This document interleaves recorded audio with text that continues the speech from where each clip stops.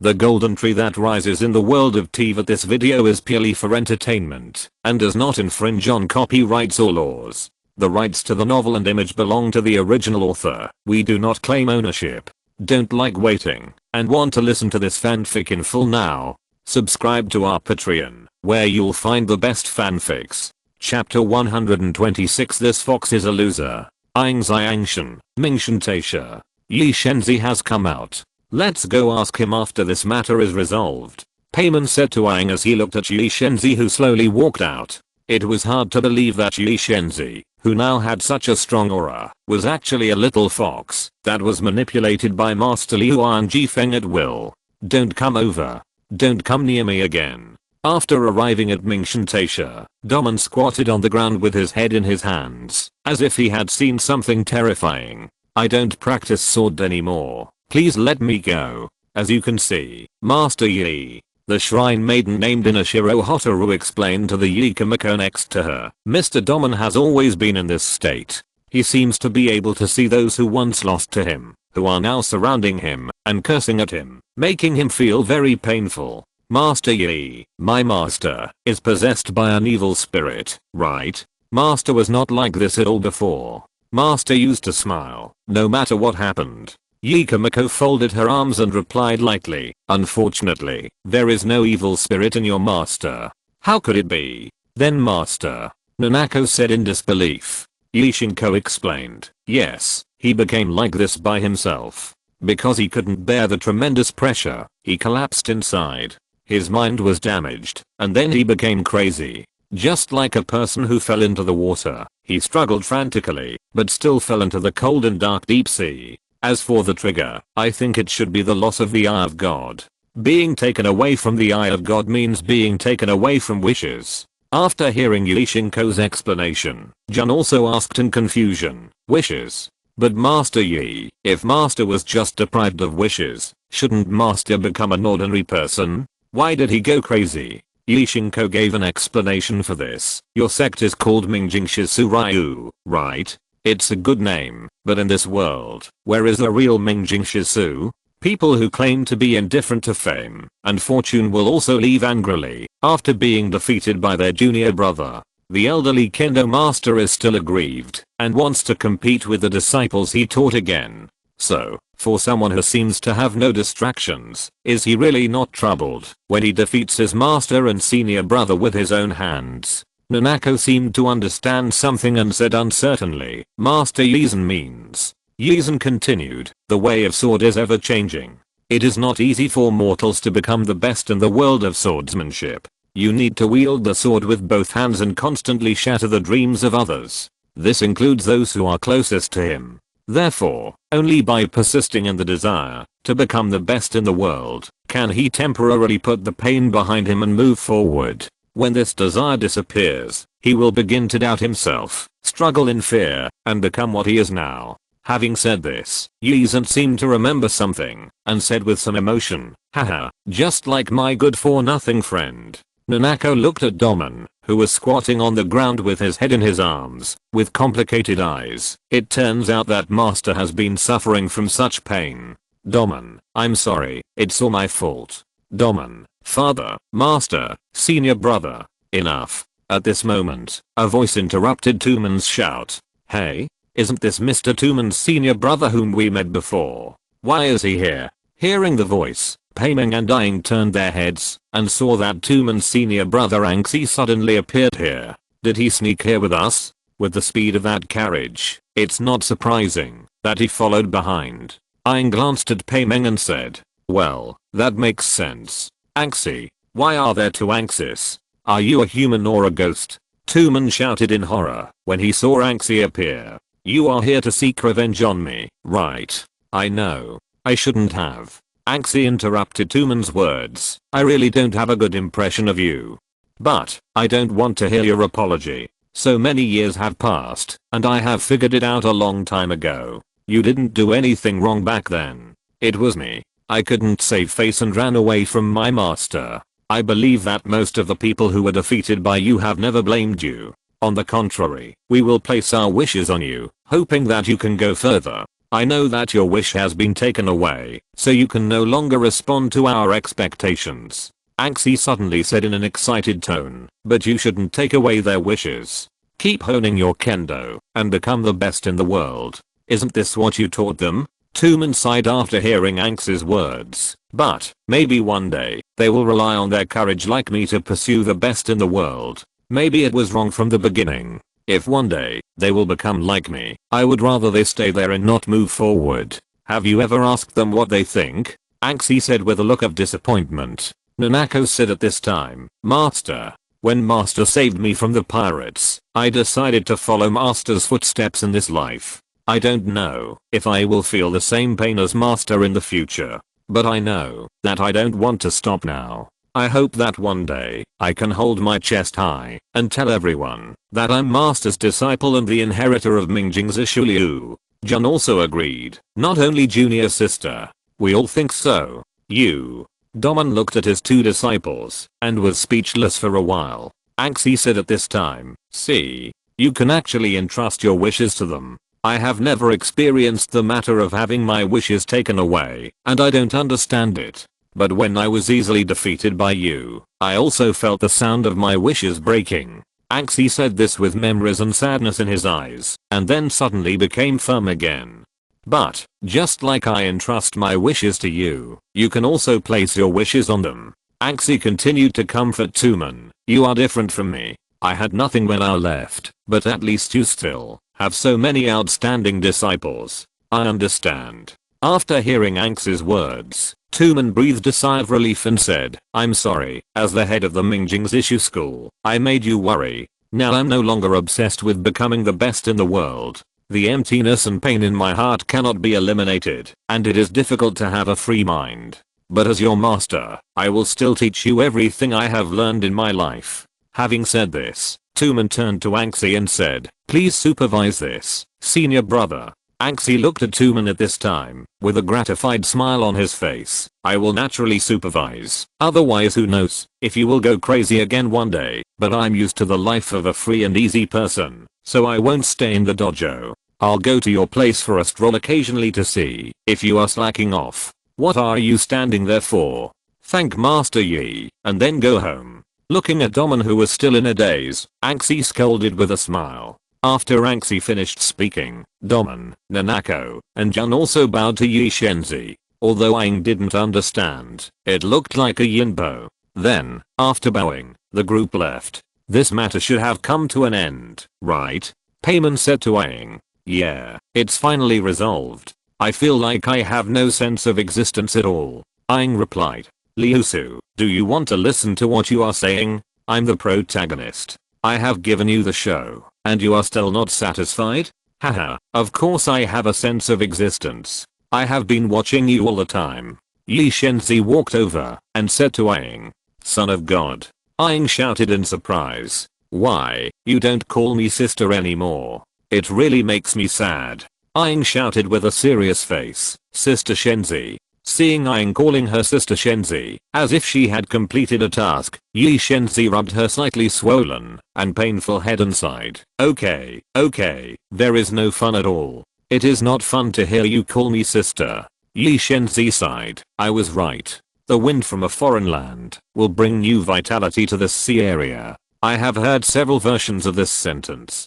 Can you change some new lines? Aang said. Yi Shenzi. It is better to say, it is you who deserves it. Mora, who blackmailed Princess Bailu for 100 million yesterday. Then what do you want to hear? Yi Shenzi said helplessly. I want to hear this. It is you who deserves to be a traveler with both wisdom and strength. Your arrival will bring vitality to the entire sea area. Aang answered with her hands on her waist and her head raised high. Yi Shenzi, as long as you are happy. Sister Shenzi, I want to ask about the eye hunting order. Why did Lei Shen do this? Aang asked. Hey, you called me Sister Shenzi very naturally. I'm very happy. If you didn't call me like that because of something, I would be even happier. Aang urged with a cat-like face. Hurry up and say it, or I won't call you anymore. Hey, really, you're not cute at all like this. This attitude is so sad. Woo, my heart has been completely broken by a little cutie.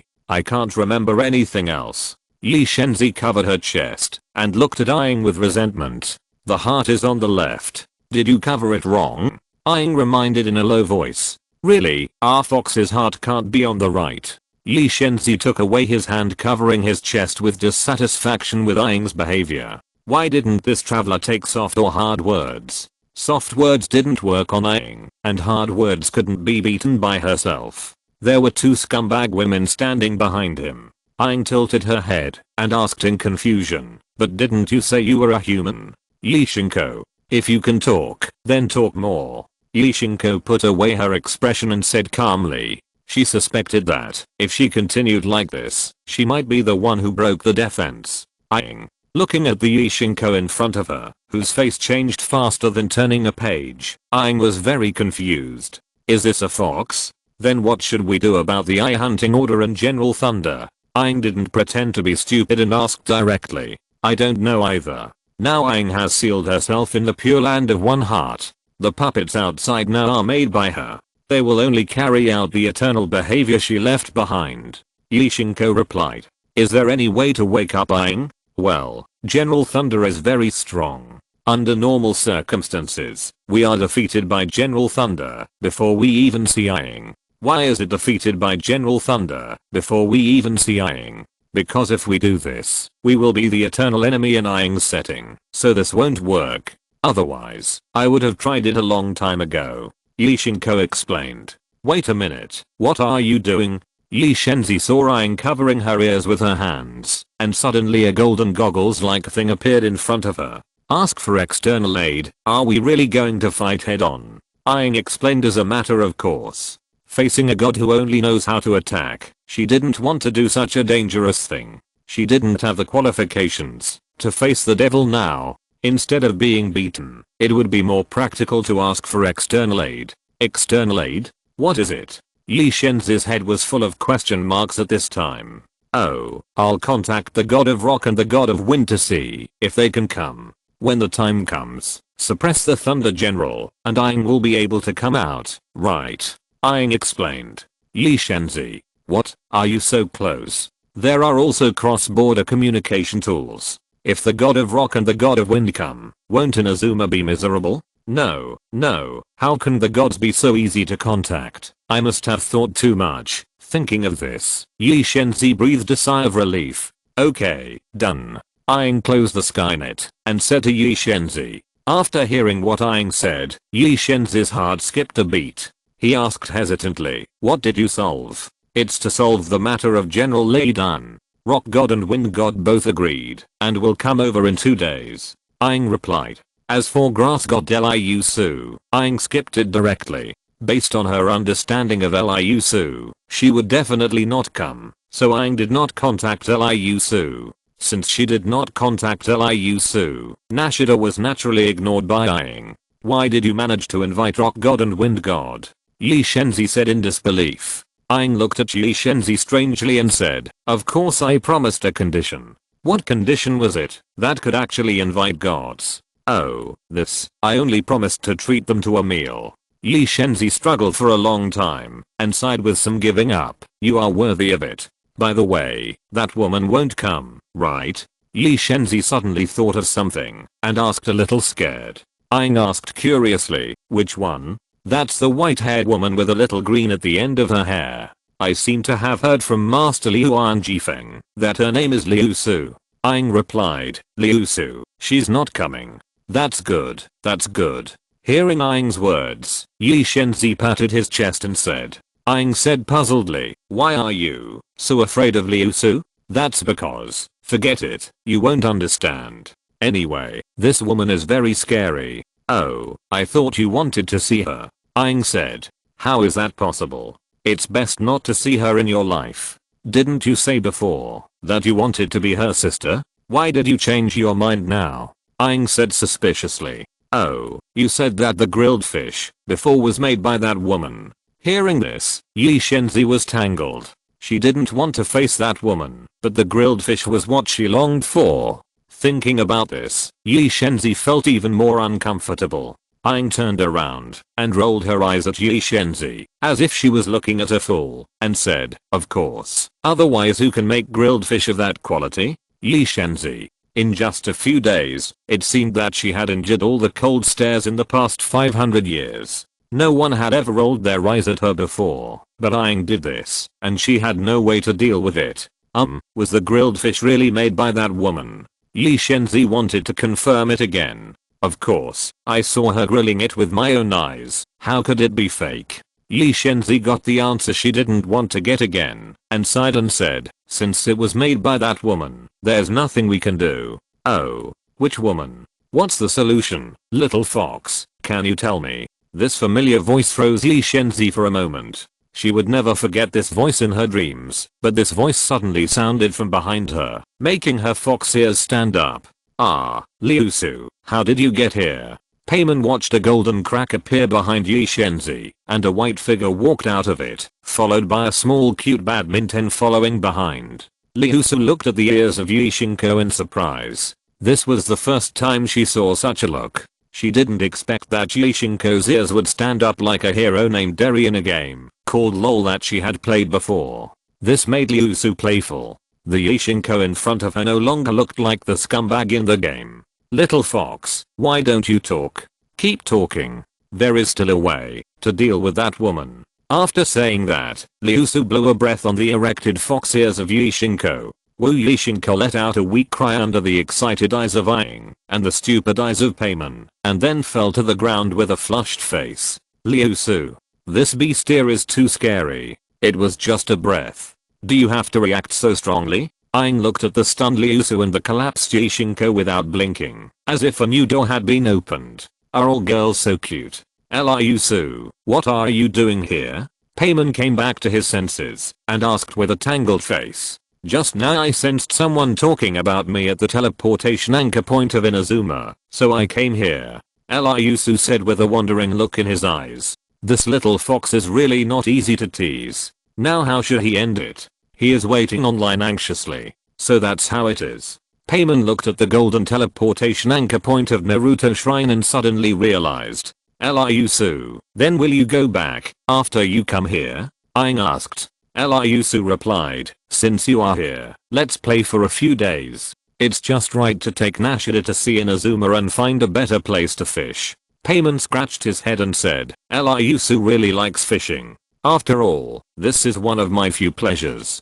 If you have something to do, contact me after you leave. I have been in Inazuma for a long time." After that, Liu Su took Aang and a glance at Nashida, who was curious and excited, and left Naruto Shrine, leaving only Yi Shinko sitting on the ground, Payman who didn't understand the situation, and Aang who had gained strange knowledge. "Son of God, are you okay?" Payman asked as he came over. "No, I'm fine.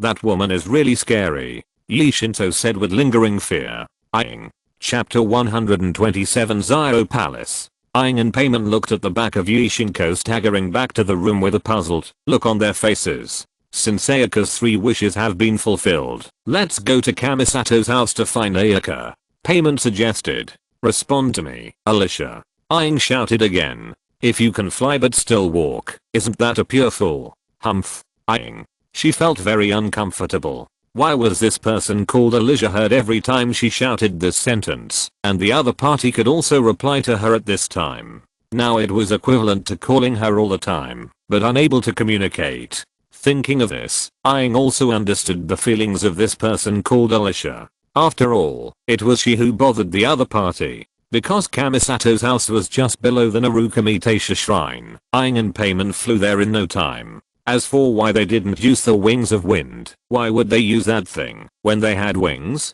Under the leadership of Thomas, Payman and Aang entered Kamisato Ayaka's residence again without any obstacles. Payman shouted to the back of the screen, "Ayaka, your last wish has come true." After waiting for a while, there was no response from behind the screen. Payman shouted in confusion, "Ayaka?" Aang waited for a while, and finally couldn't help it. She was ready to go directly behind the screen to observe, but was stopped by Thomas behind her. Aang. Suddenly, a man named Kame Hidia wearing a blue samurai costume came out slowly with a fan covering his cheek. Kamisato Ayaka walked in front of Aang and put away the fan in her hand and said, "This is the first time we meet like this, the traveler and Payman, So, you Inazuma are really troublesome," Aang said with a gloomy face. Kamisato Ayaka. Ahem, I've heard about how you help those friends. You've worked so hard. Aang replied, I didn't help much. The sequel left after the Eye of God was taken away can't be completely compensated. Payman echoed, yeah, as long as the Eye of God is not taken back, it feels like nothing can help. Alas, by the way, Ayaka, how can you come out to see people this time? Payman suddenly thought of something and asked in surprise. Kamisato Ayaka smiled and replied, haha, because after those 3 things, I already regard you as my friends, just like I won't talk to Thomas through the screen. Thomas squinted and smiled and nodded, yeah. Aang crossed his arms and glanced at Kamisato Ayaka with a sidelong glance and said, I won't give you a discount on the commission fee for treating us as friends. Haha, of course I won't treat my friends unfairly. This is the reward for this commission. Kamisato Ayaka took out a bag and handed it to Aang. Aang happily took the reward handed over by Kamisato Ayaka. Wait a minute, isn't Thomas your servant? I don't want to be a servant. Payman found another blind spot. Kamisato Ayaka was amused by Payman's novel train of thought. PFFT. Haha, little Payman is really funny. Thomas is my friend before he can be my close servant. Well, I feel that Miss Ayaka has a different aura after coming out from behind the screen. Well, then I'll be your friend. Aang weighed the Mora bag in her hand and agreed. Well, the reward is in place, so I'll be your friend reluctantly. Haha, thank you both. Kamisato Ayaka breathed a sigh of relief after hearing what Payman and Aang said. She learned from Thomas that Aang had the blessing of the god of wind. This means that Aang is the person closest to God, so she is still too high. Back to the topic, what do you think, after seeing the pain of those who have lost the Eye of God? Kamisato Ayaka asked. Yes, defeat General Lei Dian, and take back the Eye of God that was taken away. Aang answered seriously. She was not joking. She had already contacted the 2 gods. This matter would definitely be done. After suppressing General Lei Dian, Liusu and Aang would talk. This matter was perfect, no matter how she thought about it. Kamisato Ayaka. When I typed, it wasn't that I had a problem, but I thought you had a problem. This is a god. Haha, the traveler is joking. Let's think of other ways. Then what do you say? Aang said. Seeing that the other party didn't trust her at all, Aang didn't explain too much. Anyway, the grass god has entered the territory of Inazuma now. When the rock god and the wind god arrive, you will have a hard time. After all, in the eyes of General Lei Dian, mortals are just a small life. Thunder, bleak light, strong winds, and heavy rain. Their arrival will never take into account the feelings of mortals. Kamisato Ayaka said this and looked at Aang expectantly. But if it was you, you would definitely understand it, right? Aang. Sorry, I really can't understand what you said. And who said I'm immortal? Aang had never considered herself a mortal from the beginning. Which mortal could fly by herself and face the maintainer of heaven's law? Now her strength was just sealed, but Aang believed that with the help of Liusu and other gods, she would be able to quickly recover her strength. Which mortal could say bad things about the god of wind in front of him, eat the food of the god of rock, and the god of grass who would come whenever she encountered a problem that she couldn't solve? It seems that you can understand my feelings. I'll leave the eye hunting order to you. Seeing Aang's silence, Kamisato Ayaka thought that the other party had resonated with her. I will complete it seriously. Aang replied briefly. Ah, is it true? Hearing Aang's words, Kamisato Ayaka said in disbelief. Although she had promised a reward before, they couldn't do anything if the other party withdrew halfway, but now Aang said such words, which surprised her. Of course, but you have to fulfill the reward you promised before. Well, that's natural. Kamisato Ayaka replied with a smile. Okay, you are really good, miss. Thomas praised Kamisato Ayaka. Haha, I said she wouldn't ignore it. I really didn't trust the wrong person. Aang looked at Kamisato Ayaka with some confusion. Why did she want a reward of 100 million mora and still said that she was a good person? She was not wrong. But Aang didn't think that 100 million mora was a lot for ordinary people, but for a big family like the Kamisato family, the 7 stars of Liu, and Dilek of the Dawn Winery, it was just a string of numbers. Kamisato Ayaka turned to Aang and said, "So, as for those secret things, let's move to the Mulati house to discuss it, so as not to implicate ordinary people in the society." With a lot of question marks, Aang and Payman got on in Azuma's carriage again and slowly arrived at the Mulati house. "I really don't want to take a carriage anymore. It's too slow," Aang complained. "Traveler, this is not slow?" Thomas asked, puzzled. "Slow, too slow, not even as fast as me walking." "Thomas, you guys chat first, I'll go help you look out the wind." Thomas didn't know how to pick up Aang's topic, so he found an excuse to leave. "What exactly is this place? Why do we always have to gather here?" Watching Thomas leave, Payman asked Kamisato Ayaka. Kamisato Ayaka explained, once this was the fiefdom granted by the general to the shrine magistrate, and only the Kamisato family of the shrine magistrate could plan, build, repair, and even manage the people coming in and out. This is all due to the special nature of the shrine magistrate's management of sacrificial affairs, and many times others need to avoid it. Payman nodded in understanding. "I see, there should be a little mystery." Later, when the sacrificial affairs in the city became less, the ancestors built this tea house that only the shrine magistrate related personnel could enter and exit freely. Payman said with his chin in his hand, "Now that you mention it, it is indeed very suitable for a secret base." "Okay, since you can speak freely here, do the travelers have any questions to ask? How can we meet General Raiden?" Aang asked. Kamisato Ayaka didn't expect Aang to ask this question, and answered in a tangled way, "I don't know about this. After all, the general has been in the castle tower, and there are people guarding there. Can't you go to see General Raiden?" Aang asked. Kamisato Ayaka thought for a while and replied, "We can't either. I don't know since when the general has issued an oral order to let the people guard outside the castle tower, and not let others see him. Although I have seen the general, the number of times is very small, and most of them are at various sacrificial ceremonies.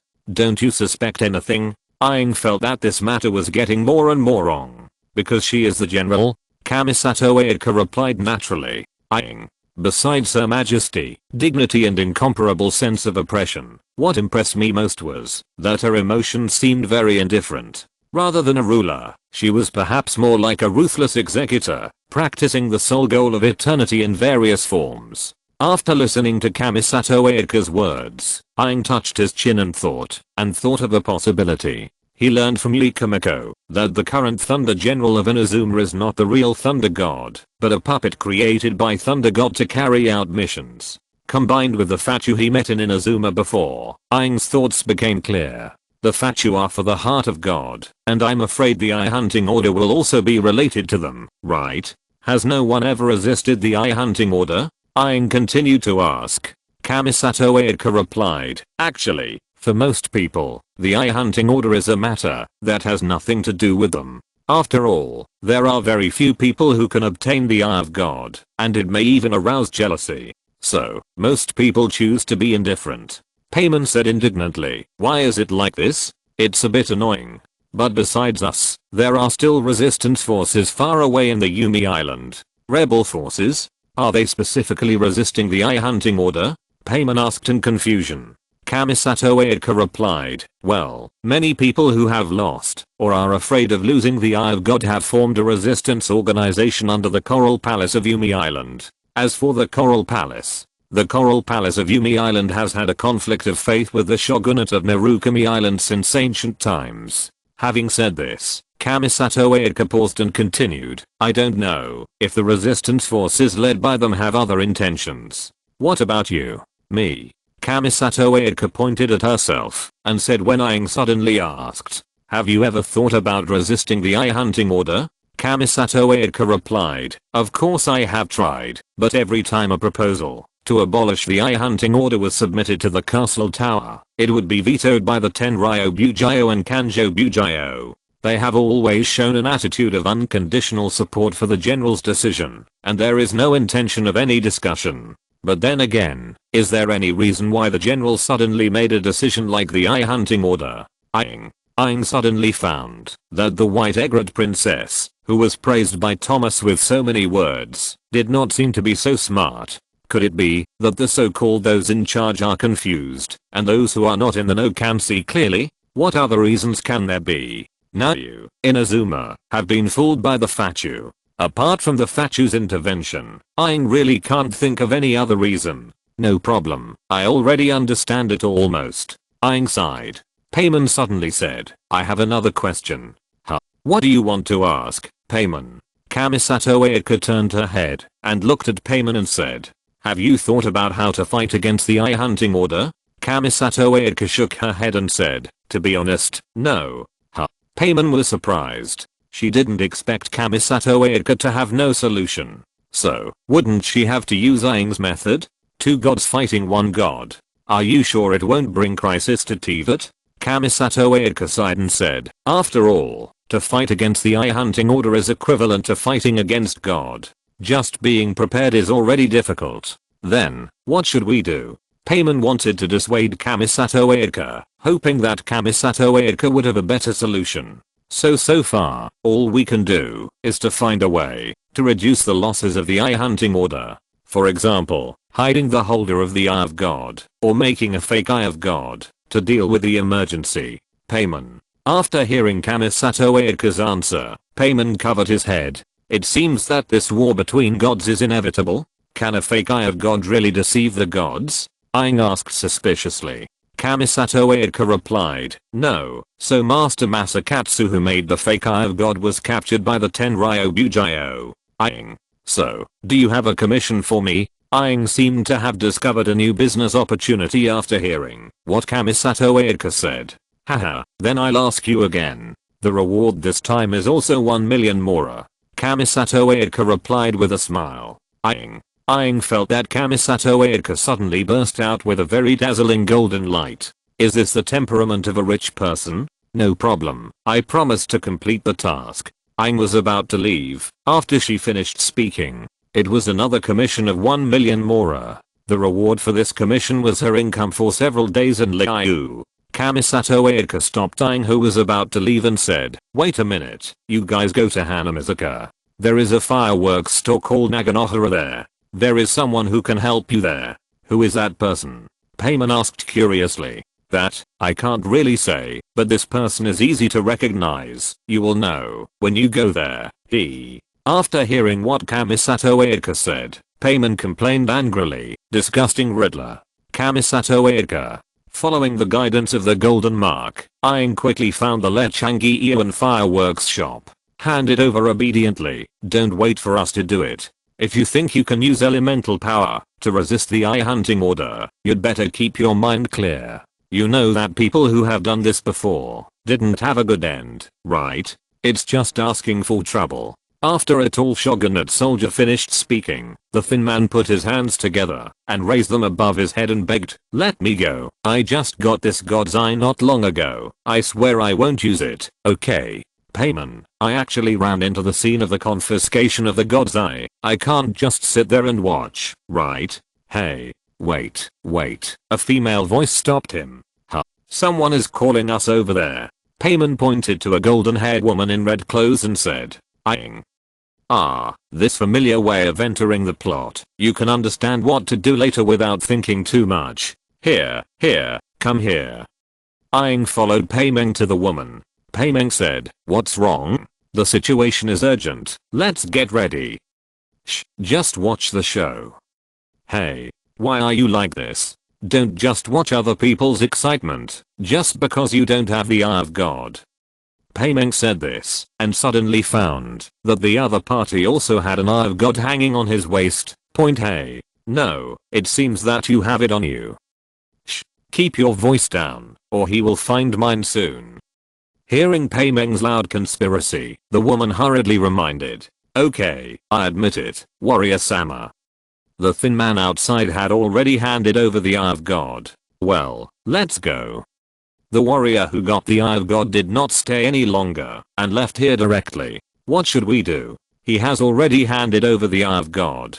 Doesn't he know the consequences of this? Payman said as he stomped his feet angrily and said to the woman in front of him, "It's all your fault that you acted as if it had nothing to do with me. I missed the opportunity. Ms. Zyadagang, thank you so much. Fortunately, I have the fake one you just stuffed in my hand. Otherwise I would have been in trouble." The thin man walked over and thanked Zyadagang. Zyadagang replied, "It's okay. You performed very well yourself." Payman apologized to Zyadagang. "Ah, that's the case. I was angry with Miss Zyadagang just now. Well, I'm so sorry." Zyadagang smiled and said, "Haha, that's nothing. Judging from your reactions just now, we are all on the same side. Mutual understanding is a must, right? Oh, I forgot to introduce myself. I, Zyadagang, am the current manager of this Naganohara fireworks shop. I usually make a living by doing some small skills. Please take care of me." The thin man explained. There should be no one in Hanamizaka who doesn't know Miss Zyadagang. She is the queen of the summer festival. Without her and her fireworks, Narukami Island would be like there is no summer. Payman said excitedly, "What an amazing person. I like fireworks too. Nice to meet you." I'm sorry, Hanjiro. Chapter 128. I'll call a friend to help me. Zyadagang continued, "Speaking of which, you should thank Master Masakatsu more than thanking me. It's a good thing that he left some fake god's eyes with me. Thinking back then, even my god's eye was saved by Master Masakatsu's fakes, otherwise I wouldn't even be able to do business." After hearing Zyodagong's words, Hanjiro sighed. Alas, Master Masakatsu is such a good man, but it's a pity that good people don't get good rewards. This familiar way of plot development, I should need to save this Master Masakatsu later, right? Master Masakatsu, Payman exclaimed. Hey? What's the matter, companions? Do you know Master Masakatsu? Let's go. I just received a commission from Linghua, and now we are going to save him. Aang said. Really? It turned out to be arranged by Princess Bailu. That's great. In fact, I've been planning to go to Jailbreak these days. But I feel that, if I suddenly go there so recklessly, will it cause trouble to Miss Kamisato and the others? Haha. Speaking of this, Zyodagong scratched his head a little embarrassedly. So, can I join you? Zyodagong asked, Aang expectantly. Payman said, of course. No problem. Linghua also said that we should come to the Naganohara fireworks shop to find helpers. It seems that Zyodagong is the one. Haha, it seems that in addition to helping hide the holder of the Eye of God in the store, I finally have the opportunity to be useful in other ways. Oh, by the way, Master Masakatsu is imprisoned in the town magistrate's office. I have already surveyed the surrounding environment and there is a very good place to sneak in. No, just go and ask for him directly. It's too troublesome to sneak in. Aang disagreed with this. Hey, is this really possible? We are just walking into a trap if we go there now. Zyodagong said in disbelief. Aang turned around and glanced at Zyodagong and said, I don't have the Eye of God. What am I afraid of? Obviously, the problem can be solved faster, so why follow this main line to sneak in? Okay, is there anything I can do? Zyodagong looked at Aang, who was confident and hesitated to agree with Aang's approach. Just tell me where the town magistrate's office is.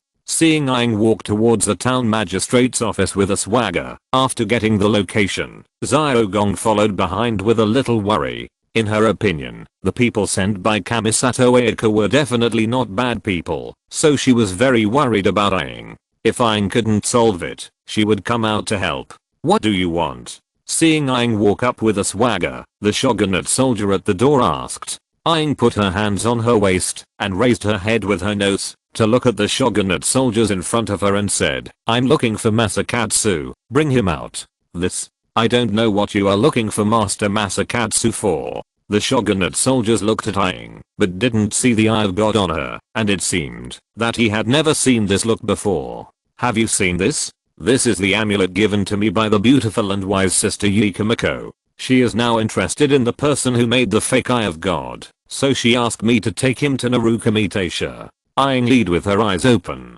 Sir, please wait. We will bring Master Masakatsu out right away. The shogunate army saw Aang's appearance and the amulet hanging around Aang's neck and said hurriedly. Aang nodded and said, well, go ahead. After waiting for a while, a woman wearing a red Tengu mask came out with an old man. "Are you the sister of Yu Miyagi?" Kyujosera looked at Aang and said. Aang replied, "Yes. This identity is perfect. Even Yu Miyako would not say no, which is why Aang is fearless." Kyujosera looked at the amulet hanging around Aang's neck for a while, then looked up at Aang's tone and movements that were somewhat similar to Yu Miyagi. "Well, it's true. Since it's the person Yu Miyagi needs, then you can take it away." After saying that, Kyujosera left. Done. Aang took Masakatsu to Xiaogong and said, "Xiaogong, so you can do this? It's really amazing. I didn't expect the identity of the son of the Eightfold God to be so useful." Paimon said excitedly. "But, Aang, how did you know that you could use the identity of the son of the Eightfold God to rescue Master Masakatsu?" Aang spread his hands and replied, "I wasn't sure at first, but it's okay to try. At worst, I can rescue people from the secret passage that Xiaogong mentioned later. By the way, who is the man with a red mask on his head? It looks like he has an extraordinary identity." Aang asked Xiaogong. "It's Kyujosera, the adopted son of the Tenryo Bujio Kyujo family, and also a general of the shogunate army. But what I didn't expect is that you actually know Lord Yi Gangji," Xiaogong said excitedly. "Kyujosera, it seems that we heard Manai mention it before," Paimon said, scratching his head. Aang asked again, "Yi no Kami, is she really that famous?" Xiaogong explained, "Yes, Lord Yi no Kami was also against the eye hunting order, but because of her relationship with the shogun, she could not interfere in this matter, and the priestesses and the Naruga Metasha helped us a lot, all thanks to Lord Yi no Kami. So that's how it is. I understand a little bit. Master Masakatsu, are you okay?" Xiaogong asked. "It's okay. The injury is not very serious. 2 shogunate soldiers were planning to use lynching on me before. Fortunately, Lord Kyujosera suddenly came and took me away, saying that Lord Yi no Kami wanted to see me, so I avoided the harm of the shogunate army," Master Masakatsu replied. "Fortunately, if we had just entered from the secret passage, Master Masakatsu would have been killed by the shogunate army. Thank you, travelers." Xiaogong thanked Aang. "Then I'll treat you to a celebratory drink later. Although Master Masakatsu is fine, I still have to take him to the clinic. Goodbye, Xiaogong," Paimon said to Xiaogong. "Aang, since Master Masakatsu has been rescued, let's go back to Linghua to get the reward." Aang and Paimon walked into the Milauti house again. "Hey, it was resolved so quickly? The identity of Lord Yi Gangxi is really useful." After listening to Paimon's story, Thomas was also surprised that the matter was resolved so quickly. "Anyway, the matter has been resolved. Thank you, traveler." Kamisato Linghua thanked Aang and then took out another Mora bag. Okay. Aang smiled and put the Mora in her backpack. "But the Kyujosera you said you met actually released the person just like that. Can we communicate with her and get some information about the eye hunting order from her?" Thomas suggested. Kamisato Aika analyzed. "This is a difficult matter. Kyujosera is the executor of the eye hunting order. She only obeys the orders of General Raiden. For her, Master Masakatsu cannot directly threaten the eye hunting order. In addition, she is willing to let Master Masakatsu go because of the influence of Lord Yi Gangxi. But if we reveal our identities, she will not be polite to us." "That's right. But Master Masakatsu was saved, which is also a win for us," Thomas said with a smile. "Thanks to the traveler this time, we are one step closer to the final victory. I always feel that you are more reliable than we thought." "Traveler, what are you doing? Is this Skynet?" Kamisato Aika looked at Aang curiously, as if he was using the thing on his ear to transmit information. She knew that this was the Skynet belonging to Liu. Every Liu person has the same golden Skynet. People from other countries have received green ones, and the functions are not very complete. The most important thing is that Skynet can only be used in Liu. "Yes, I'm contacting people. We are too slow to do this. When will it end?" Aang answered without hesitation. Kamisato Aika asked in confusion. "But, isn't Liu Skynet only usable in Liu? Why can yours be used in Inazuma?" Well, because Liu Jifeng's engine previously installed a signal point at Inazuma's mentioned Grand Shrine, so my Skynet can be used. Aang answered. With the signal point, unreasonable things will become reasonable. So that's how it is. Has Liu developed to this point in the past few hundred years? But Inazuma has been closed off and stagnant for these years. Kamisato Ayaka sighed. By the way, who are you contacting? Kamisato Ayaka asked curiously. I plan to call a few friends to help. With our current strength, we can't solve this eye hunting order at all. Aang replied. So it's friends in Liu, so please. Kamisato Ayaka never thought that the friend Aang called was a god.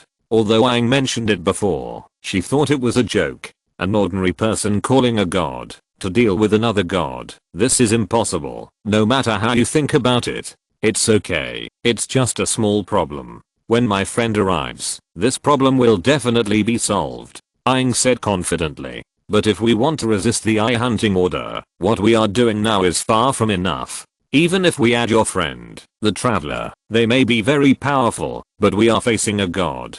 Kamisato Ayaka said worriedly. We must prepare follow-up plans. Thomas consoled her. It's okay not to be so nervous, miss. At least everything is going in a good direction now. We successfully rescued the people from the prison, and the number of our companions has also increased. Oh, by the way, I also heard that the Tenryo Bujio seems to be preparing a celebration recently. It seems to be some kind of ceremony. Anyway, there are fewer samurai executing the eye hunting order on the streets, and now is a time of peace. Kamisato Ayaka wondered. Ceremony? Why should it be handed over to the Tenryo Bujio? Thomas replied, I don't know, but it should have nothing to do with us. Anyway, they are very busy recently, and should not have time to trouble us. Well, that makes sense. Being nervous all the time will only increase your fatigue, so you might as well take a good rest. Having said that, Kamisato Ayaka turned to look at Thomas. Thomas, do you have any good suggestions? Thomas suggested, it's time for the celebration banquet, so how about we all eat hot pot together? To be honest, I just learned a new hot pot game recently. It's very interesting. Payman got excited when he heard about food. Hot pot game. What is that? It sounds like it has something to do with food. Thomas explained. In simple terms, everyone prepares different ingredients and puts them in a pot to cook. In simple terms, everyone prepares different ingredients and puts them in a pot to cook. Then close your eyes and take turns to fish out food from the pot, taste it, and guess who put it in. The person who guesses correctly will trigger another try, and the person with the highest score in the end will be blessed by the god of hot pot. Sounds interesting, right? I can't wait. I might as well say that I have prepared all the ingredients. Compared to the blessing of the god of hot pot, I still prefer the blessing of the god of fishing. Aang complained. What kind of god is the god of fishing? Is there a god who can fish? Thomas asked, scratching his head. Aang. How can she explain this? Fishing was learned from Liusu, which means being lazy and passive. The three gods before were all gods of fishing in Aang's eyes. How much do you want to play? Payman complained with his hands on his hips. Aang, do you have any more ingredients? How about we prepare some too? Payman suggested to Aang. There are a lot of ingredients. I collected so many in Zumi before, but I didn't know how to use them. Now they can finally come in handy, Aang said excitedly. Payman knew what Aang was talking about and said hesitantly, are you sure it's okay? No problem, it's not poisonous. I also asked Liusu to help check it out. As long as it's cooked, there will be no safety problems, but she said that these have a little negative impact. Aang said this, stroking her chin and recalling the half-smiley expression of Liusu when she talked to her at that time. Well, since Liusu said so, it should be okay, right? Paimeng said. Let me see. Red mushrooms, leaf green mushrooms, dark blue mushrooms, purple mushrooms, brown mushrooms, light blue mushrooms, and sky blue mushrooms. Paimeng said while directing Aang to throw 7 kinds of mushrooms containing different element into the hot pot. And this, wild boar meat with mushrooms, I don't know if it can be eaten. But Liusu said that it will be fine as long as it is cooked, so it should be fine, right? Eyeing. Don't put the scarab, it can't be eaten, right? Payman watched Eyeing about to throw the scarab collected from the desert into the pot and hurriedly dissuaded her. This should be edible, right? Aren't those animals in the desert eating it? Eyeing replied. Payman scratched his head and said, now that you mentioned it, it seems that it can be eaten. Give me some nectar of the lyre flower, and then some slime, moon lotus, and shrieking holy body mushroom. Eyeing. Is this really edible? Payman looked at the colorful hot pot and said a little uncertainly. She couldn't understand why she could see a rainbow in the hot pot. It should be edible, right? Looking at the glowing hot pot in front of her, Eyeing said uncertainly. Payman pointed at the scarab swimming in the hot pot and exclaimed to Eyeing, wow, wow, Eyeing, the scarab is not cooked yet, it's still swimming in it, turn up the fire a little more. I know. Eyeing hurriedly urged the grass element and the wind element to make the fire burn more vigorously. Hurry up, add water, the hot pot is going to dry. Payman urged, no, the light is too bright, I can't open my eyes. I know, don't rush. Eyeing was also busy making the hot pot. Eyeing, why do I feel like I'm hallucinating? Why is Liu Su here? Payman said dazedly, pointing at the figure in front that looked like Liu Su. I called here. I feel something is wrong with my body. Thomas and Ling Hua seem to have fainted. Eyeing rubbed her sore head and answered with difficulty. Oh, in that case, then I will faint. Faint for a while, okay. Payman said and fell from the air. Liu Su, didn't you say that mushrooms are not poisonous? Eyeing looked at Liu Su dazedly and said while trying to cheer herself up. If it weren't for her strong physique, she would have fainted like Payman and the others. Looking at Kamisato, Ayaka and Thomas lying on the side, both of them had colorful skin, and only Eyeing and Payman had normal complexions. Liu Su nodded and said, it's not poisonous. Then why would we be like this? Don't you see what you stewed? You threw so many elemental mushrooms in and turned up the heat to collect the juice. You are really amazing. After Liu Su finished speaking, she stretched out her hand and shot a divine power at Ying. Eyeing slowly recovered with the help of Liu Su. Eyeing, it seems so. What about Ayaka and Thomas? Will they be okay? Eyeing asked a little worriedly. Thomas is a good friend who has helped her with a big business, and Ayaka is her current financial sponsor. Eyeing doesn't want anything to happen to them. It's okay, they just can't bear the energy of the 7 element running around in their bodies. They just need to rest for half a year. Liu Su replied calmly. Half a year? Then the daily will be cold? Eyeing said in shock. You also know the saying that the daily will be cold? Liu Su asked curiously. Eyeing answered with her hands on her waist, of course, I have lived in Liu for so long, there is nothing I don't know. Then, Liu Su, how about you help them? Eyeing asked. She was a little confused about Liu Su, because she couldn't guess what Liu Su needed. She was even more indifferent than the other 2 gods, and she didn't even have dreams and wishes. That's okay, but, Liu Su said and looked at Eyeing meaningfully. What do you want to do?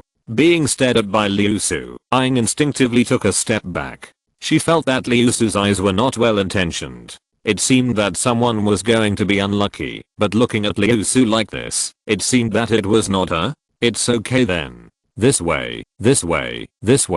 Liu Su suggested to Eyeing. Yeah, so you can do this. I've learned it. Wait for my good news. Listening to Liu Su's plan, Eyeing's eyes lit up more and more, and she nodded in agreement. Then it's up to you. Liu Su said with satisfaction. It's just a matter of making trouble. I know this, but if Thor really comes out, you have to help me block him. Eyeing said, looking at Liu Su with a worried look on her face. If she did this, she would be chased by Thor and run away. What if she was caught and killed by someone by mistake? Liu Su smiled and replied, don't worry, I guarantee your safety. After all, our contract is still long, and I definitely don't want you to get into trouble. Huh, then I'm relieved. Wait for my good news then. Hearing Liu Su's answer, Eyeing seemed to have thought of something, and smiled with ease. Well, it depends on how well you do. I'll give you a special gift then. Liu Su said mysteriously. Eyeing, why are you playing the riddle again? But the special gift that Liu Su mentioned must be something extraordinary. I really want to know what it is. If you're listening to this novel on a channel other than Fanfic World, it means they downloaded and uploaded it without effort. We cordially invite you to visit our channel, Mundo Fanfic Novelos. There you'll find the original version of this story and you can explore many other novels of various genres. We're waiting for you to immerse yourself in a world of incredible novels. Chapter 129, Snow Crane. After Ryusu's treatment, Kamisato, Ayaka and Thomas also woke up slowly. Ayaka, Thomas, you are awake. Hiss, my head hurts so much. It seems that I was eating just now, and then I fainted all of a sudden. Thomas said while rubbing his swollen and painful head. Kamisato Ayaka echoed, it's the same for me. By the way, traveler, we clearly fainted. According to this calculation, it is impossible for us to wake up so early. Did you save us? Thomas asked in confusion. Aang replied, I just called a friend in Inazuma to help. Thank him very much, but traveler, why did you put so many mushrooms in the hot pot? Thomas asked. The elemental mushrooms Aang put in from Zumi were so recognizable that he guessed it right. Aang replied with a wondering look in her eyes, this is the ingredient I got from Zumi. I wanted to give it a try, but I didn't expect to put too much. Actually, there's no need to try so hard, Thomas. Just guess a few wrong on purpose and pass the ball to Aang and Ayaka. Thomas replied with a smile. Haha, actually I always feel that my luck has not been very good recently. I need the blessing of the god of hot pot to change my luck. I didn't realize I was overdoing it. But it doesn't matter. Just treat it as a kind of practice. I can feel that after all this trouble, my bad luck has run out. I declare that today's hot pot game is over, and I'm the winner. Aang. Kamisato Ayaka. Payman. Oh, Thomas continued. Huh. The game is over, and the work is over. Is it time for a vacation next? Kamisato Ayaka nodded and said, well, if the Tenryo Bujiyo is really busy preparing something as Thomas said, then let's do this. If I can have some breathing time, I also have some things I want to do, Thomas suggested. Then let's take a break for a while. In a few days, we will meet at the Mulati house to discuss the next countermeasures. This is a rare holiday, so we must make good use of it. I also need to pack up and prepare the ingredients for the next hot pot game. Is there a sequel to this game? Thomas, you and Linghua both fainted.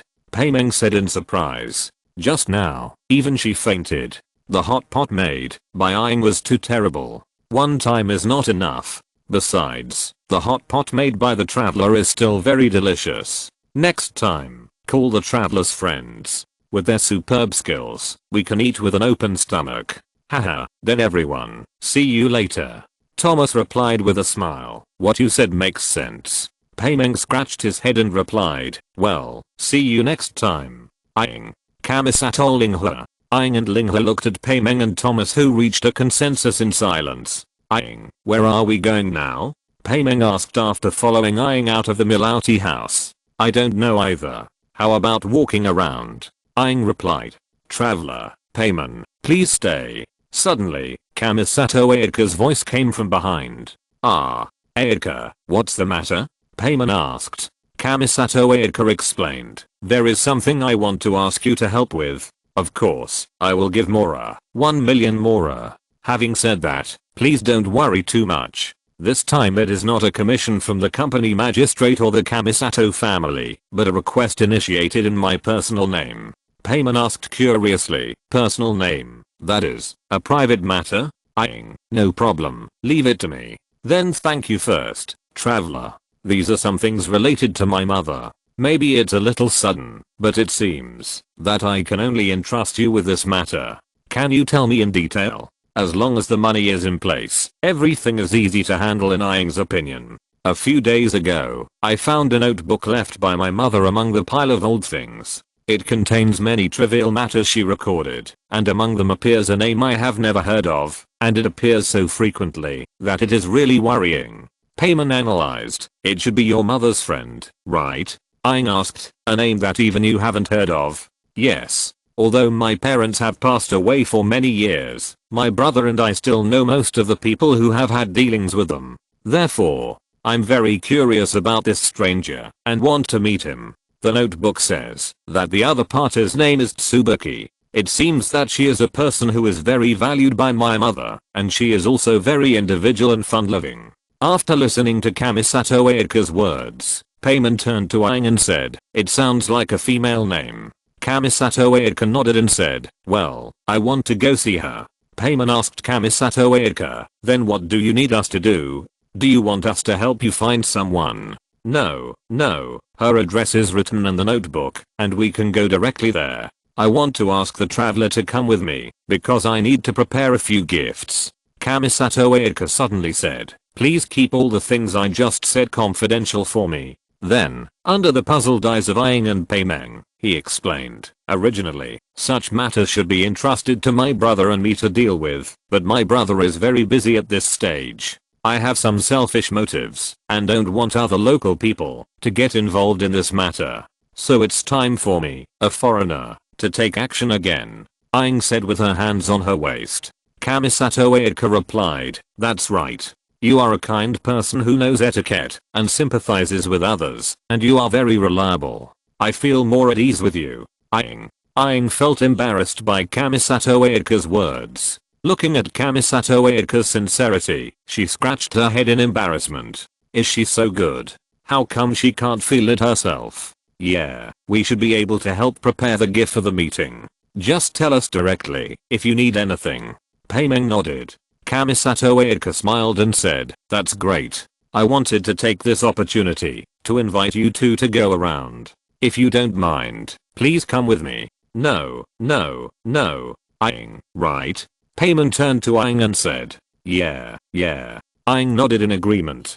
Kamisato Ayaka, this rich woman, was too straightforward. 1 million more at a time. How could she refuse? Instead, she hoped that she would give her more commissions. Kamisato Ayaka suggested, "Thank you so much. Then shall we set off now? The first stop is the small warehouse." Okay, let's go to the small warehouse. Payman also cheered slowly and motivatedly. Aang's money is equivalent to her making money. The more Aang earns, the better she will eat. Aang and Payman followed Kamisato Ayaka and just walked to the so-called small warehouse. Kamisato Ayaka was attracted by a notice with a fox mask. It's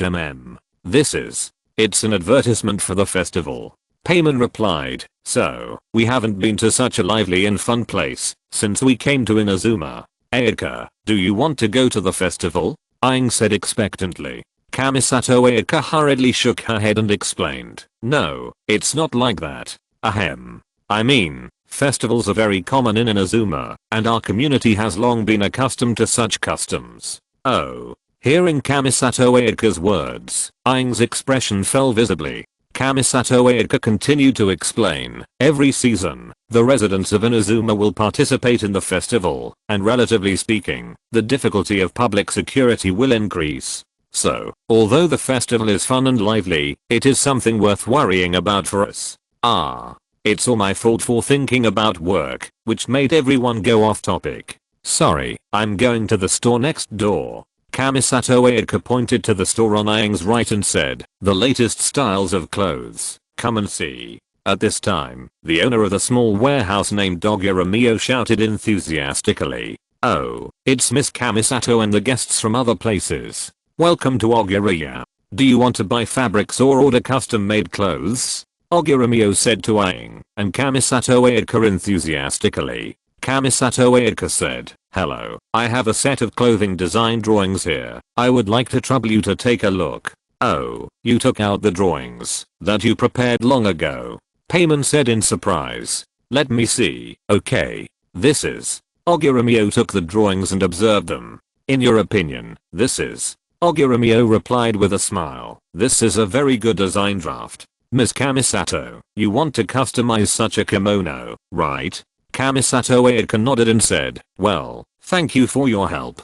We are very honored that you are willing to come to our store to customize clothes. But, there is one thing that is more tricky." Ogura hesitated and said, "To customize the kimono you want, you need silk made of neon flowers. Most of Inazuma's silk is imported from Liu port, but right now." Ogura sighed and continued, "Alas, Inazuma is in a locked state. To be honest, the clothing industry has been greatly affected.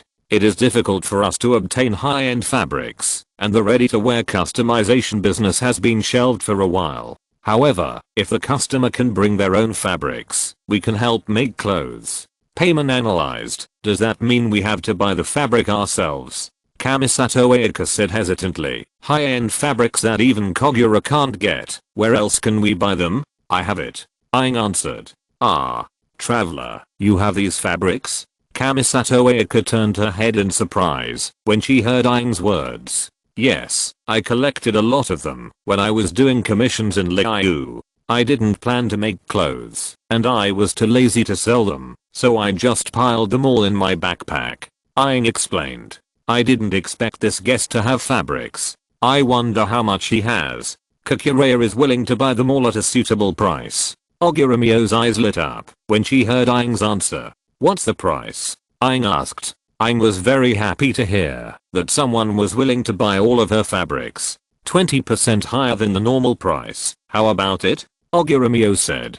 Okay, but I have a lot of fabrics. Can you really buy them all? Aang said hesitantly, looking at the fabrics piled up like a small mountain in his backpack. No problem. After all, this is a critical moment. I can accept as much as I want. Ogurumyo replied. Aang counted and found that there were more than 200 pieces of cloth. He turned to Ogurumyo and said, well, there are probably more than 200 pieces. I'll give you a discount and charge you 50 million more.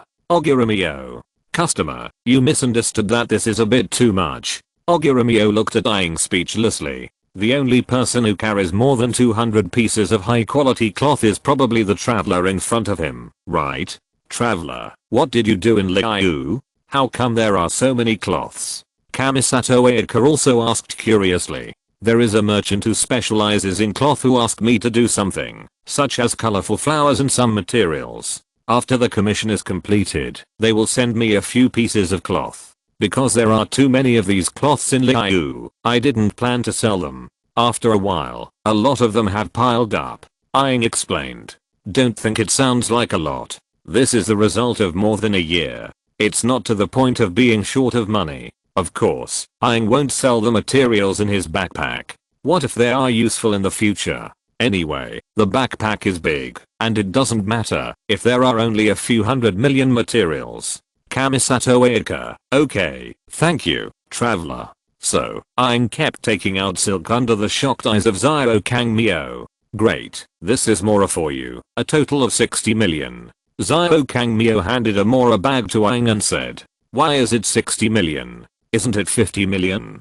Aang asked in confusion. The customer is really helpful. At first I thought you only had a little, but I didn't expect that there was so much, so the previous price was not suitable, and I must be able to make a lot of money under this special situation. Xiao Kangmyo replied. So that's the case. Boss Xiao Kang is really a good person.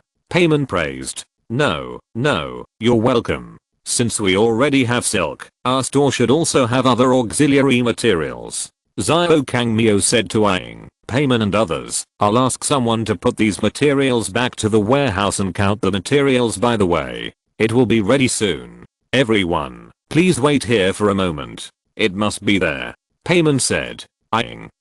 Kamisato Aika turned to Aang and said, come to think of it, traveler, I've actually always wanted to buy you a new set of clothes.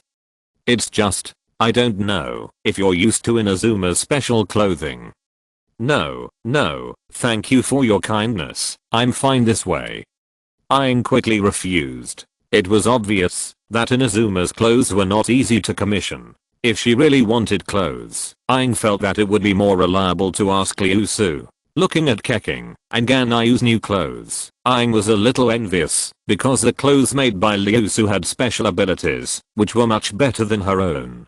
Kamisato Aika heard Aang reject her proposal and said a little disappointedly, huh, really? Yes, if I focus on appearance, my sword will become dull. Aang replied with her hands on her hips. Is that so? Kamisato Aika nodded in understanding and said, sure enough, good travelers have their own set of rules and styles of dress. Payman explained, when you are away from home, many things are unavoidable. Aang agreed. Oh, right.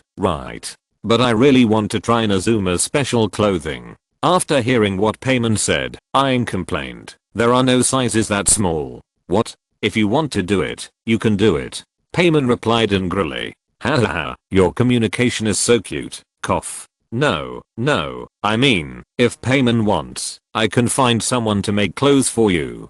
Kamisato Eika couldn't help laughing when watching Aang and Payman's daily conversations, and then found that she was a little out of control and quickly adjusted her mood and added, "No, Payman, just do this with me." Aang quickly refused.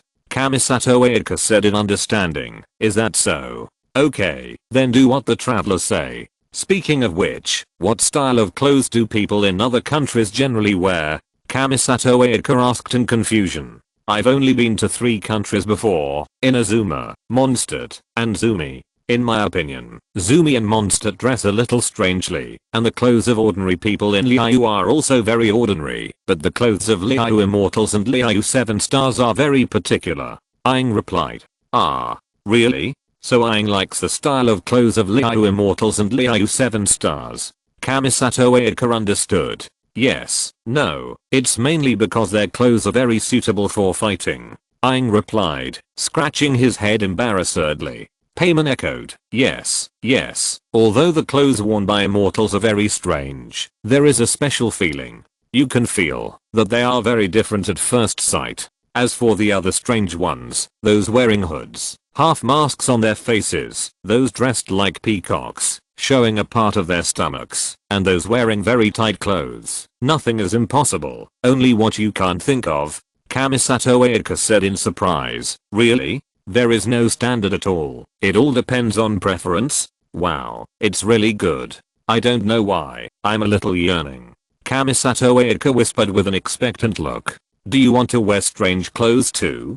Payman looked at Kamisato Eika and asked in confusion. No, how could that be? I just admire those people who do whatever they want."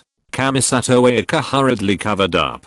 After saying that, Kamisato Eika raised her head and said with longing, "I really want to travel around the 7 countries and see how other people live. Sorry for the wait, I finished cleaning here." Suddenly, Ogura Mio came back. Kamisato Eika adjusted her state and asked, "Thank you, is there anything else you need?" "Good news, all the materials are available. Is the size still according to the picture?" Kamisato Eika nodded and said, "Yes, I see, I'll arrange it for you." Ogura Mio said, "Don't you need a price?"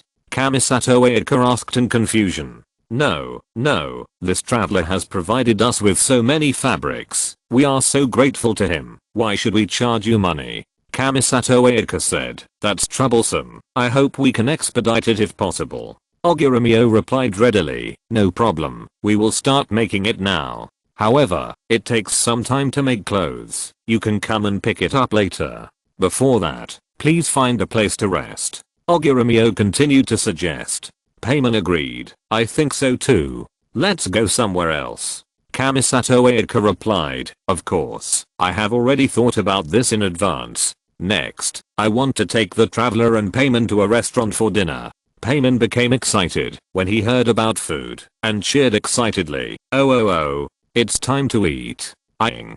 The location is a street side restaurant I carefully selected, Kinan Ryotei. Kamisato Eika explained. Compared to a high-end restaurant, that is too high-end and restrained. I think that kind of relaxed atmosphere is more suitable for our itinerary today. Kamisato Eika turned to look at Aang and Payman and invited, "Then let's go now?" "Yeah, I can't wait."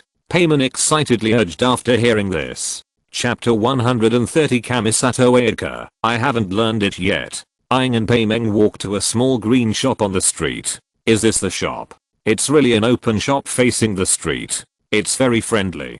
Payman pointed at this unique shop and said that it was the only restaurant around it. There were shops selling weapons, fireworks, etc. "Welcome." The shop owner greeted people warmly when he saw them coming. Kamisato Eika said, "Hello, Miss Kinan." "Oh, Miss Kamisato, you're so punctual. We agreed on almost this time."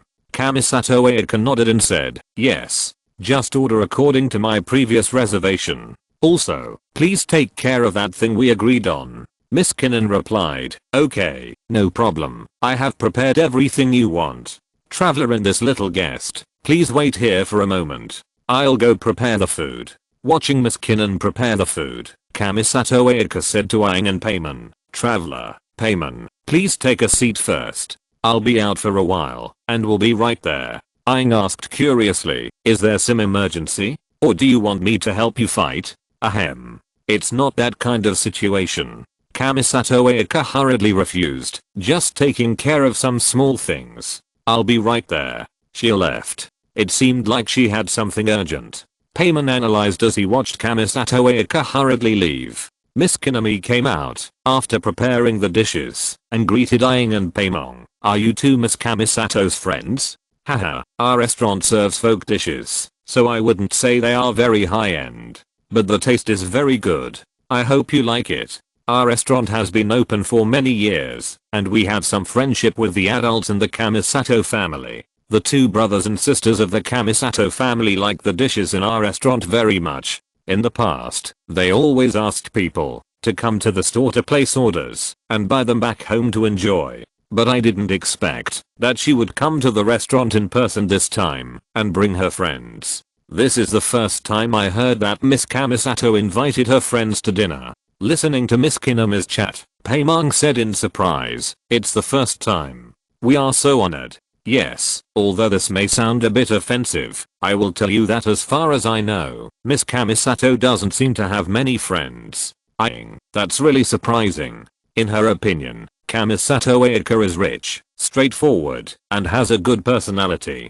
How could she not have friends? Aang said that she likes to be friends with such people the most.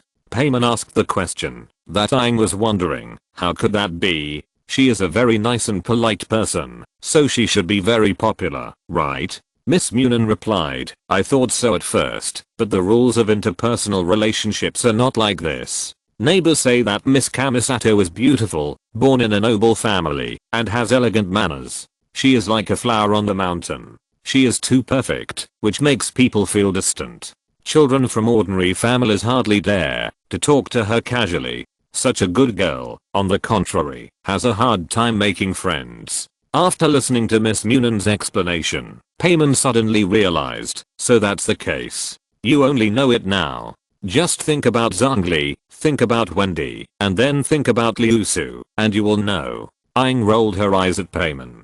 Paimon scratched his head and said, that's right, traveler, you are special. Miss Kinnon continued to talk about Kamisato Ayaka. I don't chat with her much, but I have known her for a long time. I have always admired her for taking on so many responsibilities at such a young age. I'm also very happy to see her bring people here today. You should eat more today. If possible, please chat with her more. Just treat it as a request from our neighbors, please.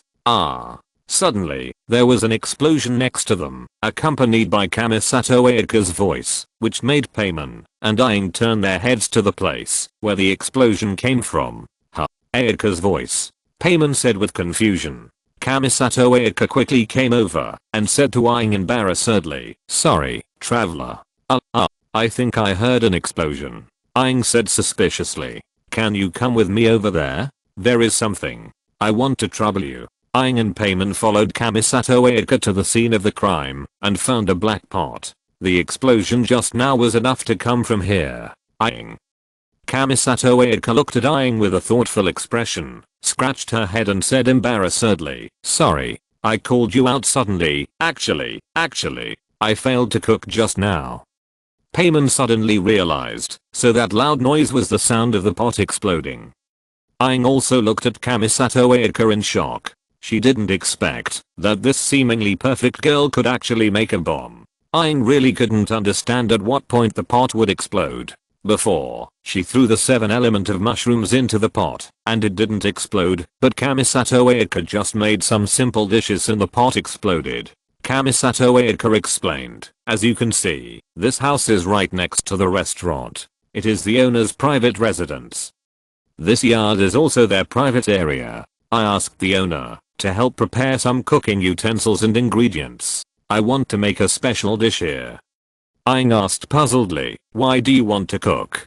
Can't you just order it directly in the store? What I want to make is a gift for Tsubaki. Kamisato Ayaka replied. My mother's notes mentioned that Tsubaki likes exotic food.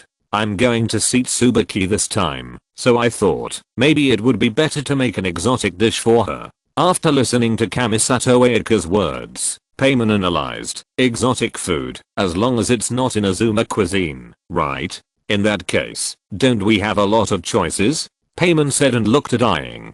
Aang put her hands on her waist and raised her head with a smug look on her face and replied, leave it to me. The food from another world is no problem. Kamisato Ayaka said in surprise, I think so too. People who travel around, like you, must know a lot of knowledge and understand the food from all over the world.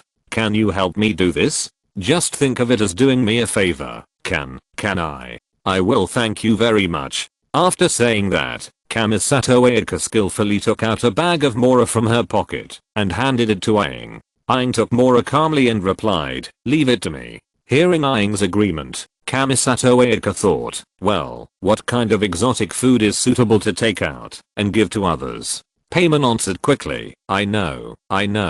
Speaking of this type of food, it must be that. Pizza. Kamisato Ayaka said in confusion. Pizza? Payman answered, it is a food made by spreading fillings and sauces on the surface of the dough and baking it. It tastes very good. It sounds really good. Actually, I think emergency food is also good.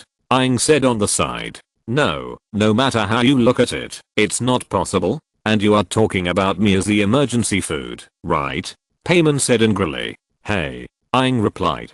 Hearing what Aang said, Payman became even angrier. What does hey mean? Okay, watch me, watch and learn. Seeing Payman's angry look, Aang felt very happy. He opened the pot with a smile on his face, and then threw all the ingredients into the pot, while Kamisato Ayaka was confused.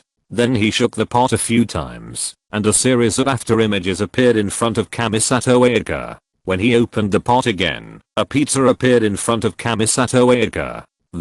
I can't learn this either? Kamisato Ayaka was shocked. So this is how the traveler cooks. Isn't it very simple? Aang turned to Kamisato Ayaka and showed a relaxed smile, as if to say, see, cooking only requires hands, right? Kamisato Ayaka showed an awkward but polite smile and replied, yes.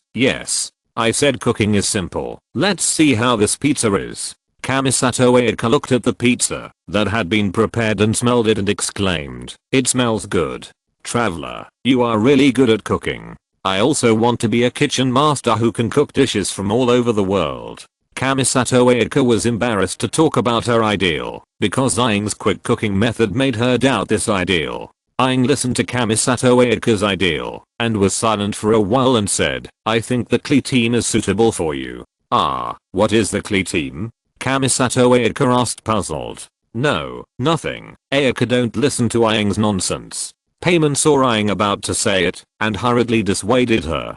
If Ayaka wants to learn cooking, it's enough to have a recipe. We will bring you some recipes when there is a chance. Kamisato Ayaka heard Payman's words and said happily, okay, I look forward to exchanging cooking experiences with you. How are you guys? Miss Kinnan walked over and said.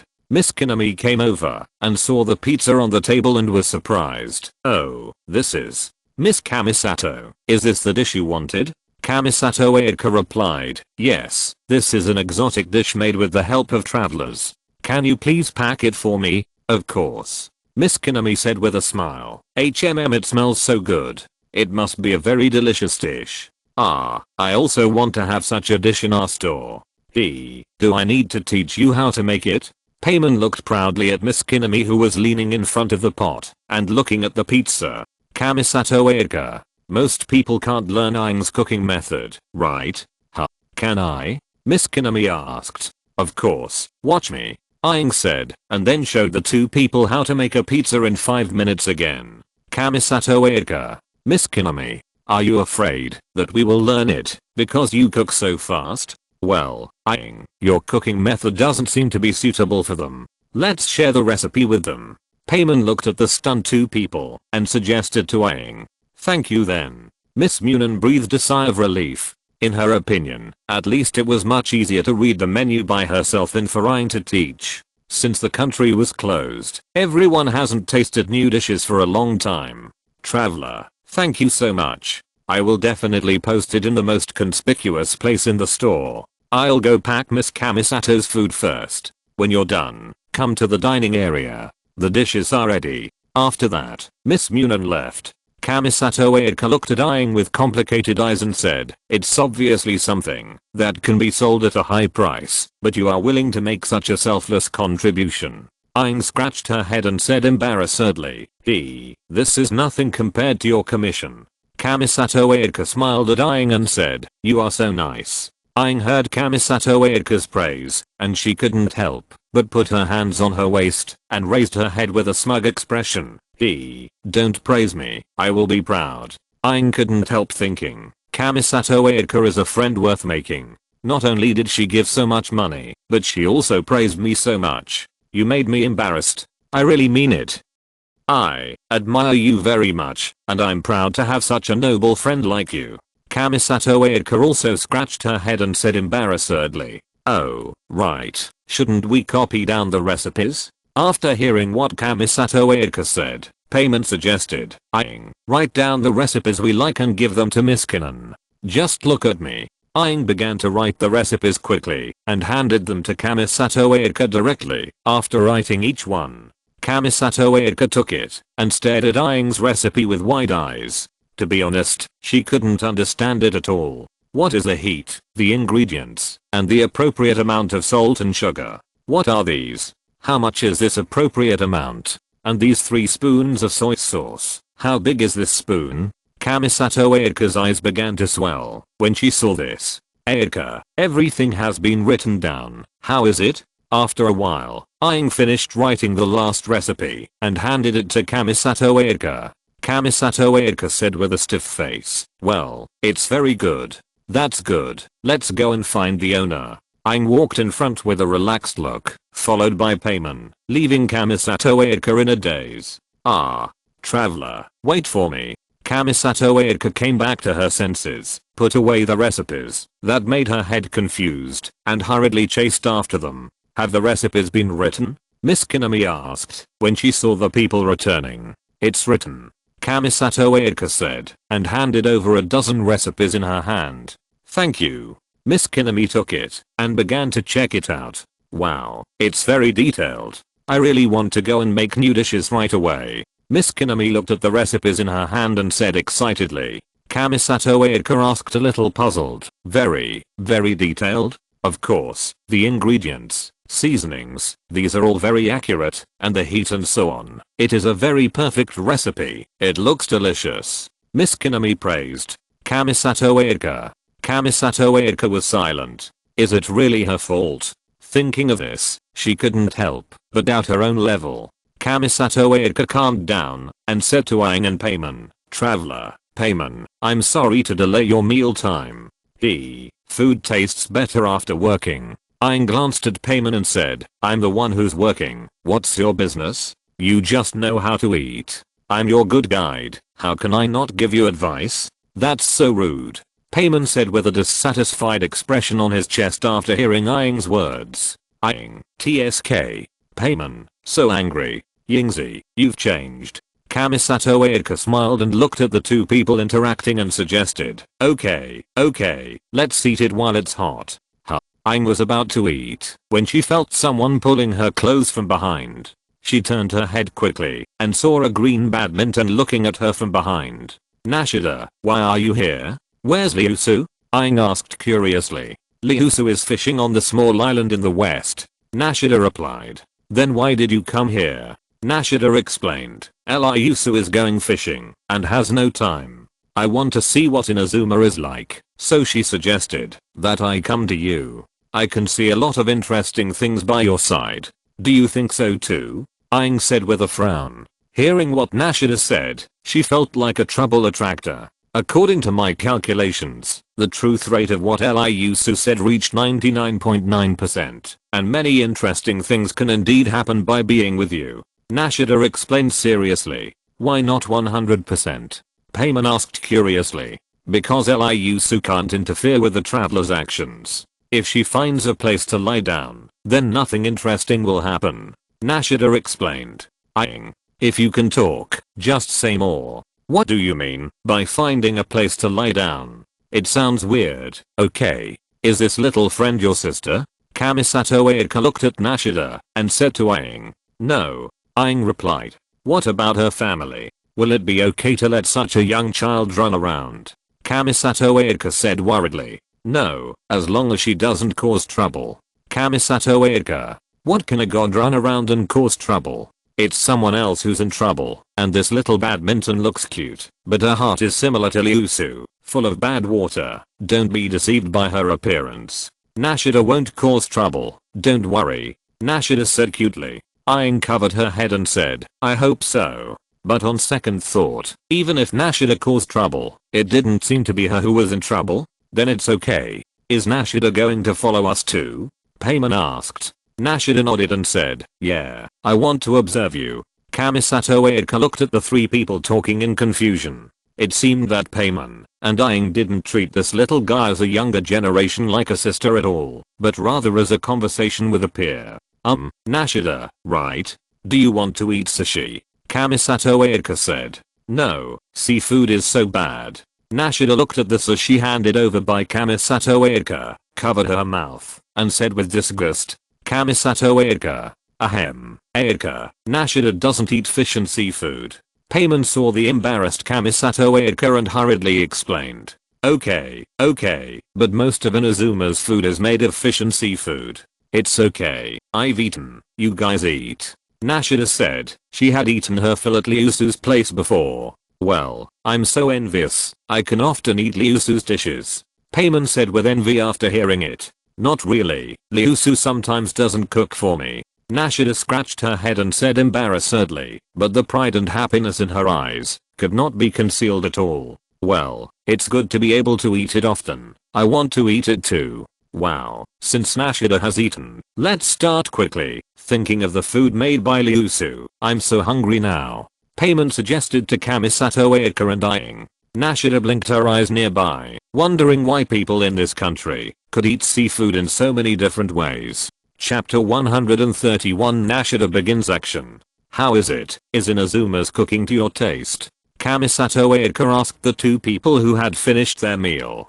Paimon answered happily while eating. Delicious. This is delicious. And that over there is also very delicious. Not bad. Aang commented. Haha, then I feel relieved. Kamisato Ayaka suddenly thought of something and asked Aang, by the way, when I was trying to cook over there just now, did you chat with the owner? Did she say anything about me?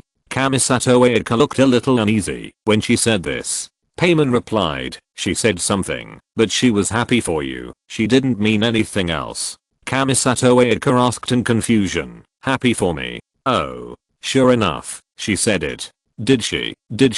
Hearing Paimon's words, Kamisato Ayaka lowered her head and sighed in disappointment. Oh, forget it. I just don't have many friends. I know it myself. It's not strange. Others just haven't found a chance to talk to you yet. Paimon comforted. I don't have many friends either. There are only the traveler, Paimon, and Klee, but I'm very happy. Nashida said on the side. Thank you for comforting me, Paimon. Nashida. Those are the truth. I don't have many friends. Kamisato Ayaka said slowly. Only my family and subordinates are close to me on weekdays. So, everyone should be shocked to see me invite you out for dinner. No, I think you are very suitable to be a friend. Aang hurriedly replied, rich, beautiful, straightforward, and often bragging about herself. Where can you find such a good friend? Paimon echoed, yes, you have friends. We all are. Wu Kamisato Ayaka was a little embarrassed by Aang and Paimon's words, and sobbed a little. Thank you. I'm very happy. Sorry, I really lost my composure. Kamisato Ayaka said with her head down. Paimon comforted, just vent out your emotions, don't hold them in. So, Kamisato Ayaka pretended to be calm and said, I'm also an important friend of yours. I'm really very happy. It's as it should be. We have always been like this. Whoever treats us well, we will treat him well. Paimon replied with a smile. Friendship is very important and will affect many people. Just like your mother's notebook will make you want to meet the person named Tsubaki. After hearing Payman's words, Kamisato Ayaka replied seriously, well, friendship is very precious to me, and I will cherish this fate with you. But now that you mention it, who is that person named Tsubaki? After listening to Payman's words, Aang exclaimed, wow, you are really good at advancing the plot. I had just forgotten about it. I have a preliminary guess about this matter. Kamisato Ayaka replied. Aang. Looking at Aang's puzzled expression, Kamisato Ayaka explained, I think Tsubaki might be the fox messenger. Payman scratched his head and said, fox messenger? Kamisato Ayaka continued to analyze. Even I have never heard of my mother having such a friend. He is so mysterious. He must be a master who is hard to see in normal times. There have been many anecdotes about fox messengers in Inazuma since ancient times. You have seen Yi Miyagi, and Yi Miyagi is the fox messenger. Aang. If we speculate in this direction, there may be other unknown fox messengers on the land of Inazuma, and that Tsubaki may be one of them. Wow, there are many immortals in Inazuma too? Payman said in surprise after hearing what Kamisato Ayaka said. I don't know about this either, but it seems that there is only one Yi Gongsi in the open. But what about this one you said there are so many? Payman explained. We saw a lot of immortals in Liu, flying in the sky, running underground, swimming in the water, buried in the soil, all kinds of immortals. Although I have seen similar statements in books, I'm still very surprised to hear people say it in person. After hearing Payman's words, Kamisato Ayaka said with a longing look, it is worthy of the ancient culture of Liu that breeds the most beautiful legends, which makes people yearn for it. If there is a chance, let's go to Liu together. There are also many delicious foods there, which is amazing. Can I? That's great. Kamisato Ayaka replied with a smile. But before that, traveler, Payman, are you full? Payman replied, I'm full. Kamisato Ayaka suggested, then let's go get clothes first, and then please follow me to witness the mysterious master who exists in Inazuma. Nashida, do you want to go too? Aang turned to Nashida and asked. Nashida smiled and replied, okay. Traveler, it's so late, won't you send her home? Won't her family be worried? Kamisato Ayaka looked at Nashida who was following them, and asked Aang with a little concern. Don't worry, her family won't care. Payman explained. After hearing what Kamisato Ayaka said, Nashida blinked her big eyes and said with a depressed expression, yes, my family asked me to go play and not disturb her fishing. Aang. Payman. Hey, it's too much. We are so familiar with each other. How can we not know what's wrong with you? Nashida, if Liusu hears what you said, you will definitely suffer. Ah, it's too much. Such a cute child doesn't want her to go home. Kamisato Ayaka said indignantly. Ayaka, actually, it's not as complicated as you think. Payman persuaded. No, we'll talk about Tsubaki later. Let's send this kid home first. I want to see how her parents teach their kids. They're so irresponsible. Kamisato Ayaka resonated with Nashida's words. She thought Nashida's family disliked her, which made Kamisato Ayaka, who lost her parents at a young age, particularly angry. Aang. Oh my god, Kamisato Ayaka is so fierce. It's completely different from the rumors. Kamisato Ayaka noticed Aang's strange eyes, put away her previous expressions and movements, and whispered to Aang, sorry, I lost my composure. I was just too angry. Aang. Payman. Well, Aang, did you notice that Ayaka is a little bit wrong?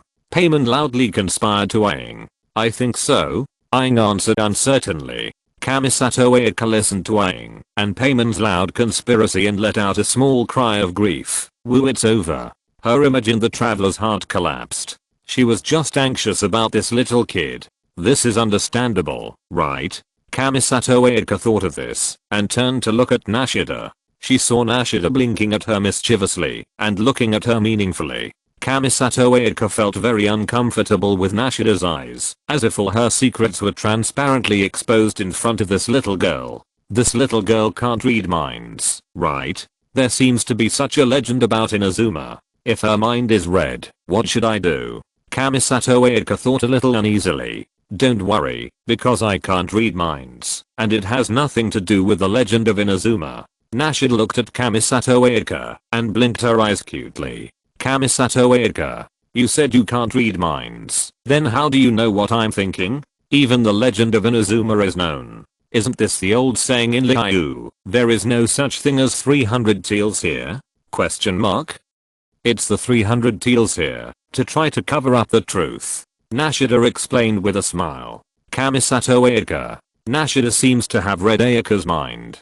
Payman looked at Kamisato Ayaka, who was steaming above her head and seemed to be about to faint from shame, and secretly said to Aang, Ayaka may have been discovered by Nashida, right? Aang analyzed, touching her chin. She had known for a long time that Nashida could read minds, and she could also read the psychological activities of Wendy and Zhongli, who are also gods. Nashida, why do you want to read Ayaka's mind?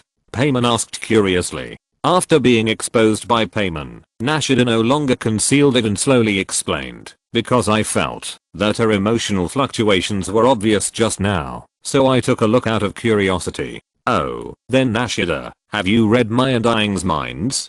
Payman said with a little fear. Of course there is. It's just that it doesn't make sense.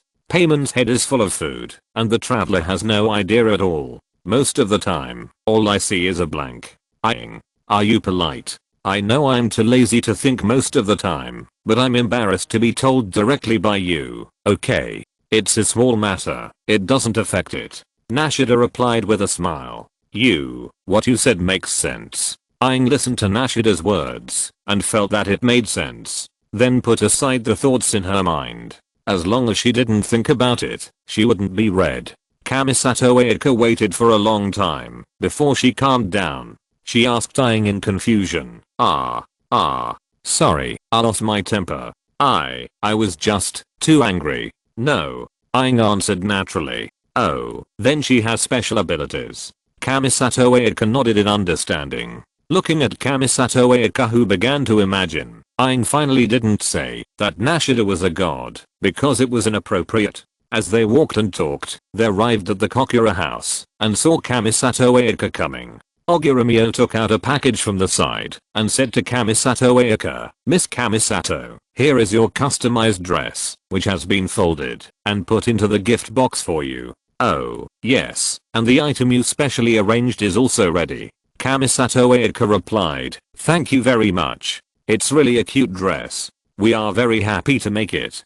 Thank you. Welcome to come again next time. After Kamisato Ayaka took the things, Aang followed Kamisato Ayaka and left together. Unexpectedly, Kamisato Ayaka suddenly turned around and said, Traveler, I have a gift for you. Ah, really? Aang said in surprise. Kamisato Ayaka is too good, right? Not only giving money, but also a gift. Wow. It looks so high-end. Is it a hair accessory? Payman exclaimed as he looked at what Kamisato Ayaka took out. Kamisato Ayaka explained, it's a hairpin made with the theme of egrets. It can be used as a hair accessory, or as a decoration. I can't let you help me for nothing, so I give it to you. Aang took the hairpin and slowly put it away, saying, it's a beautiful gift. I will treasure it well. Kamisato Ayaka nodded and said, yes. Payman seemed to have discovered a blind spot and said, speaking of which, Ayaka's title is the White Eagle Princess, right? This gift is as beautiful as you. Payman, you're flattering. If seeing it reminds you of me, it would be great. It will definitely. After saying that, Payman continued to suggest, okay, now that we have the things, we can set off. Let's go to Chun's residence to take a look. Watching everyone leave, Nashida looked at Kamisato Ayaka's back thoughtfully. Although the other party was trying hard to hide something, these still couldn't be hidden from Nashida's eyes. Things are getting interesting. Thinking of this, Nashida showed a fox-like smile. Nashida, what are you thinking about? Hurry up and catch up. We are going to Chun's residence now. Payman found that Nashida did not catch up, turned around and saw Nashida standing there, as if she was thinking about something, and hurriedly reminded her, I'm coming. Nashida followed with a smile. Is this the residence of the master? After arriving at the destination, Payman looked at the scene in front of him hesitantly. Wow. Why does it feel chilly? Is there really someone living here? After hearing what Payman said, Kamisato Ayaka also hesitated and said, I feel a little surprised too. Strange. The notes say that this is indeed the place. Could it be? Maybe it's the fox messenger? Aang replied. Kamisato Ayaka covered her head and said, oh, I'm a little shaken. But since we've come this far, I think we should go in and explore. After hearing what Kamisato Ayaka said, Payman agreed. Well, that makes sense. What if there are any surprises? By the way, what does that notebook say? Let me think about it. After hearing what Payman said, Kamisato Ayaka recalled, the crane brought a flower to decorate her hair, the white rabbit sewed 4 pieces of moonlight into the hem of her skirt. I dressed up properly, called out Tsubaki's name to Ruodanfang 7 times, and in a blink of an eye I was standing on the path to her home. It's like a fairy tale. Could it be that, as long as you do this, Tsubaki will come to greet you? Eyeing. Kamisato Ayaka analyzed. I always feel that it's like some kind of secret code. Let's get closer and make a judgment. After entering, Payman pointed to a very obvious stone wall in the corner and said, eyeing. Look, there is a different wall there. Really? Watch me. Under the surprised gaze of Kamisato Ayaka and Payman, Aang picked up the sword and chopped it up. Dang. This stone wall is so hard. Aang picked up the sword and looked at the stone wall in front of her strangely. Normally, an ordinary stone would have a gap after being hit by her sword, but this special stone wall was intact. Maybe this is something left by Inazuma, similar to a fairy. Of course, brute force can't open it. Payman explained. It's a decryption again. So troublesome. Aang said a little uncomfortably. No, because I'm here this time. Nashida said beside her. Yes, there will be no problem if Nashida is here. Relying on her wisdom before Payman finished speaking, Nashida also took out a long sword like Aang and directly bombarded this worrying stone wall. The stone wall could not withstand Nashida's attack and finally dissipated, revealing the scene inside. Kamisato Ayaka. Wow, so Nashida also solved it this way. Payman said in surprise. It's easier to do this. Liusu is right. Don't use your brain if you can. The brain is used to think about things, not to solve problems. Nashida replied, scratching her head embarrassedly. Well, there's no one inside. There's only a box. Let's open it and take a look. Payman pointed to the box in the space inside and said. Kamisato Ayaka walked in and fiddled with the box. Is it open? Is it open? Are there any treasures left by the immortal? Payman asked excitedly beside him. Kamisato Ayaka looked at the things in the box and asked in confusion. This is this a book? Payman curiously leaned over and found that it was something similar to a book. It looks like a notebook. Kamisato Ayaka looked at the book like thing in confusion. Could it be Tsubaki's notebook? Kamisato Ayaka picked up the notebook and suggested, everyone, let's go outside. The atmosphere here is a little different from what I thought. I always feel I don't want to open this notebook here. Payman agreed. You're right. It's easy to hurt your eyes if the light is not good. Let's go. Let's go outside. Everyone found a place with good light and stopped. We can stop here. Kamisato Ayaka stopped and said. Let's see what it is. Could it be a mysterious treasure? I'm so excited. Aang whispered. Payman, come here. What's wrong? You're so quiet all of a sudden. I'm getting nervous too. Payman asked in confusion.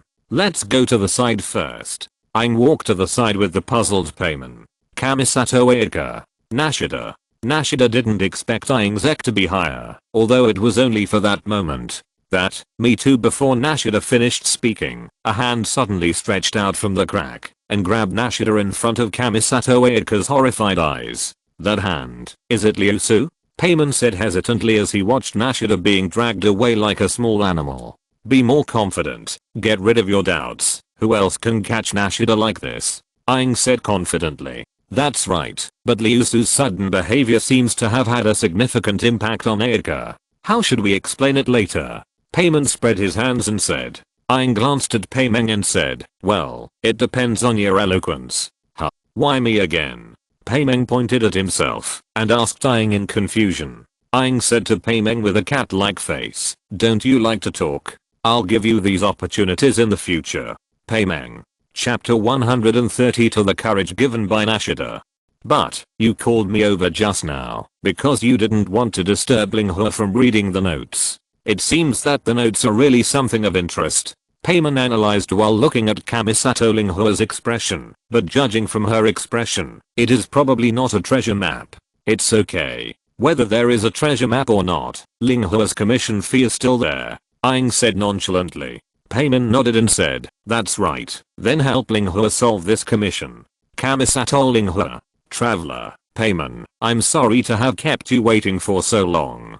Kamisato Linghua said, after reading the notes, and walked towards Aang and Payman who were standing aside. It's only been a short while, and you've read it very quickly. Payman replied.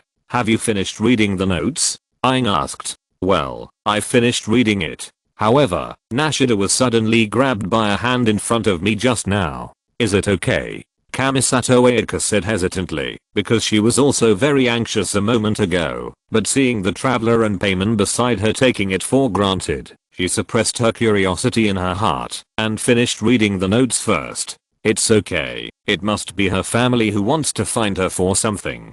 Payman comforted. Kamisato Ayaka. Is this how her family wants to find her for something? A hand stretched out from the space crack, and then grabbed her in. Well, then okay. Although Kamisato Ayaka wanted to ask something else, she knew it was not appropriate, because in her opinion, Nashida was Aang and Payman's friend, not her friend. Because all her secrets were seen by Nashida, it was very unnatural for Kamisato Ayaka to face Nashida, which also made her give up the idea of making friends with Nashida. Kamisato Ayaka changed the subject and said, by the way, I think I should share the truth of this notebook with you. Although, the content inside is completely different from what I thought. Payman asked puzzledly, different? Isn't this the notebook of the Fox Messenger? Kamisato Ayaka replied, it's not the Fox Messenger. Tsubaki's true identity is my mother. Huh. After hearing what Kamisato Ayaka said, Payman made a surprised sound. Surprised, right? I'm also surprised that this notebook was written like this at the beginning. Kamisato Ayaka looked at the puzzled eyes of Payman and Aang, and said slowly, Tsubaki is both the same and different from my usual self. As Tsubaki, I'm not Kamisato Ko, but a most ordinary woman. All of the following are just ordinary records of daily trivialities of me. Most of what is written in the notebook are my mother's daily private and trivial thoughts. Those things we thought were related to Tsubaki are also her ideas. Payman said with a tangled face after listening, what I mean is, design drawings and exotic cuisine. Well, these are all things my mother wants to try. Kamisato Ayaka nodded. Maybe it's a little strange to you, but for me, I can understand my mother's behavior very well. Rather, I actually have this side myself. I even feel a little overwhelmed when I read my notes, as if some of my thoughts have been seen through and written down in my notes. After hearing what Kamisato Ayaka said, Payman asked curiously, is this different from being seen through by Nashida? Kamisato Ayaka. Aang looked at Kamisato Ayaka who suddenly fell silent, turned to Payman who was scratching his head and complained, if you can talk, then talk more, Payman. Hey. Payman felt embarrassed by what Aang said, and couldn't help but sigh like the god of wind. Actually, the feeling I get is similar. When Nashida saw through my mind, I felt a kind of discomfort that my little thoughts were seen through by my elders. I'm also very curious why I have this feeling. Shouldn't I be very angry? Oh, is that so? Payman asked in confusion, scratching his head. Yeah, it feels magical. Why can a child give me this feeling? Kamisato Ayaka said with emotion, Nashida's identity is not ordinary, right? At least she must be older than me. Yeah. Aang nodded. Nashida's age must be at least dozens of times older. I won't ask any other questions. As for the content of the letter, after my mother married my father, she has been in charge of all matters as the mistress of the Kamisato family. The status of a community official is relatively noble, and there are many aspects that need to be taken care of. Not only that, her every move represents the Kamisato family. People are always watching her. Under such circumstances, she must not have much time to do what she wants to do. After our parents passed away, my brother and I took over everything in the Kamisato family. Many of the difficulties we encountered during this period may be unimaginable to outsiders. Whenever I encounter troubles, I always wonder, did my mother do the same thing back then? How would she deal with such a thing? Maybe it's because I haven't seen her for too long. Unconsciously, even in my memory, there is only my mother's majestic and noble side. Aang looked at Ayaka at this time and was a little at a loss because she had never encountered such a situation and could only instinctively walk to Kamisato Ayaka's side.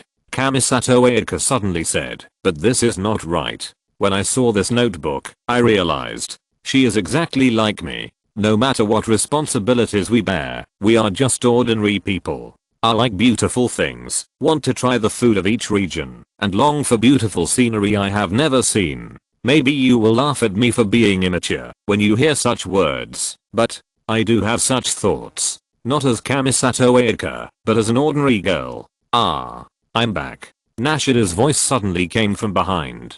Your idea is very good, and it is worth supporting, Nashida said to Kamisato Ayaka after greeting. Nashida, what did you do just now? Paimon asked curiously. Well, just now Liusu said that he caught a fish and excitedly grabbed me over. As a result, when I looked, it was not a fish, but a girl who foolishly entangled herself in the fishing line. Nashida explained. Mermaid? Paimon asked curiously. No, it's just an ordinary girl, but Liusu insisted to tell me that it was a fish. Not only that, she also found a fish tank and threw the girl in, saying that this fish is good and can be used as an ornamental fish. Paimon's eyes were full of gossip. Wow, Liusu would actually do this? What happened later? Well, at my request, Liusu still let her go. Nashida explained. Then as you can see, I was thrown here again by her. Kamisato Ayaka. Well, this is really something that Liusu can do. Paimon analyzed with reason. Kamisato Ayaka, right? Nashida turned to Kamisato Ayaka and said with a gentle smile on her face. I. Kamisato Ayaka was uncomfortable with Nashida's eyes. Don't be nervous, relax. Nashida said slowly. Her voice seemed to have a kind of magic, which made Kamisato Ayaka's originally nervous mood quickly relax. You. Kamisato Ayaka stared at the little child in front of her with wide eyes. Nashida smiled and said, you guessed it right, but there is no reward. Paimon scratched his head and asked Aang, what is Nashida talking about? Why can't I understand? Maybe she read my mind again. Linghuo may have realized Nashida's identity. Aang replied. I. Kamisato Linghuo was excited again. She didn't expect that this little child was actually a god. I heard you were confused before. Can you say it again from the beginning? I can help you solve it. Nashida said gently, which was completely different from her previous appearance. At this time, she had a feeling of being a god. Before, she was just a naughty child. It's like this. Kamisato Linghuo told Nashida about her previous confusion. Is that so? It's very similar to my situation, Nashida said with a smile. Kamisato Ayaka opened her eyes wide and said in disbelief, how could it be? Aren't you a god? Yes, you look at gods just like other people look at you. Gods actually have a lot of things they want to do, such as eating what they want to eat and going to nice places to see the scenery, but they are hampered by their own dignity in this country and have no friends to make. This Kamisato Ayaka was still in shock, and Nashida's words shocked her. I can understand your situation, because it has happened to me. How could it be? Why not? But this is a little different. I had a father and a mother before, and now I have to manage the family and maintain the face of the Kamisato family. This should be incomprehensible to the high and mighty gods, right?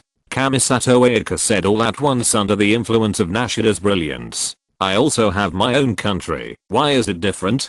Nashida said with a smile. But the emotion of parents leaving is incomprehensible to gods, right? Kamisato Ayaka continued. I can understand. 500 years ago, the mother of the Tree King passed away, and then I appeared. I began to rule a country as a weak child, but I knew nothing. I could only secretly hide in my dreams to observe the world. It was even worse than you, Nashida replied. According to my analysis, if Liusu heard this, Nashida would be beaten 9 out of 10 times. Listening to Nashida's fierce words, Aang turned to Paimeng and said, I think so too. Paimeng agreed. Then how did you get out? Kamisato Ayaka asked. Bang. Kamisato Ayaka looked at a hand stretched out from the space in surprise, knocking directly on Nashida's head, and then instantly pulled back, as if nothing had happened. I'll tell you, with Liusu's current ability, he is probably always paying attention to Nashida. Aang turned to Paimeng and said, are you okay? Seeing Nashida being suddenly knocked by a hand, Kamisato Ayaka asked with concern. Nashida injured the pain on her head, forced a smile and said, no, it's okay, I'm used to it. Kamisato Ayaka. Okay, let's get back to the point. People shouldn't live so hard. To a certain extent, you can relax yourself, such as traveling to other countries. In this way, no one will know you, and you can do whatever you want, right? But I still have a family to manage. Isn't that bad? It's very simple. For example, when I left my country, nothing changed. It's just that you were too worried. Relaxing yourself to a certain extent can have miraculous effects. I'll try my best. Thank you. Kamisato Ayaka thanked Nashida. Nashida looked at Kamisato Ayaka's convinced look, touched her chin and said, well, not bad. This will make you energetic. Are there any other anxieties that need to be resolved? Nashida continued to ask. My mother wrote in her notes that she had always wanted to attend a local folk festival in Inazuma. She said that on clear nights, if you look out from your home into the distance, you can occasionally see the lights of the festival. I've seen it too. It's very lively, with a lot of people, and the fire in the lanterns is very bright, lighting up a large area of the night sky. Sometimes we have to worry about the public security there. It's just that, with our status, it might not be polite to rashly attend the festival. Especially in my parents' time, the relationship between the shrine administrator and the people was not that close. Even if no one restricts us, if the shrine administrator suddenly appears in the crowd, everyone will look at us strangely. They will wonder, what are we going there for? My mother said that she didn't want others to feel restrained and hoped that everyone would enjoy the joy and freedom of the festival. She didn't want to disturb others, and she didn't have that much free time, so she never went there once. Payman suddenly realized, so that's the case. So the design drawing shows the clothes she plans to wear to the festival? Yes. Exotic food is sometimes sold at the festival. Those are also things she wants to try. Kamisato Ayaka laughed sadly. It's a bit presumptuous to say this, but I didn't expect my mother to have such a girlish side. Ha ha ha. Payman, not presumptuous. I think your mother is a lovely and responsible person. Hearing Payman's words, Kamisato Ayaka laughed happily. Excuse me, as a god, what do you think of your mother?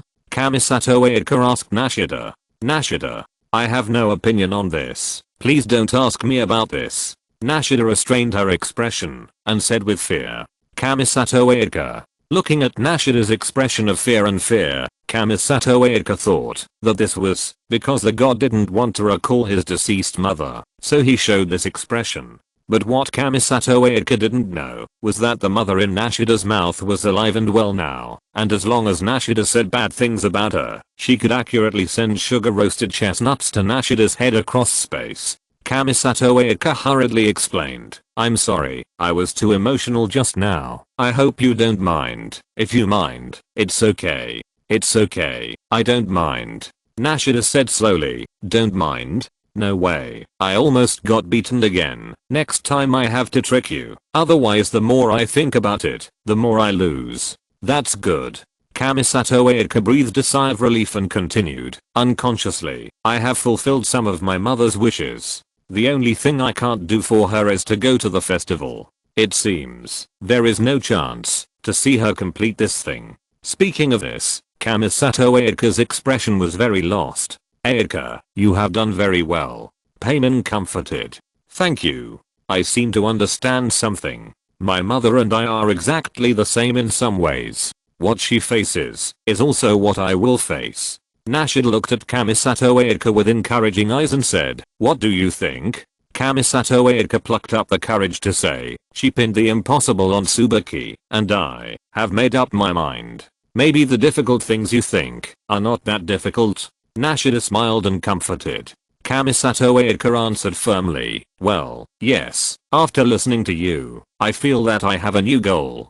I will spend every day without regrets. Not bad, very energetic, then I will do you a little favor. Nashida stretched out her hand, and the green divine power condensed into a mask. Nashida handed the mask in her hand to Kamisato Ayaka. What is this? Kamisato Ayaka took the mask curiously. If you want to relax in the future, but it is not easy to appear in your own identity, this mask can help you. It will cover your breath and turn you into an ordinary girl. Nashida explained with a smile.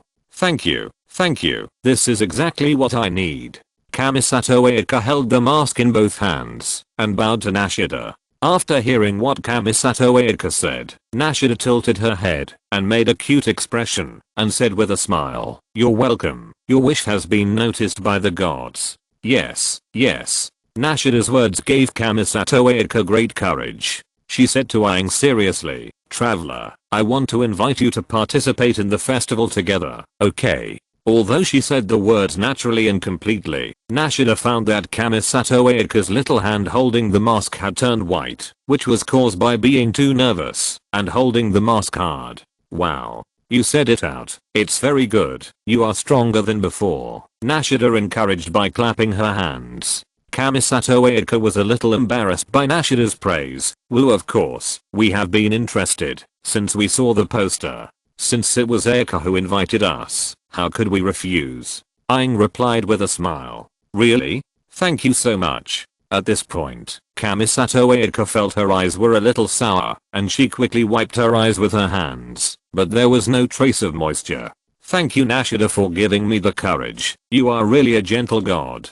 Kamisato Ayaka thanked Nashida again. You're welcome. This is all your decision. If it weren't for me, you would have made the same decision. I just helped you make a quick decision, so you have to thank yourself. Nashida answered while blinking her eyes, peeking at Kamisato Ayaka's inner voice, and a barely noticeable arc appeared at the corner of her mouth. Chapter 133 Nashida, practice is the only criterion for testing truth. Well, now, I plan to face my heart sincerely and fulfill this wish that also belongs to me. If it were you, you would definitely not blame me for being willful.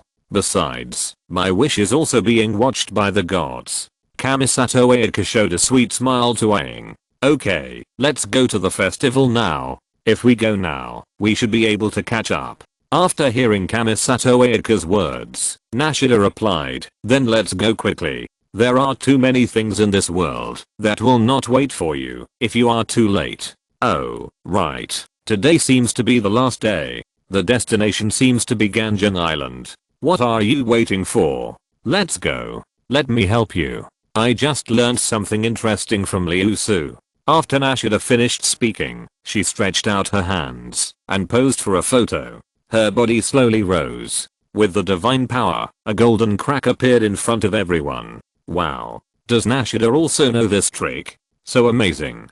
Payman said excitedly as he looked at the space crack opened by Nashida. Well, this isn't difficult. Liu Su taught me the principle. I just used a little bit of spatial authority. Although it doesn't have much power, it makes traveling much easier. In the world of Teyvat, as long as you know the place, you can cross it.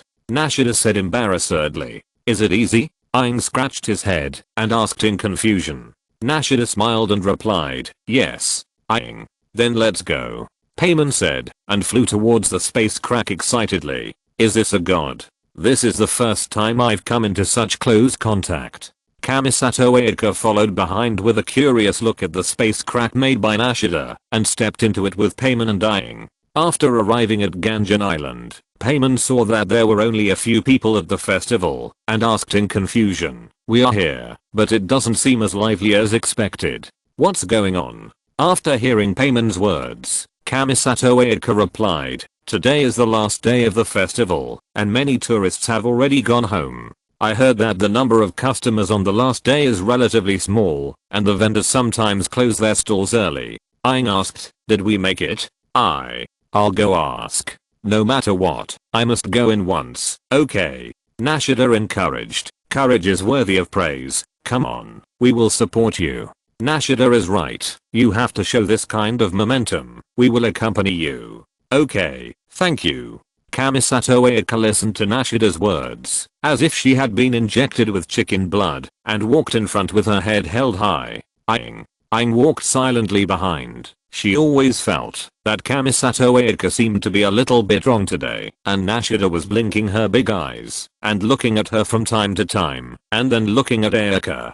Kamisato Ayaka observed for a while, and said to Aang, "The festival is not closed yet, but there are not many people. We have to hurry up and have fun. Hey, look, there are so many masks on the stalls over there."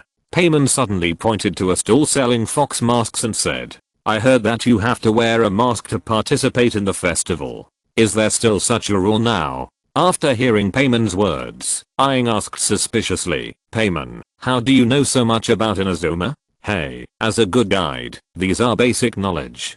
Payman's body stiffened when he heard Aang's words, and then he forced a smile to Aang. "Really? Yes, yes." Payman answered with his eyes wandering in the face of Aang's suspicious eyes. Kamisato Ayaka smiled and explained, "There was such a custom in the past, and it has been passed down to this day, and has become a popular festival costume. However, it is not absolute." Payman, "It's over. It seems that something has been exposed in front of Yingzi, but why is Yingzi so smart today?" A mask vendor named Mita saw Kamisato Ayaka, and shouted in surprise, "Hey, isn't this the eldest daughter of the Kamisato family? Ah, hello." Kamisato Ayaka quickly turned around and greeted Mita. Payman looked at Aang, who was still thinking about something, and quickly changed the subject. "Aang, it seems that everyone at this festival knows Ayaka. Look, those people are looking over here. She is indeed a celebrity in Inazuma." Mita walked over with a smile and said, "Ha ha ha, of course. The Kamisato family, the magistrate of the shrine, is a very prestigious family in our Inazuma. Especially when the Kamisato siblings first took over the family business, they often showed up outside. Some young people were born late and have no chance to see Miss Kamisato. An uncle like me who has lived longer has seen her in many places." After hearing what Mita said, Kamisato Ayaka said gently, "You're too kind. My brother and I are just fulfilling our obligations." "Ha ha ha, this is the first time I see someone from your family come to a festival. Are you here to perform official duties?" Mita asked curiously, looking at the two people and a flying object next to Kamisato Ayaka. Kamisato Ayaka, "No, I'm here to bring this traveler with me." Mita looked at Aang and nodded. "Oh, traveler.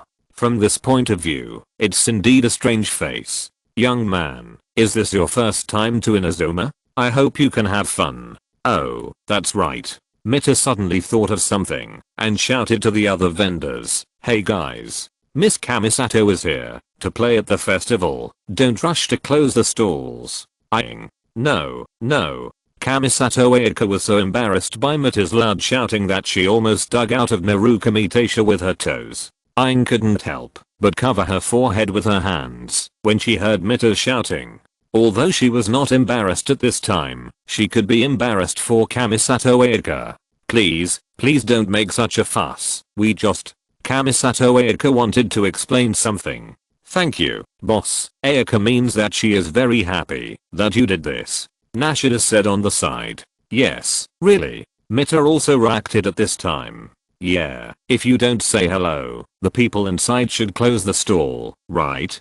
Payman comforted. "After all, it looks like it's time to get off work." Mita laughed and said, "Ha ha ha. That being said, this is the first time we've met Miss Kamisato at the festival, so we should keep the stall open for a while. Oh, yes, these 2 masks are for you." Mita took out 2 masks and handed them to Kamisato Ayaka. Kamisato Ayaka quickly refused. No, you've taken care of us a lot. We can't." Mita handed the mask to Kamisato Ayaka in a tough manner and said, "Okay, take it. We civilians are often taken care of by the community magistrates, so we have to show some appreciation, right? If you don't take it, you're not giving face to the uncle."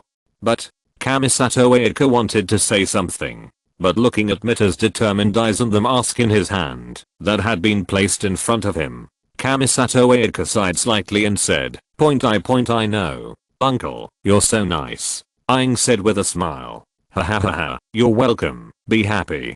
Payman saw that there were only 2 masks, and suddenly he was a little anxious, and asked Sanshin, Uncle, do I have one? Oh, this little friend, this size of mini mask, I really don't have it, sorry. Sanshin replied embarrassedly. Can I have one mask? No, 2. Nashida said standing behind. Does this little friend also want one? Let me see, this one is available, but why do you want 2? Sanshin asked puzzledly, after searching for a while. I want to take one back for Liu-su. Nashida replied. One for a friend? You don't look like a native, I know. After saying that, Sanshin took out 2 identical small masks and handed them to Nashida. No, the other one, the one for adults. Nashida looked at the 2 masks of the same size and said hurriedly. For family members? Sanshin asked. Yes. Male or female? Female. Nashida replied. Yes, these styles, you choose one. Sanshin showed the mask in front of Nashida. This is it. Nashida pointed to a fox mask with red patterns on a white background. Mita handed the mask over and said, okay, your mask, please keep it. Nashida suddenly thought of something and took back the hand that was about to take the mask. Mita looked at Nashida's action and asked in confusion, what's wrong? Well, I didn't bring Mora. Nashida said embarrassedly. Is this the god of Teyvat?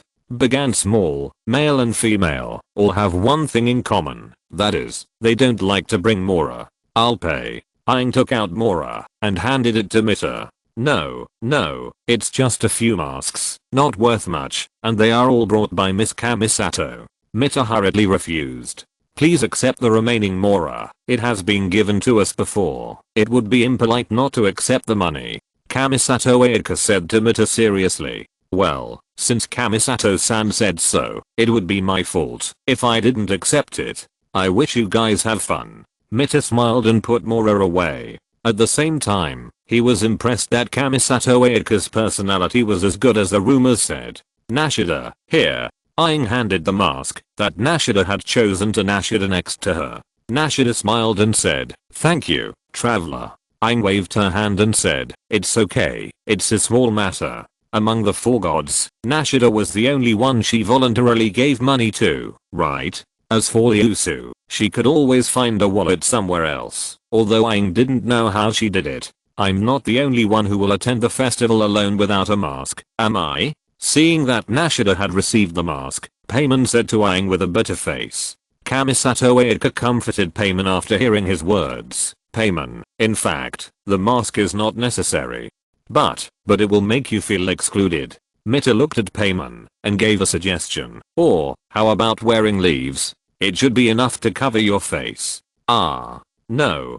Payman rejected Mita's suggestion very unhappily. Oh ha, there is no way, but don't worry, Uncle will arrange to make a batch of mini masks when he goes back. Thank you very much. Kamisato Ayaka said again. It's a small thing. Miss, while the lights are still on, please enjoy the festival under the night. Kamisato Ayaka listened to Mita's suggestion, turned to Aang and said, well, then traveler, shall we go?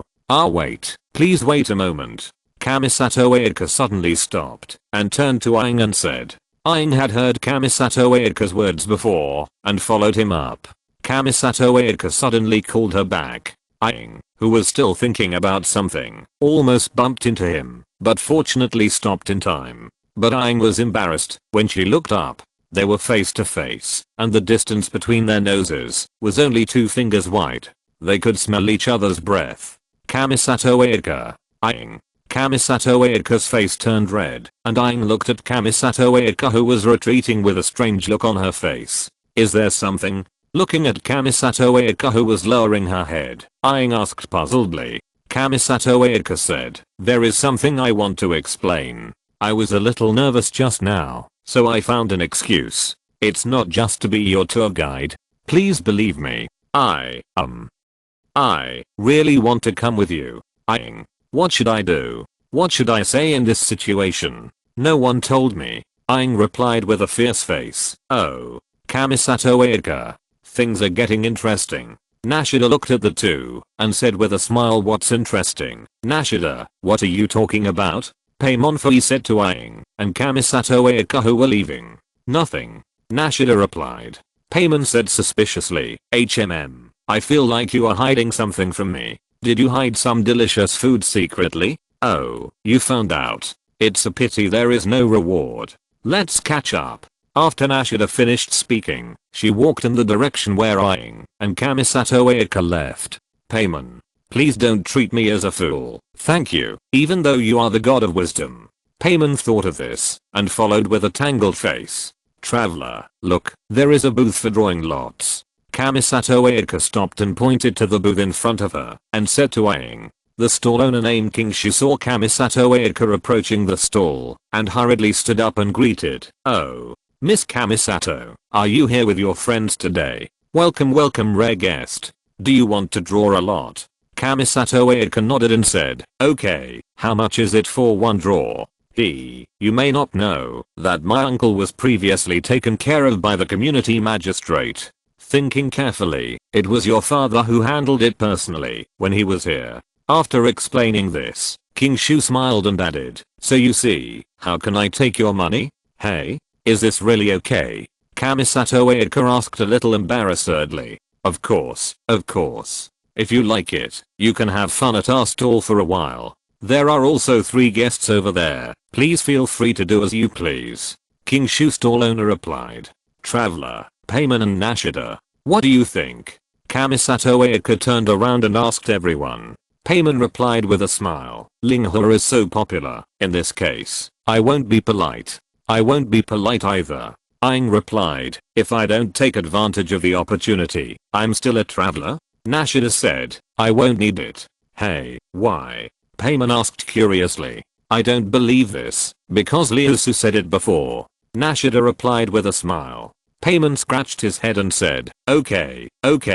However, in order to satisfy your curiosity, I will try it too. Nashida continued. Since Nashida said so, then I won't be polite either. Boss, we have to draw lots.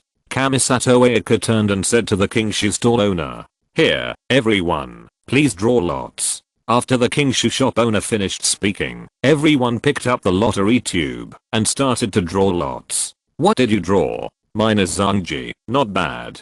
Paimon said. Kamisato Eika smiled and agreed. Mine is also medium lucky. Kamisato Eika finished speaking, turned to Aang and asked, Traveler, what about you? Aang took the stick and looked at it and replied, mine is great luck earth. Kamisato Eika heard the traveler's words and exclaimed, wow, you are so lucky. The King Shu stall owner congratulated him. Congratulations, customer. Great luck earth means treasures come to the door, the earth brings good luck, and everything goes well. You will definitely continue to have good luck. What a good omen. Paimon finished speaking and asked Nashida, what's Nashida's? Mine is great badness heaven. Nashida smiled and showed the stick in her hand to everyone. The King Shu stall owner didn't know what to say. He obviously put very few great badness sticks. There were 3 bamboo stick tubes on the table. One of them only had 1 great badness stick, which was heaven, earth and man, and the rest had 3 sticks. Nashida, this is just fake. It's okay. Paimon comforted. Aang. Classic good luck is real, bad luck is fake, right? It's okay. I just said that this lot has no effect on me, you see. After saying that, Nashida picked up the lot holder next to her in front of everyone, shook it casually, and a lot fell out. Great Evil and Paimon. Nashida, you didn't use your ability secretly, did you? Paimon said suspiciously. Of course not, it can only slightly change the so-called fortune. Nashida explained. Then, under the gaze of several people, she shook the lot holder casually, and the fortune that Nashida said in the previous second would always be thrown out by Nashida in the next second, just like predicting the future. Wow, so powerful. Paimon said in surprise. No, it's just a small trick. Nashida said with some pride. Compared to my mother, it's still far behind. Just as Nashida finished speaking, a great Evilman fell out of the lot holder. Boom. Ouch. Nashida let go of the fortune stick and squatted on the ground with her head in her hands. In the sight of Kamisato Eika and Paimon, they saw a hand knocking on Nashida's head from the crack. Kamisato Eika. Paimon. So, the fortune stick I shook is real, and I didn't use any tricks. Nashida covered her head with one hand and held the very bad fortune stick with the other hand, grinning at the few people eyeing. Chapter 134. Why are there two identical people? It seems that what Nashida said is true.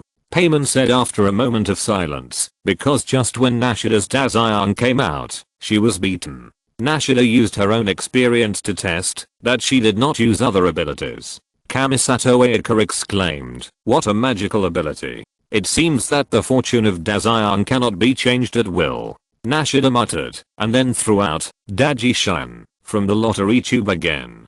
Traveler, congratulations. Kamisato Ayaka was already immune to Nashida's behavior after being shocked once. The Kingshu stall owner congratulated. The fortunes of several guests are too great. With such good luck, no matter what you want to do, you will definitely get what you want. Payman smiled and echoed, "Yes, I hope we will have good luck in the days to come." After that, Kamisato Ayaka led everyone away from the lottery stall. "Nashida, what happened just now? Why wasn't the owner surprised by your behavior?" Payman asked curiously as he walked. When Payman asked Nashida, Kamisato Ayaka couldn't help but prick up his ears. "This is just a little trick. I just blocked the stall owner's perception of us. He didn't know what I did." Nashida explained. "I see." Payman understood, because Liu Skynet has almost the same effect. "This is a snack stand with many specialties of Inazuma. What do you want to eat? I'll buy it," Kamisato Ayaka said to everyone while looking at the snack stand in front. "Every food here looks delicious. Wow. Can I have them all?" Payman just finished speaking when Aang rolled her eyes at him. Kamisato Ayaka smiled and said, "Hahaha, of course you can. But buying too much will be a waste. Let's try them one by one," Payman said, pointing to the 3 colored dumplings on the stall and continued, "Ayaka, I want the 3 colored dumplings over there." Kamisato Ayaka smiled at Payman lovingly and said, okay, I want the pink cake." Aang said, "That looks delicious too. And that thing called bird egg grilled over there, I want to try it too." "Nashida, there are foods other than seafood here. Do you want to eat something?" Kamisato Ayaka asked Nashida. "Well, I want that tree-colored dango too. It looks good." Nashida pointed at the tree-colored dango. Kamisato Ayaka also pointed at the pink cake with a dot and said to the stall owner, "Then I want this kind of red cherry cake too." The snack stand owner heard that everyone had finished ordering and said with a smile, "No problem, it will be here right away." So sweet and sticky. Nashida frowned while eating the tree-colored dango. Although it was sweet, it was a little sticky, and Nashida didn't like this feeling. "Can I ask why Nashida doesn't like seafood?" Kamisato Ayaka asked in confusion. "Those seafoods were born in the endless darkness and grew up in the depths of the sea that I don't know. Asking me to eat them, the slippery touch, the fishy smell that can't be washed away, is like asking me to swallow a dirty cloud," Nashida said with a bitter face. Kamisato Ayaka. Traveler, Payman, how are you eating? After hearing Kamisato Ayaka's words, Payman swallowed the food in his mouth and said, "Well, it's delicious. It tastes very good." Aang nodded and said, "Well, this pink cake is not bad." Kamisato Ayaka echoed, "I think so too. The flying cake is delicious. Right? This is the specialty of our stall, and it is very popular." The snack stall owner answered proudly after hearing the two people's evaluation. Payman finished the snack in his hand and said to the snack stall owner, "I want another one. It may be a bit presumptuous, but I would like to ask, how is this kind of snack made?" Hearing Kamisato Ayaka's words, Aang paused while eating the flying cake and then continued to eat as if nothing had happened. "Do you want to learn?" "Hahaha, sure. Wait a minute, I'll copy a recipe for you," Payman said excitedly. It's a new recipe. With the new recipe, Aang can make delicious food for her. Although Aang rarely cooks for herself, since arriving in Liu, she still takes out her own tableau to cook for herself when exploring in the wild. Kamisato Ayaka heard the snack stand owner's straightforward answer and asked with some confusion, "Hey, is it really okay to share the recipe with me directly? No, it won't involve commercial secrets or something?" The snack stand owner explained. You gave a copy of the exotic recipe to the owner of Munan restaurant, right? Hahaha, she and I are old friends, and we often learn cooking skills together. This recipe is my way of thanking you on behalf of my friends. Take it. Thank you. I will definitely learn how to make this delicious snack seriously when I go back. Kamisato Ayaka took the recipe and said seriously. Would you also like to take one for the two guests over there? It's delicious. The snack stand owner copied a copy for eyeing and handed it over. Thank you, boss. Nashida, do you want one? Aang asked after taking the recipe. No, Liusu probably won't make it for me. Nashida frowned and said.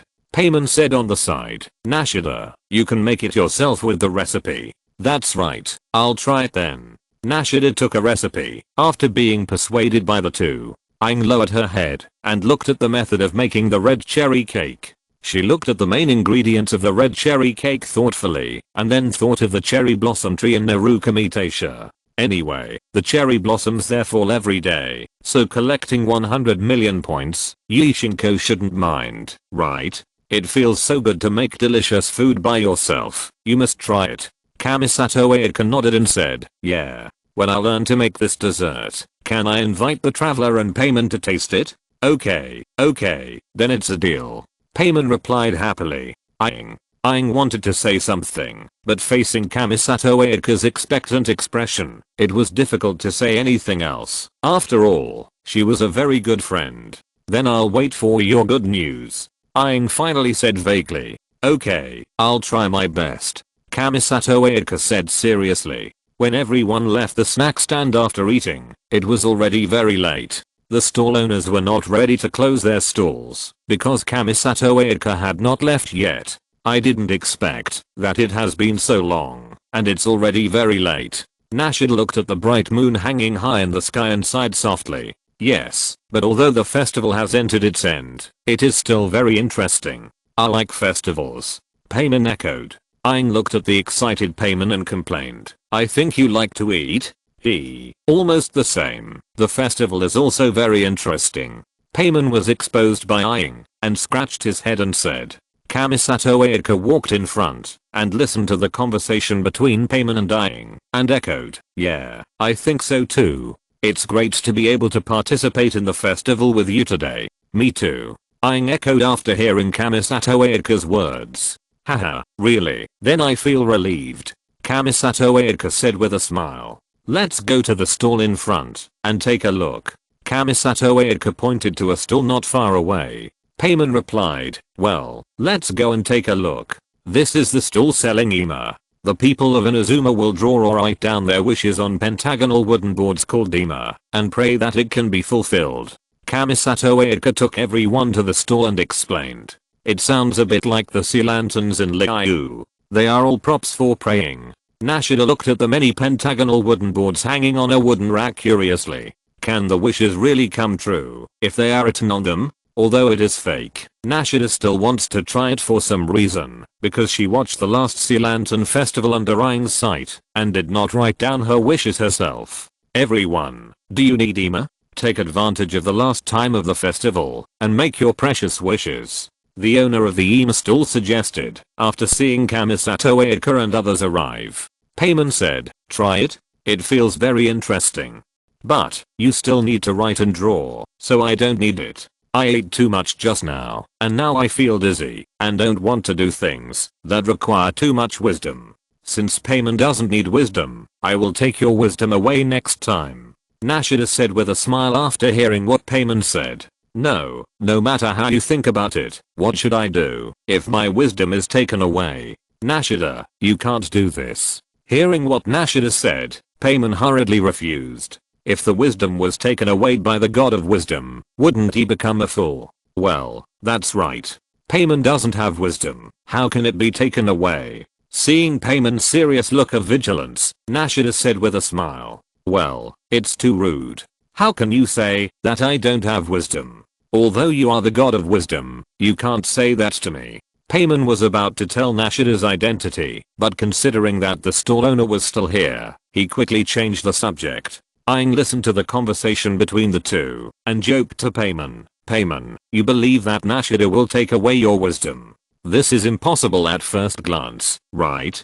So, when Nashida said that you have no wisdom, I agree with her. Well, I'm so angry. I decided to ignore you for a day, no, a minute, Seeing that the two were teasing him, Payman stomped his feet in the air angrily. You have a really good relationship.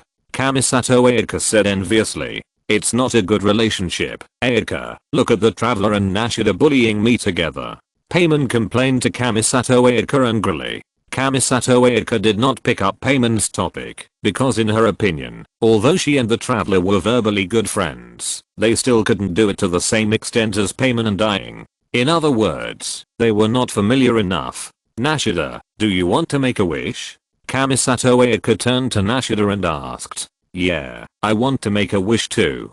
Nashida said excitedly. Boss, 3 EMA. Kamisato Ayaka heard Nashida's reply and said to Yoshikawa, the owner of the EMA stall. Okay, 3 EMA, I'll bring them to you. Kamisato Ayaka took the EMA and handed one to Nashida first and said, Nashida, here. Thank you. Nashida thanked after taking the EMA. You're welcome. Speaking of which, I should thank you. Kamisato Ayaka handed another EMA to Aang and asked, have you thought about what wish you want to make, traveler? I haven't thought about it yet, let me think about it. Aang frowned and thought about what his wish was now. Aang, haven't you thought about it yet? I've already thought about my wish. Wait, I'll think about my wish soon. Aang hurriedly replied after hearing Kamisato Ayaka's words. After several rounds of thinking, Aang finally decided on his wish. So, Aang, in the sight of Kamisato Ayaka, put her hands on her hips and raised her head high, as if she had done something extraordinary, not just made a wish. Okay, I've thought about it. Kamisato Ayaka, please present your wishes on the EMA in the form of words or paintings. After you are done, you can hang it on the EMA stand next to you. Hearing the two people making good wishes, Yoshikawa, the owner of the EMA stall, reminded them. Payman said in surprise, so we have to show it. Okay, Aang, show us your skills. After Payman finished speaking, Aang and Kamisato Ayaka began to paint and write on the EMA. Unlike Kamisato Ayaka who painted the EMA with an expression of expectation and longing, Aang painted the EMA expressionlessly, while Nashida on the side, frowned and wrote something. After Kamisato Ayaka and Aang finished writing, Kamisato Ayaka hung the EMA on the EMA stand first and said, that's it. Can I see your EMA? Aang handed over the EMA in her hand and said, no problem. Kamisato Ayaka. Aang's EMA depicts a person standing in a place surrounded by stars. It seems that the person Aang drew should be herself. What is this? Ayaka asked in confusion, while holding the amulet. As you can see, these are stars. Aang replied. Stars? Yes, my goal is to travel through the sea of stars, so this is also my ultimate wish. Aang replied. Payman scratched his head and said, aren't you looking for your brother? Aang heard Payman's words, rolled her eyes at her and said, my brother is here, what are you looking for? Now of course, your own wish is more important. Payman. The sea of stars? It's really an ideal wish. I wish you can achieve it soon. I will also pray for you here. Hearing Aang's words, Kamisato Ayaka didn't know why she felt a little lost. Ayaka, is that the castle tower you painted? Payman said, looking at Kamisato Ayaka's EMA. Kamisato Ayaka explained, yes, my wish is that everyone in Inazuma is safe and happy, and that my family and friends are healthy. I hope this wish can come true. Aang answered seriously, it will come true. Well, thank you for your good wishes. By the way, Nashida hasn't finished painting yet? Payman looked at Nashida holding an EMA and asked in confusion. It's finished, but it feels a little different. Nashida handed over her EMA and said, why are they different? Let me see. This is a tree with 3 people underneath. The patterns from left to right should be stars, moon, and sun, right? The small one in the middle should be Nashida, with a moon painted on her head. You told us this before. The one on the left is Liusu, right? Why is there a star on Liusu's head? Didn't you say that Liusu is the sun? But who is the one on the right? She looks like Liusu, but I feel that she is not Liusu. And why is there a sun painted on her head? Payman asked puzzledly while looking at the amulet drawn by Nashida. Payman, how did you recognize it? I drew them all the same, and I told you before that Liusu is like the sun in my heart, so why do you think the one with the star on her head is Liusu? Nashida asked curiously. I don't know either. I just have this feeling. I feel that the one on the left is Liusu. Is Aang the same as me? Payman said and turned to look at Aang. Yeah. Aang nodded. Although Nashida's painting was a bit abstract, she could tell who it was at first glance. Yes, you're right. The one on the left is Liusu. I don't know why, but I know it's her. Why is it Xingxing? Nashida touched her chin and thought. Then how did you draw it? I was thinking about being with her forever, so my hands seemed to move on their own, as if something was driving me. After I finished drawing, I found that there was one more person, but I felt that they were both very important to me. Very, very important. Nashida said, and she couldn't help but put her hand on her chest and said, these two people look exactly the same, but they don't feel like the same person to me. But they are two different people, but they give me the same warmth. Well, I'm also very curious. Nashida, let's ask Liusu when the time comes. Payman said, scratching his head. If I ask Liusu about this, she probably won't tell me, because she told me before that only by seeing it with one's own eyes can one feel the beauty of the world. Liusu is an old riddle teller. She doesn't say anything, she just lets us guess. Payman said with his arms folded unhappily. No, Liusu is very good. In my heart, there is no one better than Liusu. I had a very long dream before, probably for hundreds of years. I observed the world in my dream, secretly entered people's dreams from the dream, and learned the knowledge belonging to the outside world, but the dream is not real. I just watched and watched, until one day, a gentle voice woke me up. Nashida said this, and her green emerald eyes revealed the light of reminiscence. She said, it's dawn, you should wake up. I don't quite understand, but that voice is Liusu's, right? Payman said, scratching his head. That should be, right? I opened my eyes blankly at that time. Anyway, I was locked in a green container in Jingshan Palace. This was the first time I was awakened from my sleep, and it was also the first time I felt a little disgusted with the situation I was in. Then what happened next? Because Aang had been to Zumi, he had some understanding of Nashida's experience. He didn't expect so many things to happen along the way. Later, that voice chatted with me in my mind, talked to me, and shared with me some interesting things I didn't know. That was when I woke up and felt that the world was not so scary anymore. But no matter what that voice said, I couldn't feel the emotion she wanted to convey and could only listen silently. We chatted for a long time, and I almost forgot the passage of time, but I was not lonely at all. On the contrary, my heart was warm. Now I know that it is a kind of emotion called warmth. Until one day, that voice disappeared again. One day, 2 days, 1 month, 2 months, I began to be afraid. That was the first time I felt the emotion of fear. At that time, no matter how I called her in my mind, she didn't respond to me. At that time, I was wondering if I had to continue my previous life. So I was timid and cowardly, and I began to fall asleep again, to avoid this feeling of loss and gain. Nashida said slowly. Nashida listening to Nashida's story, Payman felt a little sour in his heart. Nashida suddenly turned her head and looked at Aang and Payman and said, until that day, when I was observing in Zumi, I discovered you. Chapter 135 The Sun and the Caged Bird. Aang asked in confusion. Yes, I noticed you when you first arrived at Zumi, because you had a familiar, warm aura at that time. When you entered Zumi City and put on the void terminal, I put my consciousness into it and observed you from your side. So Nashida noticed it at that time. Payman said in surprise. Yes, later the traveler took down the void terminal and replaced it with Skynet. I didn't know it at the time. At night, I entered the traveler's dream, and then I discovered that world, a vast world that was real, even though it was in a dream. That world is really beautiful. There is a huge golden tree that can be seen, no matter where you are, and I can move freely in that world, just like in the real world, with sunshine, breeze, and the real touch of standing on the ground. That world is very big, but apart from monsters, I didn't see anyone after searching for a long time. This made me realize that no matter how real this world is, it is just a dream created by the traveler. Nashida, I kept searching, and finally, I saw the traveler fighting a monster in one place. I stopped and observed the traveler's behavior. I only remember that in that world, the monsters were much stronger than those in the real world, but the traveler was still able to fight monsters with ease.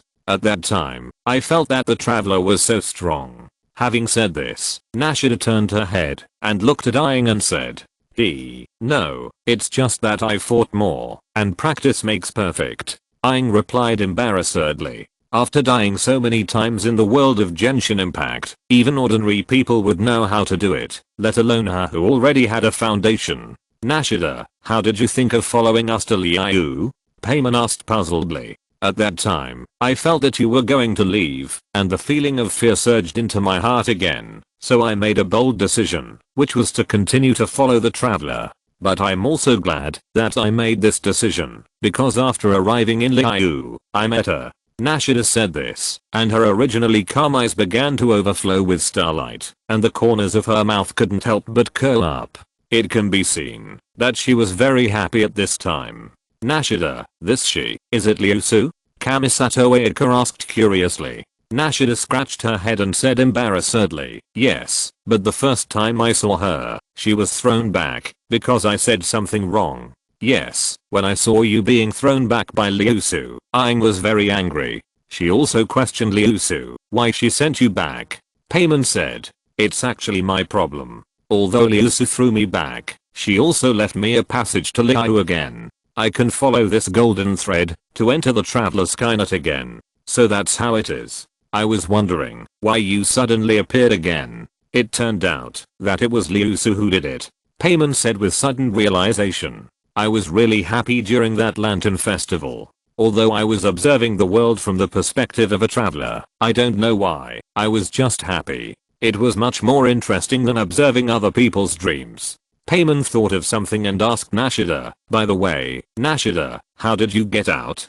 Didn't you say you were locked up? Why did you appear in Mondstadt with Zhongli on the day of the Windflower Festival? Well, actually Liu Su drove me out, Nashida said with a smile. Paimon scratched his head. After the Lantern Festival, I returned to Zumi. I knew it was not good to disturb travelers all the time. Just when I was about to fall asleep again, that voice appeared again, but this time I heard it very clearly.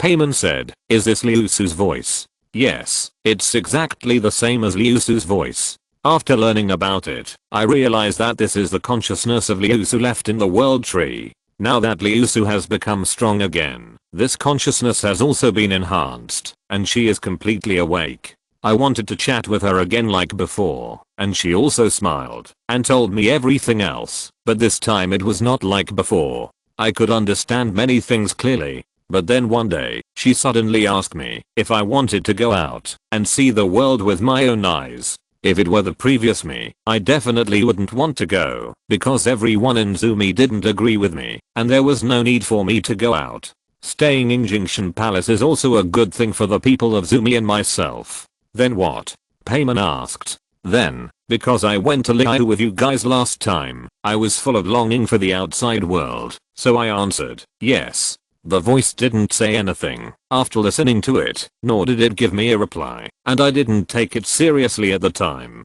Because at the time I was still thinking that, if she had always been with me, then I wouldn't be so lonely staying in Jingshan Palace, and as for whether to go out or not, it didn't seem so important. Having said this, Nashida showed a strange expression on her face and continued, then, she threw me out. Thrown out?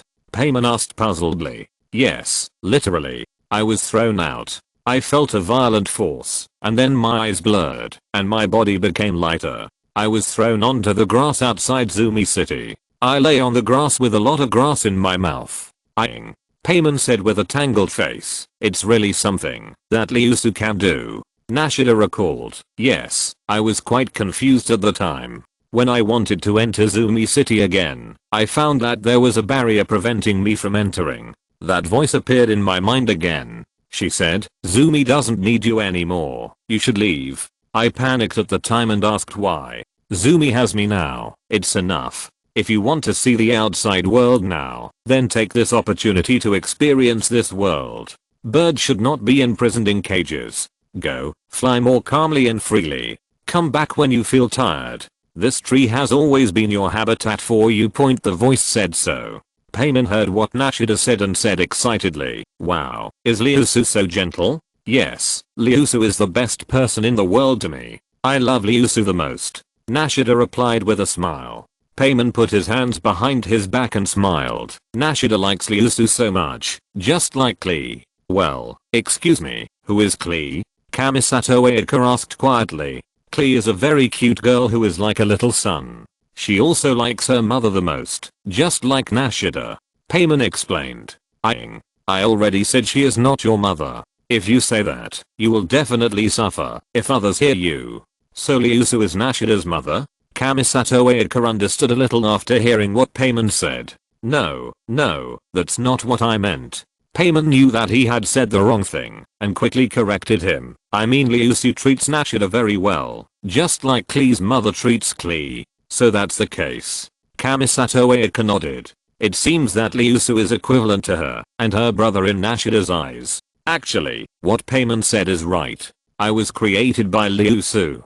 Although Nashida said this, she had already protected her head with both hands. Payman, your movements are so skillful. How many sugar roasted chestnuts did Liusu treat you to have such instincts? I won't beat you this time. It won't happen again next time. Liusu's voice came to Nashida's ears. Hearing this, she breathed a sigh of relief and put down her hands that were protecting her head. What happened next, Nashida? How did you get to Mond? Payman continued to ask. She was very curious about this matter. Nashida said strangely. Later, I asked her where I was going. She said, go wherever you want to go, and if that doesn't work, find a country to sleep in, as long as it's not in Zumi. Payman, she's worthy of her. Then, I went to Liu, and later I learned that Liusu went to Mondstadt, and you know what happened next. So that's how it is. Payman nodded and said, but what about the sun, stars, and moon?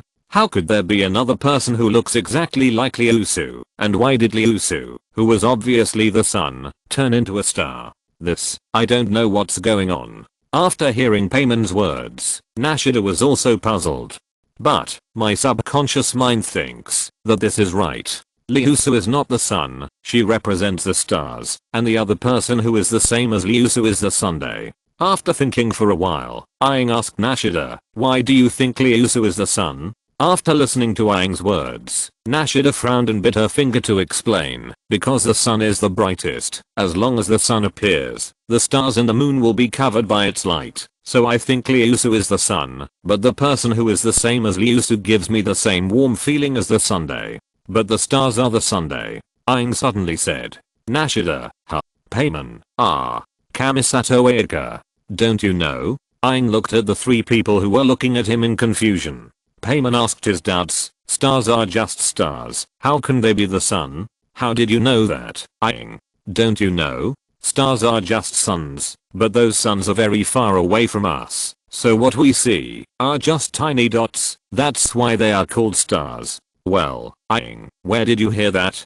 Didn't a star fall before? If the stars are the sun, wouldn't Teyvat be finished long ago? Payman looked at Aang with a strange expression. Aang suddenly thought of what Liusu said, that the starry sky of Teyvat is fake. So the stars here are just stars, not the ones she had encountered before. The stars are the suns in the distance. It's not impossible, because the radiance of Liusu, who represents the stars, is stronger than the other one that is the Sunday. Nashida said, looking at the painted horse in her hand.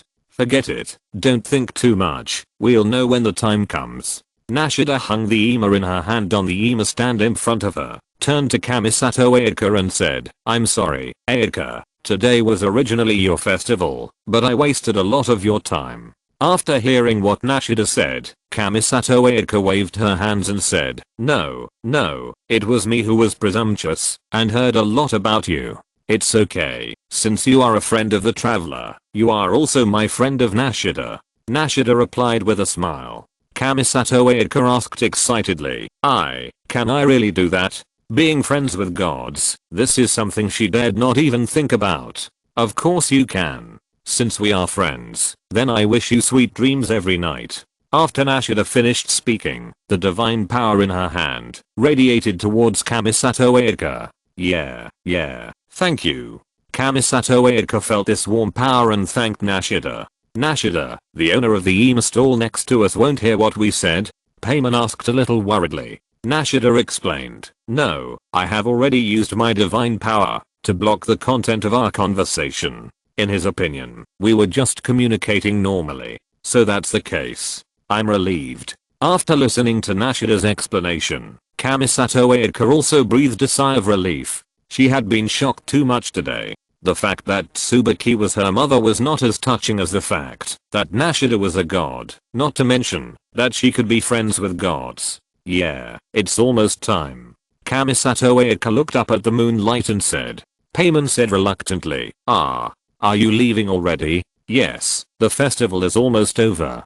Kamisato Ayaka sighed. The happier you are, the faster time passes, just like flowing water and falling cherry blossoms.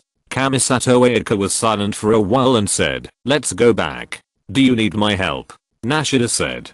Kamisato Ayaka listened to Nashida's words and thanked her. Then I'll trouble you. According to the map given by Kamisato Ayaka, Nashida opened the space crack leading to the Guardian Forest, and the group followed Nashida in. Then I'll go back first. See you next time. After everyone came out, Nashida winked at Kamisato Ayaka and said, well, thank you for today. Kamisato Ayaka seemed to be seen through by Nashida, and thanked Nashida again with some embarrassment. You're welcome, we are friends, so goodbye. After saying that, Nashida opened the space crack again and left.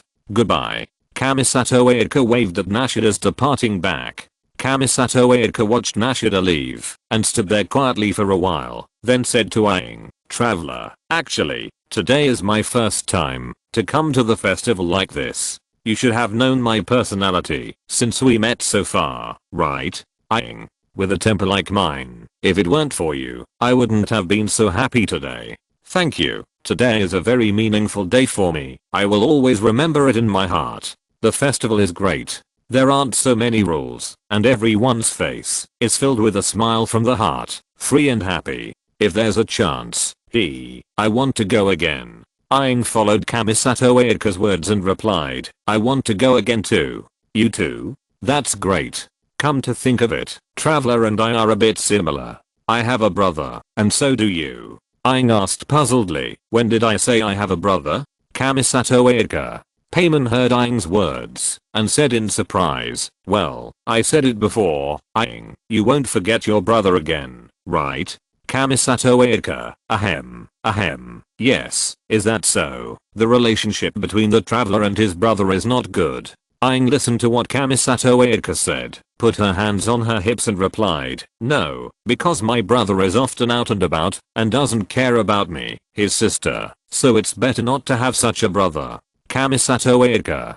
Kamisato Ayaka thought about it carefully, and it seemed that her brother was like this, so it was okay. I understand. Kamisato Ayaka suddenly replied. Ah, you understand? This time it was Aang's turn to be surprised. I can understand your feelings. When I think about it carefully, my brother seems to have become like this. Kamisato Ayaka explained. However, family and kinship are the ties that none of us can get rid of. They are our most important roots in this world. Although this root, Kamisato Ayaka wanted to say something, but it seemed difficult to say it now. If she said it, it would become a meeting to complain about her brother. As a friend, I will always watch over you and support you. Aang looked at Kamisato Ayaka's stiff change of subject with a little confusion. Although she was puzzled, she still replied, thank you, Ayaka. Hearing Aang's words, Kamisato Ayaka showed a sweet smile. Well, then I'm relieved. Let's go. We'll go to Kamisato's house. On the way, we can also see the night scene of the Guardian Forest. This is the place I specially chose. It's not far from Kamisato's house. Let's experience it. Kamisato Ayaka said, and walked in front to lead the way. Well, Aang and Payman followed Kamisato Ayaka behind them. curiously looking at the night scene of the Guardian Forest. Although they had been here several times before, their minds were full of looking for demons and monsters, so how could they pay so much attention to the scenery?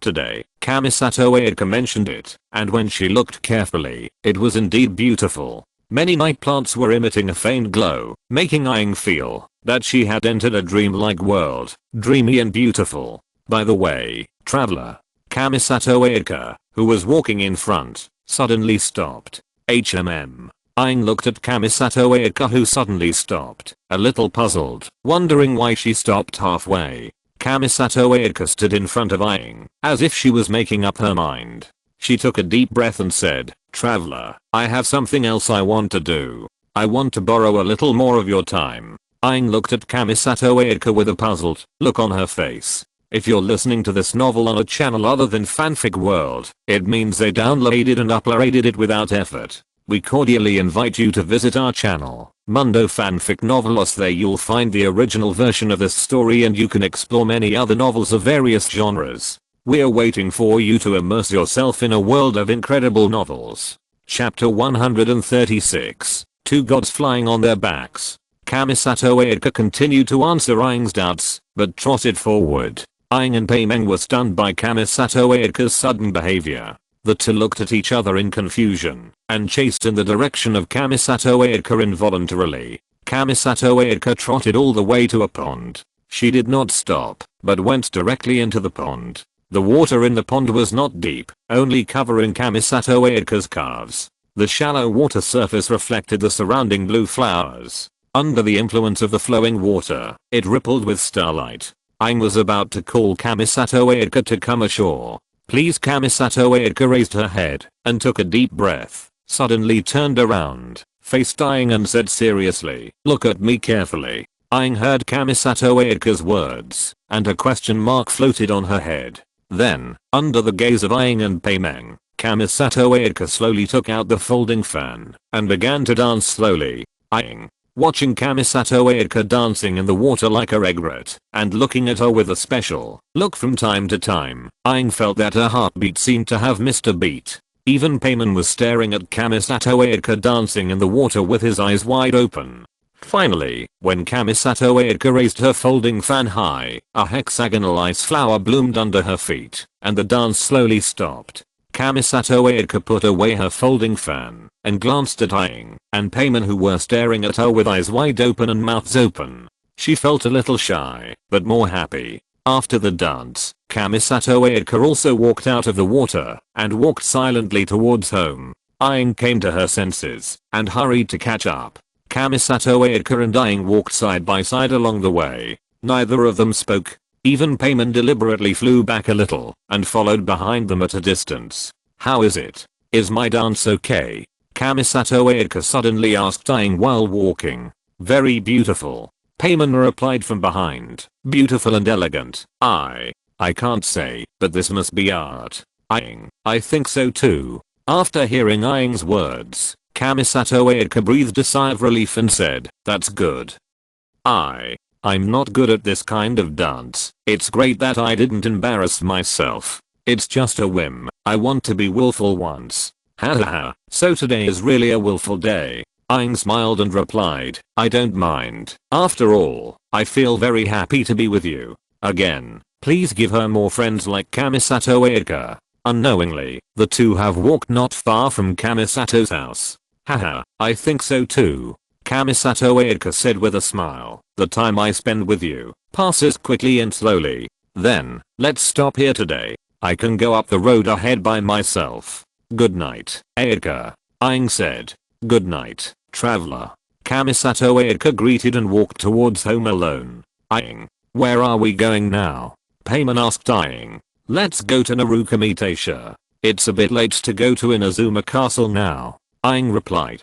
Paimon agreed. "That's right. It's not far from Narukami-taisha. It's just right to stay at the goddess's place for one night." In the end, Aang decided to fly and shouted the slogan that she had become very familiar with again. "Respond to me, Alicia. HMPH." The voice appeared in her mind again, and this time the other party's tone was obviously dissatisfied. "Aang, With this voice, Aang felt as if she was embarrassed again. Every time she shouted, the original owner would hear it. What an embarrassing thing it was. So, Aang took payment in Urukamitasha and knocked on the door of Yi God's residence in the middle of the night. Yi God wanted to ask something, but Aang walked in directly, as if she was at home. With Yi God's face full of confusion, he spread the quilt by himself, and then lay down with Payman, and opened Skynet together, to enter the world of Genshin Impact. Yishinko. Yishinko was full of questions. Seeing Aang knocking on her door in the middle of the night, and then falling asleep on the floor in her house without saying a word, she felt suffocated, and her good mood for the day was gone. But she couldn't disturb Aang yet, which made her even more uncomfortable. Alas. This is all the fault of that woman. Yishinko muttered angrily, and got into her bed. The next day, Yishinko didn't get up until noon, because she didn't sleep well yesterday. As soon as Yishinko opened the door, a shrine maiden was guarding the door. Seeing her, she hurriedly said, "Yi Palace Master, something bad has happened. The sacred cherry tree, the sacred cherry tree." What happened to the sacred cherry tree?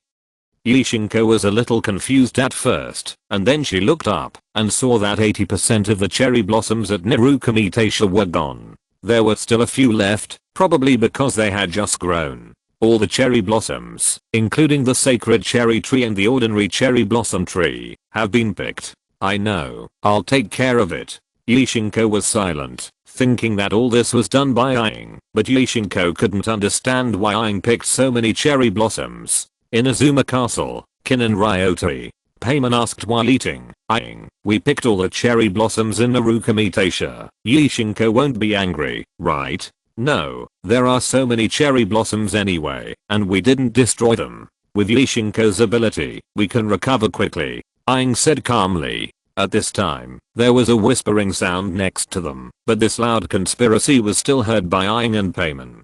"Do you know? All the cherry blossoms at Urukamitasha Shrine were picked last night." "Yes, even Lord Yi didn't notice it." "Do you think this is a supernatural event? It should be a demon who likes cherry blossoms very much. Otherwise why didn't Lord Yi notice it with his ability? It's terrible. Fortunately that demon just likes cherry blossoms." Yes, even Lord Yi doesn't intend to investigate this matter." Aang. Payman. Aang and Payman looked at each other in surprise as they listened to the words around them. Fortunately the Son of God didn't investigate. He must have known that it was us who did it. Now we have endless red cherry cakes to eat. The Son of God is really a good person. No, a good fox. Payman said with a smile, while scratching his head. "Ye Son of God, humph, if it weren't for that woman standing behind you, I would have dealt with you a long time ago." A few days later, the Knights of Favonius in Mond. "Big brother who sings for money, you are finally back," Klee said happily when she saw Wendy. "Little Klee, I heard from Captain Jane that you were looking for me. What's the matter?" Wendy, who was in Liu just now, received a message from Jane and hurried back from Liu. "Klee wants to play with Sister Nashida.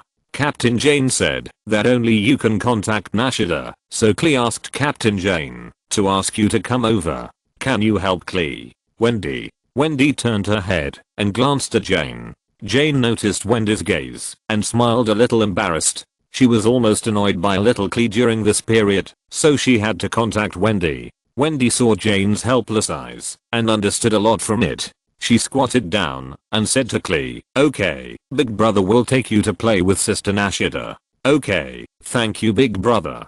Klee jumped up happily after hearing what Wendy said. "But, I'm sorry to bother you with this matter." "It's okay, I will try my best to satisfy the innocent wishes of children. Besides, she just wants to find a partner to play with, so it's not a big deal." Wendy waved her hand. "Big brother, the singing man, when are we leaving?" Klee wants to see Sister Nashida soon. She also wants to fry fish with her. Aunt Liusu's fish is really delicious. Klee wants to eat it too. Wendy's smile froze when she heard Klee talking about Liusu's name. The name Liusu always brought him some bad memories. Although they were friends, Liusu was not soft-hearted when it came to cheating her friends. "Let's go. We'll leave now and take you to find Sister Nashida." "Thank you, big brother. Where is Sister Nashida now?" Klee asked. Wendy replied, Nashida is in Inazuma now. Then let's go to Inazuma quickly. Captain Kin, I'll take Klee away first. Wendy stood up and said to Kin, okay, I'll trouble you with this child Klee.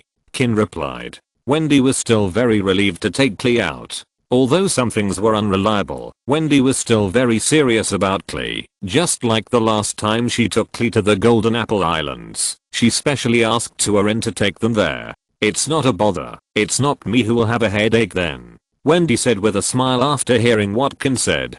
Kin. After hearing what Wendy said, it seemed that it was true. She had seen the destructive power of Nashida and Klee. She hoped that Nashida and Klee would be more restrained when they were in Inazuma. Wendy took Klee out of the Knights of Favonius and said to Klee, let's go. Great, go, go. Klee responded excitedly. Then, take off. After Wendy said that, a gust of wind lifted herself and Klee flew quickly towards Liu. Klee blinked her big eyes and looked at the scenery passing by below and shouted excitedly, great, Klee can fly again. When Wendy arrived in Liu again, Zhongli hadn't finished his tea yet. Grandpa, I'm back. Uncle Zhongli, hello.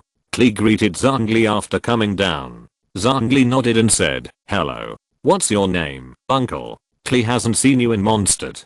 Klee looked at Ruotu and asked curiously. My name is Ruotu, Wendy said, and sat opposite Zhongli again, took out a bottle of wine on the table and drank it. Oh, you suddenly went to Mondstadt to bring her here? Zhongli looked at Klee and said, yes, Kin suddenly contacted me and said that the little girl wanted to play with Nashida, so I had to bring her here. It just so happened that we were going there too, Wendy explained. Okay, then Ruotu, do you want to go with us or stay in Liu? After saying this, Zhongli turned his head and looked at Ruotu who was still drinking tea and listening to music. Me. I'm in Liu, and I don't want to go out now. If you have something to do, go there. Ruotu waved his hand and said, life in Liu is so comfortable, and every day is relaxed, either drinking tea or shopping. At this time, he can also understand why the wear and tear of Morax will slowly repair. Although the tassels account for a large part of the reason, it is also caused by Zhongli's current daily life.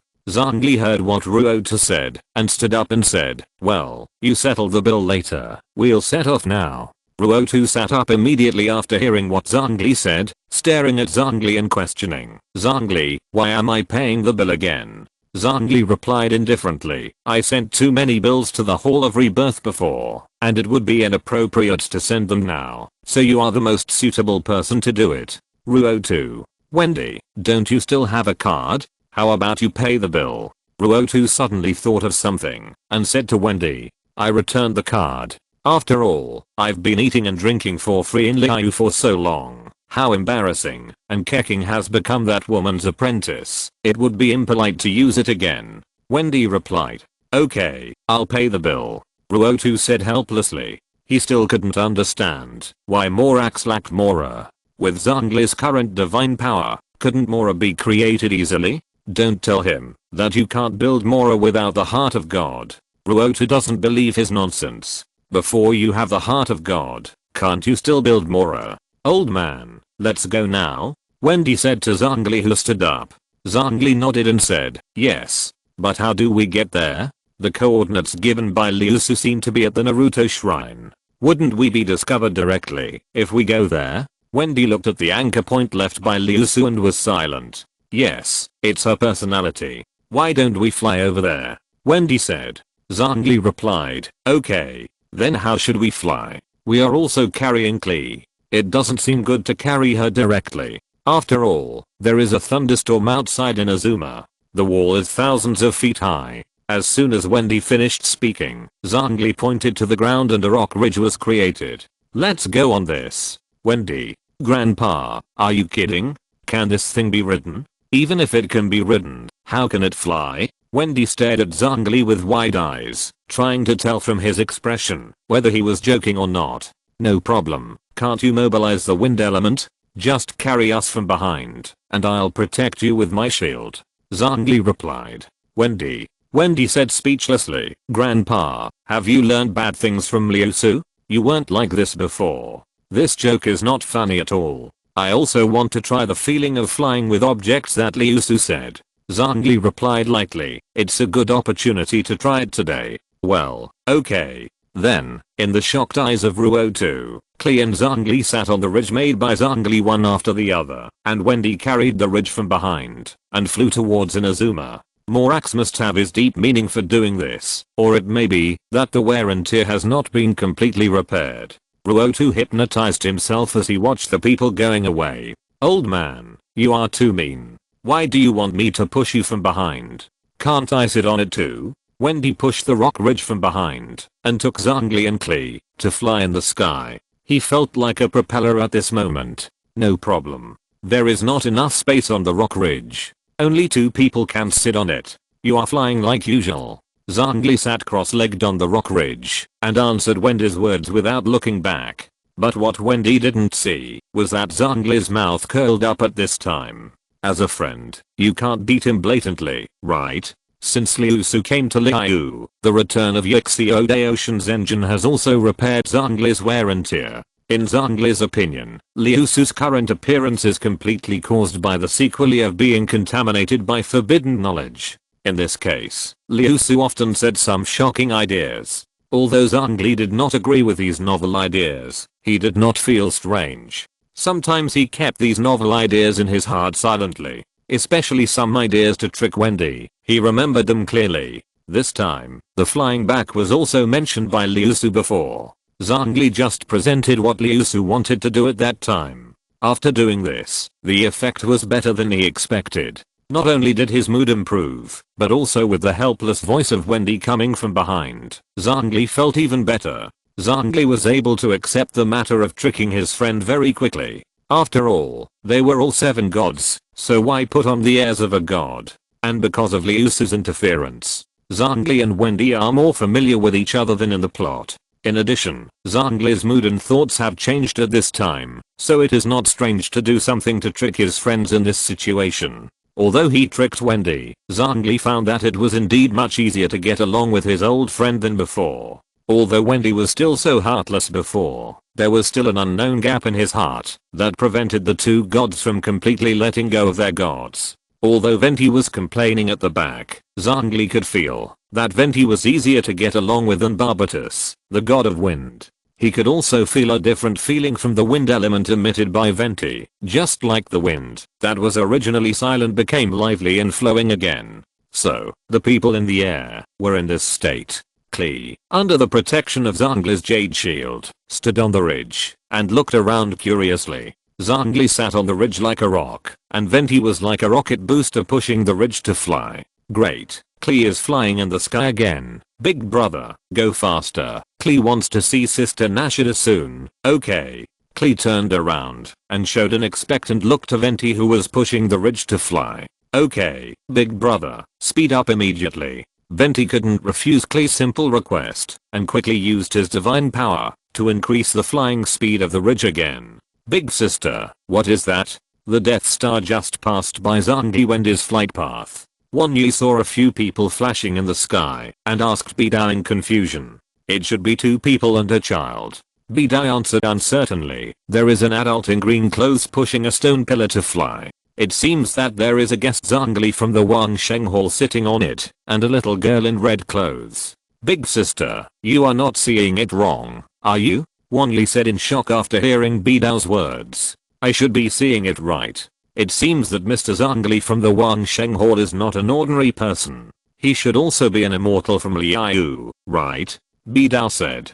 Big sister, since he is an immortal, let's not talk about it anymore. Wan Yi said. Yeah, that's right. If we bring this batch of goods back to Liu, we can make a fortune. When the time comes, you have to accompany us to have a few drinks. Bidao said, patting Wan Yi's shoulder hard. Ahem, big sister, your grip is too strong. It's just a few glasses of wine. I'll drink it. After hearing Wan Yi's words, Bidao laughed heartily and said, well, I hope you don't pass out before 3 glasses this time. Wan Yi. Chapter 137. The little fox who sells out his master for fame. Aang and Payman watched the fireworks with Xiaogong before and fell into a day of doing nothing. On this day, they learned that Wendy and Zhongli were coming. After talking with Wendy, they decided to meet them on the northern coast of Yingxiang Mountain. Aang sat on a rock and waited for the two gods to come, while Payman looked up from time to time to see if anyone was coming.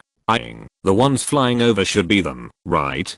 Payman pointed to a golden light in the distance flying towards him and said to Aang, it should be. After hearing Payman's words, Aang looked up and saw a very recognizable golden shield wrapping everyone inside. That red figure should be Klee, right? The one sitting should be Zhongli, but why is Wendy pushing from behind? As Zhongli and others approached quickly, Payman also saw it clearly and said with some confusion, I don't know either. Aang replied.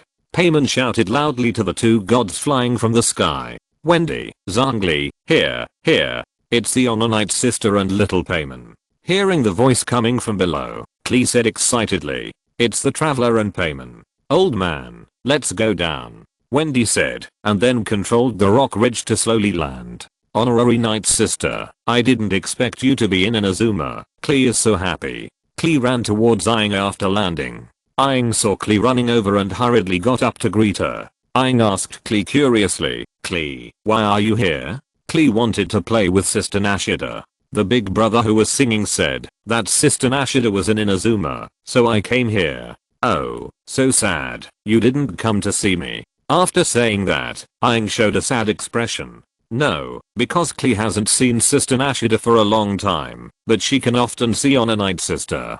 Klee didn't mean it. Ononite sister, don't be unhappy, okay? Hearing Aang's pretending to be sad, Klee hurriedly grabbed Aang's hand and comforted her coquettishly. Aang smiled in the corner of her eyes and pretended to be serious and said, okay, then I forgive you. Traveler, where is Liu Su? Wendy asked. I don't know about that. According to her habit, she should be fishing somewhere, right? After all, I can't contact her under normal circumstances. Aang replied. Wendy listened to Aang's words and complained. She is indeed her. But I can contact Nashida. Wendy nodded and said, that's fine. Aang started to contact Nashida using Skynet.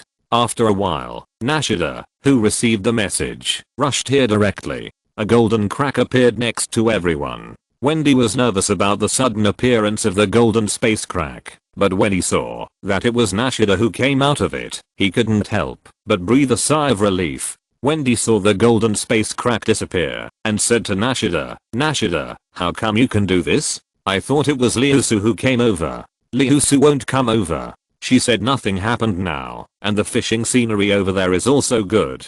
Nashida replied. That's good. When Wendy said this, Zhongli and Aang glanced at him at the same time. So Wendy is afraid of Liu Su, but I think Liu Su is a nice person. Payman directly exposed. Wendy, you don't understand. It's not fear. It's that kind of thing.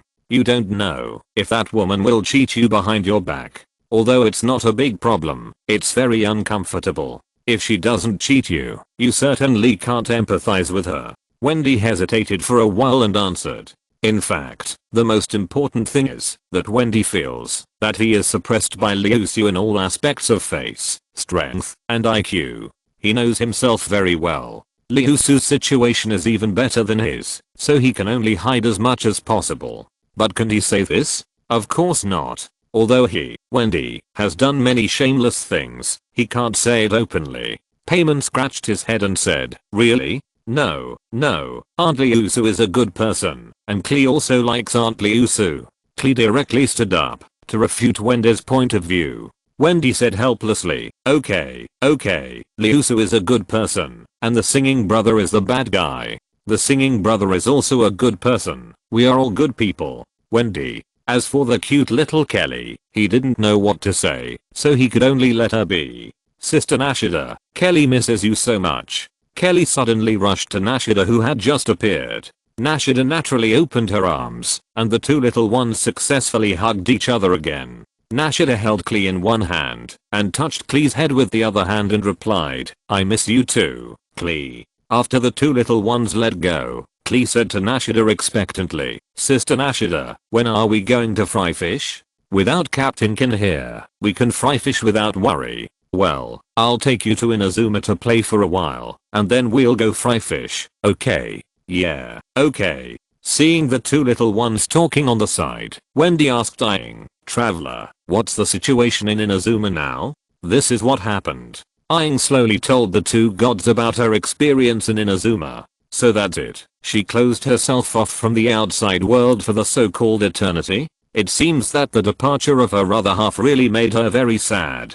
Zhongli analyzed while touching his chin. Zhongli, what other half are you talking about? Paimon asked puzzled. Zhongli replied, nothing, you have to explore this yourself. I can't tell you about her. After hearing Zhongli's words, Paimon turned to Aang and said, well, it's the style of the Riddler. Aang, let's investigate this matter slowly. Where are we going now? Wendy asked. Aang touched his chin and thought for a while, then suggested, let's go to Narukamitaisha. It's still difficult for you to get a job in Inazuma without an identity. Old man, in the end, we still have to go to Narukamitaisha. Why didn't we just teleport before? After hearing Aang's words, Wendy turned to Zhongli and said, isn't this your decision? Zhongli glanced at Wendy and said puzzledly, Wendy, well, you're right, I shouldn't ask, all this is my fault, and it's my fault that I pushed you to fly. So everyone followed the traveler and Paimon to Narukamitaisha.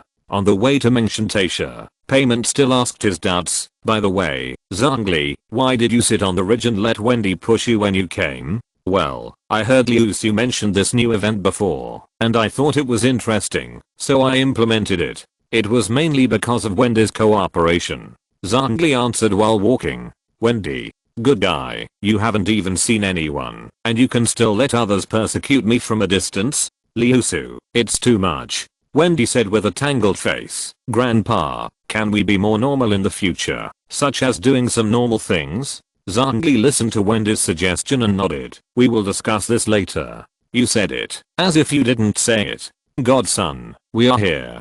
Paimon shouted inside, as soon as he arrived at Mengshantaisha. Here we are, you are doing it again. After a while, Yi Shenzi walked out with a helpless look on her face, but when she saw Wendy and Zhongli, she was not calm. Are these the two friends you mentioned? Yi Shenzi asked Aang. Yeah, didn't I tell you before? Let me introduce you. This is Zhongli, this is Venti, and this is Nashida and Klee. Aang introduced them to Yi Shenzi one by one. Yi Shenzi, I understand the truth, but I didn't expect you to be serious. You really called the god of wind and the god of rock? Oh, and this green little guy should be the grass god of Zumi, right? In addition, there is also a former grass god who doesn't know where the cat is fishing. Now 4 gods have come directly to a small Inazuma. Aang, what should I do now? The 4 gods have entered the interior of Inazuma. I can't resist them anymore, and 3 of them are the oldest gods. Mr. Zhongli, the bard Venti, and the 2 little cuties. Hello. Yi Shenzi greeted the gods with a stiff face. Well, I didn't expect that the little fox back then has grown up to this point, but the strength is still a little weak. Venti looked at Yi Shenzi and commented. He glanced at Yi God, whose strength was not as good as Teverin, not to mention Ruo too, who was a follower of the god of rock. So the followers of the god of thunder were so weak? Yi God. I'm so embarrassed that I'm so weak. How can I compare with you? Thinking of this, Yi God glanced at Wendy and replied, yes, is that so? Thank you for your compliment. Wendy, what's the matter with this weird feeling? I don't know what you are doing in Inazuma. Yi God thought about it and gritted his teeth and asked the doubts in his heart. If the 4 gods really want to attack Inazuma, she has to be a ghost who knows, right? Let me tell you. Paimon stood up excitedly and said. When everyone cast their eyes on him, Paimon cleared his throat and said, Aang called them here to deal with General Thunder. Ye God. Yes, we are here to help the traveler deal with General Thunder. Wendy echoed. This, can we discuss it again? Aang is not here now, and the one outside is General Lei Dan. Yi Shenzi answered in a low voice. We learned about what you said from the traveler. We are here to deal with the Thunder God. Then I know. After hearing what Wendy said, Yi Shenzi was a little worried. If he really left 500 years ago, would Aang be unable to escape now? I'm just a little fox. Why do you treat me like this? Exclamation mark. Wendy did not notice that Yi Shenzi was wrong at all and continued, little fox, I still need your help with this matter. Ah, you still need my help? Yi Shenzi asked with an incredible look on his face. Of course, without you, we can't do it. Yi Shenzi. Can I not agree to this matter? Yi Shenzi could not bear to become an accomplice in the murder of Aang, and discussed with Wendy. No, this is our plan. Otherwise, I will call that woman over, and you will have a hard time. Wendy threatened Yi Shenzi with an evil face. I know, I'll help. Don't ask that woman to come over. Yi Shenzi was startled by Wendy, and immediately agreed to Wendy's proposal seriously. That's right, don't worry, if this matter is done, you will get the benefits. Wendy saw that Yi Shenzi was very sensible, and said with a very satisfied expression. He didn't expect that the name of Liu Su was so useful in Inazuma. It was really amazing. Woo woo woo. Yi Shenzi was extremely sad at this time. Aang, I'm sorry for you, but the other party is too strong, and there is that woman, so I can only apologize. I will not forget you in the future, and you have to be well over there. Lei Danying, who was in the Pure Land of One Heart at this time, felt an inexplicable chill. Strange, can I feel cold in the Pure Land of One Heart? Aang shrank and murmured. Zhongli looked at Wendy, who was talking to Yi Shenzi strangely. Why did he feel that his group of people were bad guys bullying good women? Aang watched the exchange between Wendy and Yi God, thinking in her heart, she felt that this matter was developing in a strange direction again, but she couldn't feel what was wrong. Nashida stood aside and kept looking back and forth between Yi God and Wendy. The faint green light in her eyes showed that she was reading the psychological activities of the two again. Things are getting interesting, Nashida whispered. Knowing the truth of this matter, she certainly didn't intend to point it out. After all, this should be what Liu Su said about the ideological transformation, right? Thinking of this, Nashida's mouth corners curled up a little again. Little fox, remember to cooperate with us when the time comes. If this thing goes wrong, I will take you to the Dragon Ridge Snow Mountain in Mond and lock you up. I know. Hearing Wendy's words, Yi God nodded vigorously like a chicken pecking at rice. Wendy was very satisfied when she saw Yi Shinko nod. Then she thought of something and continued. By the way, I heard from the travelers that you now need a pass for outsiders in Inazuma, right? Can you give us one? Okay, I'll ask someone to get the pass right away. Yi Shinko replied hurriedly. Wendy was very satisfied with Yi Shinko's attitude. She looked at Yi Shinko with admiration and said, well, you are very good. I have high hopes for you. If you have any trouble in the future, call my name to the wind and I will help you once. Yi Shinko, then I really thank you. You're welcome. You want to destroy the gods of our country, and you said you would help me when I encounter problems? Well, it seems that this identity of a traitor cannot be washed away. I just hope that future novelists can be merciful and not write about me too badly. Sister Nashida, let's go fry fish together now. After watching the conversation between the few people, Klee said to Nashida next to her. Hearing Klee's voice, Nashida came back to her senses and said, okay, I'll take you there. Uncle Zhongli, the singing brother, the honorary night sister, and little Payman, Klee and Sister Nashida will go to fry fish first. Klee called everyone. Go, have fun. Wendy said with a smile on her face. Zhongli nodded and said, well, be careful. Go. Don't forget to bring one for us when you go. Payman waved his hand at Klee and said, yeah, don't worry. When Klee catches some fish, I'll bring one back for everyone. Watching Klee and Nashida disappear into the space crack, Wendy turned to Zhongli and said, Grandpa, what should we do now? Zhongli stroked his chin and analyzed, I don't know. According to Yi Shinko, the Thunder God should be in the castle tower now. We can't just go in. We have to think of a way to lure her out, or enter her Pure Land of One Mind. Wendy spread his hands and said, I understand the principle, but how to lure her out? And what is a Pure Land of One Mind? I don't know at all. The current Thunder God is, in Liu Su's words, an artificial idiot who can only follow the orders given to her by the Thunder God. No, there is another possibility. Zhongli said, and cast his eyes on Aang. Me. Seeing Zhongli looking at her, Aang pointed at herself, and asked with a puzzled look. Well, traveler, as the change of Teyvat continent, this matter is most suitable for you to do. If we take action directly, it may cause changes, but it will be different if you take action. Zhongli answered slowly. I know. Then what should I do when I lure out the thunder god or enter her pure land? Aang said this and thought of another problem. That is, he can't beat the thunder god in full state at all. Zhang rubbed his eyebrows and said, that's right. If Liu Su is here, it will be good. She has mastered some space authority and is more proficient in this aspect. His headache is not the problem of the thunder god, but the Liu immortal lord who has never opened the Skynet since he pretended to be dead in Liu. In addition, Liu Su has some space authority that he didn't know where he got from, so she can go anywhere in Teyvat. Liu still fell into his hands again, and with the voice of for the rocking emperor every night, Zhang felt a headache again when he thought of this. No, we have to push Ruotu out in the open and let him accept the faith of the people of Liu. Zhang stroked his chin and thought about the feasibility of this matter. How about this? When the time comes, the old man and I will watch you from the side. You do it boldly. We can rescue you in a critical moment, right? Wendy said after thinking for a while. Aang thought about it and thought that if Zhang was by her side, she should be fine because Zhang's jade shield was particularly safe, so she agreed with Wendy's proposal. This is not impossible, but there is another problem. How can I meet General Lei Dan? Well, I have a way. You can challenge General Lei Dan to a duel in front of the Emperor, and General Lei Dan, as a puppet, will definitely not refuse this. Yi Shenzi said on the side. Chapter 138. This thunder god has no martial ethics. After hearing what Yi Shinko said, Zhang Li touched his chin and said in confusion, oh,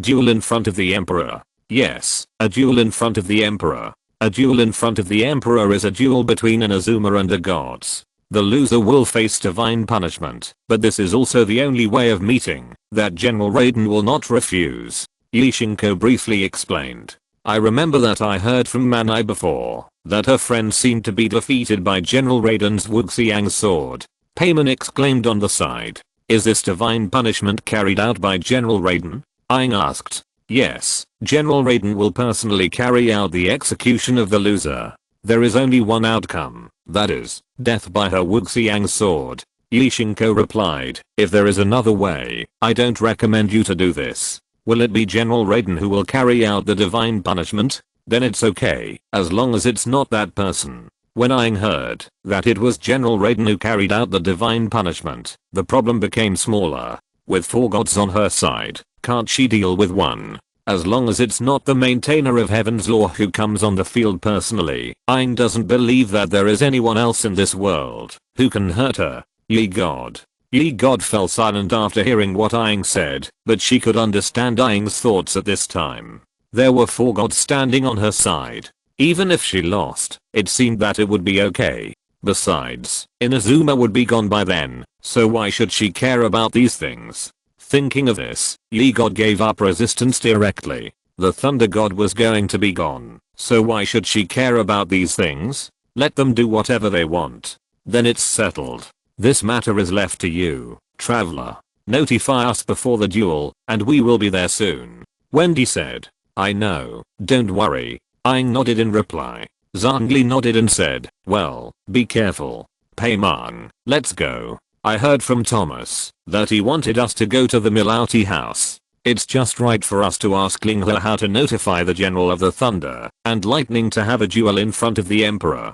Aang called to Paimon next to him. Oh, here I come. Paimon scratched his head and followed. He felt that today was a bit strange, because Aang was the one who talked most of the time, which made her a little uncomfortable. If Aang continued like this, wouldn't she be unemployed? No, absolutely not. Old man, what should we do now? How about taking this opportunity to go shopping in Inazuma? It just so happens that I brought Mora with me today. Seeing Aang and Paimon leave, Wendy suggested to Zhang Li. Oh, that's great. Zhang Li nodded. He didn't expect Wendy to bring Mora with him. In that case, let's go shopping. Yi Jinko looked at the people who left with a complicated expression. She was the only one left in Narukami-taisha again, and she didn't know whether Narukami-taisha would still exist after today. Not to mention Narukami-taisha, even whether Inazuma would still exist was a problem. Thinking of this, she sighed heavily again. Yi Jinko slowly turned around and walked towards the sacred cherry tree. Her slightly desolate figure walked towards her residence. Master Yi, what's wrong with you? A shrine maiden came forward and asked Yi with concern. Yi waved her hand at the shrine maiden who cared about her, forced a smile and said, "It's okay, let me be alone." Yi walked forward in a daze, and her figure involuntarily walked under the sacred cherry tree. She raised her head and stared blankly at the sacred cherry tree that had been plucked bald by the traveler before, but was saved by her. Master Kitsuse, what should I do? You all left before, and now I only have Aang. If even Aang leaves me, I really can't imagine the future. Just when Yi stood alone under the sacred cherry tree and was depressed, Aang had already arrived at the Mulati house. After entering the Mulati house, Aang and Payman clearly felt that the atmosphere was wrong. Compared with the previous time, this time was too quiet. Strange, why is it so quiet today? It's completely different from usual. Payman asked with a puzzled look on his face. Woof woof, woof. Toromaru barked at Aang and Payman when they entered. Could it be that this is another double act? Aang, woof woof woof. Payman heard Aang's voice, turned around and looked at Aang in shock and said, "Aang, what are you doing?" Aang replied with a fierce face, "Nothing, I just want to try to see if I can communicate with Toromaru. This is impossible, no matter how you think about it. How do you know if you don't try? And I think this Toromaru is not ordinary." After Aang finished speaking, he stroked his chin and looked at Toromaru in front of him. Toromaru looked at Aang in surprise when he heard Aang's words. "See, I said it's not ordinary, but I can't understand what it says." Aang pointed at Toromaru with a human expression and turned to Payman. "Payman, now is not the time to discuss this kind of thing. Hey, where is Thomas?" Payman rolled his eyes at Aang and continued to shout inside, "Thoma Thoma, Toromaru, woof, woof, woof. I think it wants to say something to us." Aang pointed at Toromaru and said, "How is it possible, Aang? You are not a dog, how can you understand what Toromaru said?" "Payman, I feel like you are scolding me." Aang looked at Payman dimly and said, "No, it's important to find Thomas now. He won't have any accidents, right? We clearly agreed to wait for us at the Mulati house at this time." Payman was stunned by Aang's amazing train of thought, and it took him a long time to come back to his senses. "It seems so, then you keep shouting." Aang nodded and said, "Payman." After hesitating for a while, Payman continued to shout, "Toma, hey, don't hide anymore, I've seen you." It seems that no one responds at all. "Where did Thomas go?" "Woof woof woof, woof woof woof." Payman said puzzledly, "Huh." Toromaru, who is usually so honest, seems very impatient today. Aang looked at Toromaru and analyzed. "I said Toromaru is intelligent, but I can't understand what it is saying. It seems that Thomas must have been in trouble." "You too, have you seen Thomas?" Kamisato Aika suddenly ran in from outside and asked Aang and Payman. "I thought he was with you. What happened?" Payman asked puzzledly. After hearing what Payman said, Kamisato Aika seemed to have thought of something and analyzed. "Oh no, on my way here, I heard that Thomas was captured by the Tenryo Bujio. I couldn't judge whether the news was true or not, so I ran over to confirm it immediately. If Thomas did not appear here as agreed, it means that the rumors are most likely true. General Raiden will hold an eye hunting ceremony for the 100th God's Eye in front of the 1,000-handed 100-eyed statue. And the holder of the 100th God's Eye, that is, the person who will be publicly hunted, I'm afraid, is Thomas." After listening to Kamisato Aika's analysis, Payman asked worriedly, "Could it be that the ceremony that Thomas heard about before, which the Tenryo Bujio was preparing, is exactly the eye hunting ceremony prepared for him?" "It should, yes. The general and the Tenryo Bujio are going to use the eye hunting ceremony for the 100th God's Eye to prove the interim results of the eye hunting order." Having said this, Kamisato Aika raised her head and said firmly, "No, I must go to save him. No, Princess Shiratana also represents the Commissioner of Society. I'll go for this. I've accepted your commission." Aang answered. She was just worried about how to meet General Raiden. "Isn't this a good opportunity?" Payman echoed. "Yes, if you go there in person, doesn't it mean that the Commissioner of Society will be enemies with General Raiden? So let's leave this matter to us." If we openly resist General Raiden, the ordinary people in the Commissioner of Society will also be implicated. But Thomas is my friend. I can't give up Thomas like this, Kamisato Ayaka said with a firm look in her eyes. Thomas is also our friend, so I'll go. How could Aang let Kamisato Ayaka go in person? Wouldn't it be difficult to meet General Raiden? And she would have to challenge General Raiden to a duel in front of the Emperor later. How sad it would be for Kamisato Ayaka, who is rich, gentle and praises her good friend, to be there. But Kamisato Ayaka wanted to say something else. Aang interrupted Kamisato Ayaka, looked at her seriously and said, "Don't worry, I will do my best to rescue Thomas." "And you just said that time is running out." After hearing Aang's words, Kamisato Ayaka opened her mouth and wanted to say something, but facing Aang's determined eyes, she sighed slightly and said, "Well, I will wait for you to come back safely. Payman, let's go and rescue Thomas." Aang called Payman. "Come on." Hearing Aang's words, Payman followed excitedly. "Traveler, wait a minute." Suddenly, Kamisato Ayaka called Aang from behind. Aang and Payman turned their heads at the same time and looked at Kamisato Ayaka, who was standing there with her head down, puzzled. Kamisato Ayaka raised her head and looked at Aang, stroking her chest with one hand, and said to Aang seriously, "If there is a situation, you must ensure your own safety first. Put aside the previous commissions. And I don't want you to get hurt more than Thomas. Don't worry, Thomas will come back." Aang said, turned around and walked outside. On the way, he waved to Kamisato Ayaka casually and left the Mulati house under Kamisato Ayaka's somewhat blurred eyes. After Aang and Payman left the Mulati house, they walked all the way to the Thousand Hands and Hundred Eyes statue. After arriving at the destination, they found that there were many people watching here, so Aang and Payman squeezed into the crowd, while Thomas was guarded by two shogunate soldiers.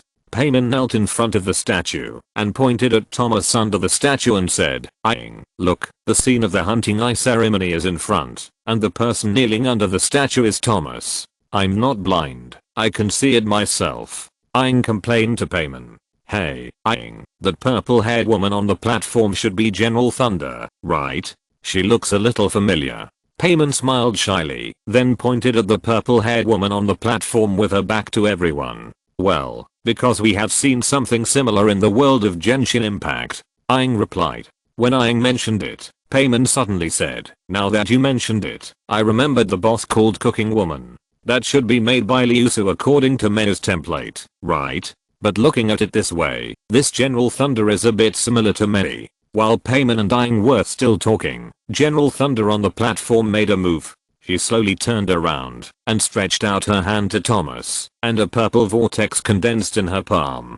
Thomas's Eye of God on his waist was like being sucked by a huge force, and it broke away from his waist and flew towards General Thunder. "Aang, stop her quickly. Thomas's Eye of God cannot be lost," Payman said hurriedly. Aang turned into a stream of light, appeared in midair, and snatched the Eye of God that belonged to Thomas, flying towards General Raiden. Aang, who got the Eye of God, slowly turned around and looked up at General Raiden on the high platform. Seeing this, the shogunate soldiers guarding Thomas hurriedly raised their weapons and rushed towards Aang. Because Aang's target was originally General Raiden, or Aang, she took out the sword of the divine body and swept it at the shogunate soldiers rushing over. The strong air wave knocked the shogunate soldiers rushing over to the ground.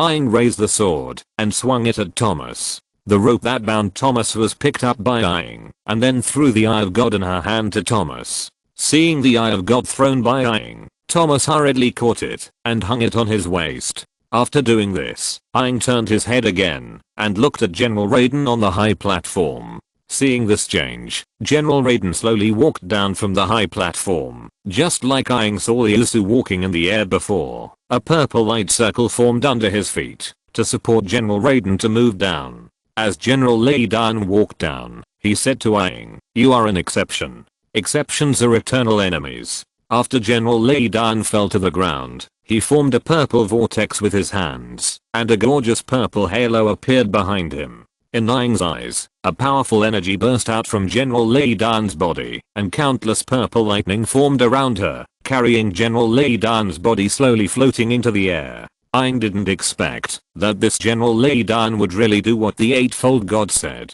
and he didn't even let her say a word, and started the battle. Aang gritted her teeth, and took out her own rock green, looking at General Lei Dan with a solemn face. Then, in Aang's shocked eyes, a knife wrapped in purple lightning slowly emerged from the chest of General Lei Dan floating in the air. General Lei Dan stretched out his hand to hold the handle of the knife that emerged from his chest, and pulled the knife out at once. Suddenly, thunder roared, and the strong air wave blew Aang off her feet. Is this a god? Aang looked at General Lei Dan, who was holding a long sword emitting purple lightning in front of him, and the pressure of the god came again. I will build you into the statue.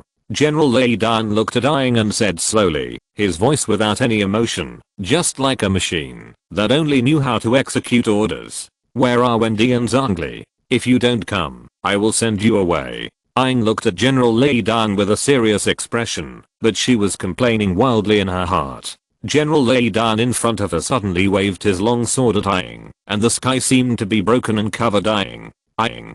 Payman shouted anxiously to Aang, who was covered in it. Aang wanted to run, but it was too late. In the end, she was swallowed by the darkness created by General Lei Dan. Old man, the traveler seems to have entered the place called Yix in Pure Land, Wendy said in the crowd as she watched Aang disappear. Compared to Beelzebub, this puppet called General Lei Dan is more threatening. The traveler should be fine inside. Zhongli replied. Okay, since you said so, but let's still observe it, just in case something goes wrong. Aang was in a dark place at this time, but in this darkness she was surprised to find that she could actually see her body. It must be that the background here is just black, and there is still light around. While Aang was still thinking, the scenery suddenly changed. A stone platform formed under her feet, and Inazuma-style buildings sprang up like bamboo shoots after rain. Aang looked at the sudden scene around her with a serious face. When she turned her head, a figure who looked exactly like General Raiden was sitting cross-legged in the air. She noticed Aang's arrival, slowly raised her head, and opened her eyes, looking directly at Aang with a pair of purple eyes. Aang saw this person who looked exactly like General Raiden, but different from the outside. This General Raiden had more breath of life. She knew that this should be the shadow that the Eightfold Godson mentioned, and she should be in the Shadow's Pure Land. If it's you, I'll confirm it myself to be safe, Aang said as he walked towards Aang, and a purple Najinata appeared in his hand. Aang wanted to say something, but the shadow in front of him attacked directly towards him. Aang quickly stopped talking, and raised the long sword, to block the attack of the shadow. You have no martial ethics. As a god, you still sneak attack me, Aang said with an unhappy face. Not bad, you have some strength, and your combat basics are quite perfect, which is impeccable. Aang commented on Aang, while waving the weapon. Aang, I have been in Genshin Impact for so long, how do you think I got through it? Question mark. The attack method of the Thunder God at this time is similar to that of the cook Aang met in Genshin Impact, but at this time she has a strong resistance that she did not have in Genshin Impact, and can take the attack of the shadow. In the entire Yix in Pure Land, the golden afterimage of Aang and the purple afterimage of Aang fought together, and the fight in the air made a crisp sound of metal intersecting. Interesting, a traveler from another world. You are worthy of my serious attack. Seeing Aang, who was still at ease after fighting with him for such a long time, Aang took a step back, put away the Najinata in his hand, and replaced it with the long sword that Aang saw outside before. Aang, you don't have to take it seriously, really, I'm not your opponent at all. Liu Su, Zhongli, Wendy, help, help, help. Aang was parrying Aang's fierce attack again, and she kept shouting the names of the other gods in her heart. As an ordinary person now, how could she be Aang's opponent?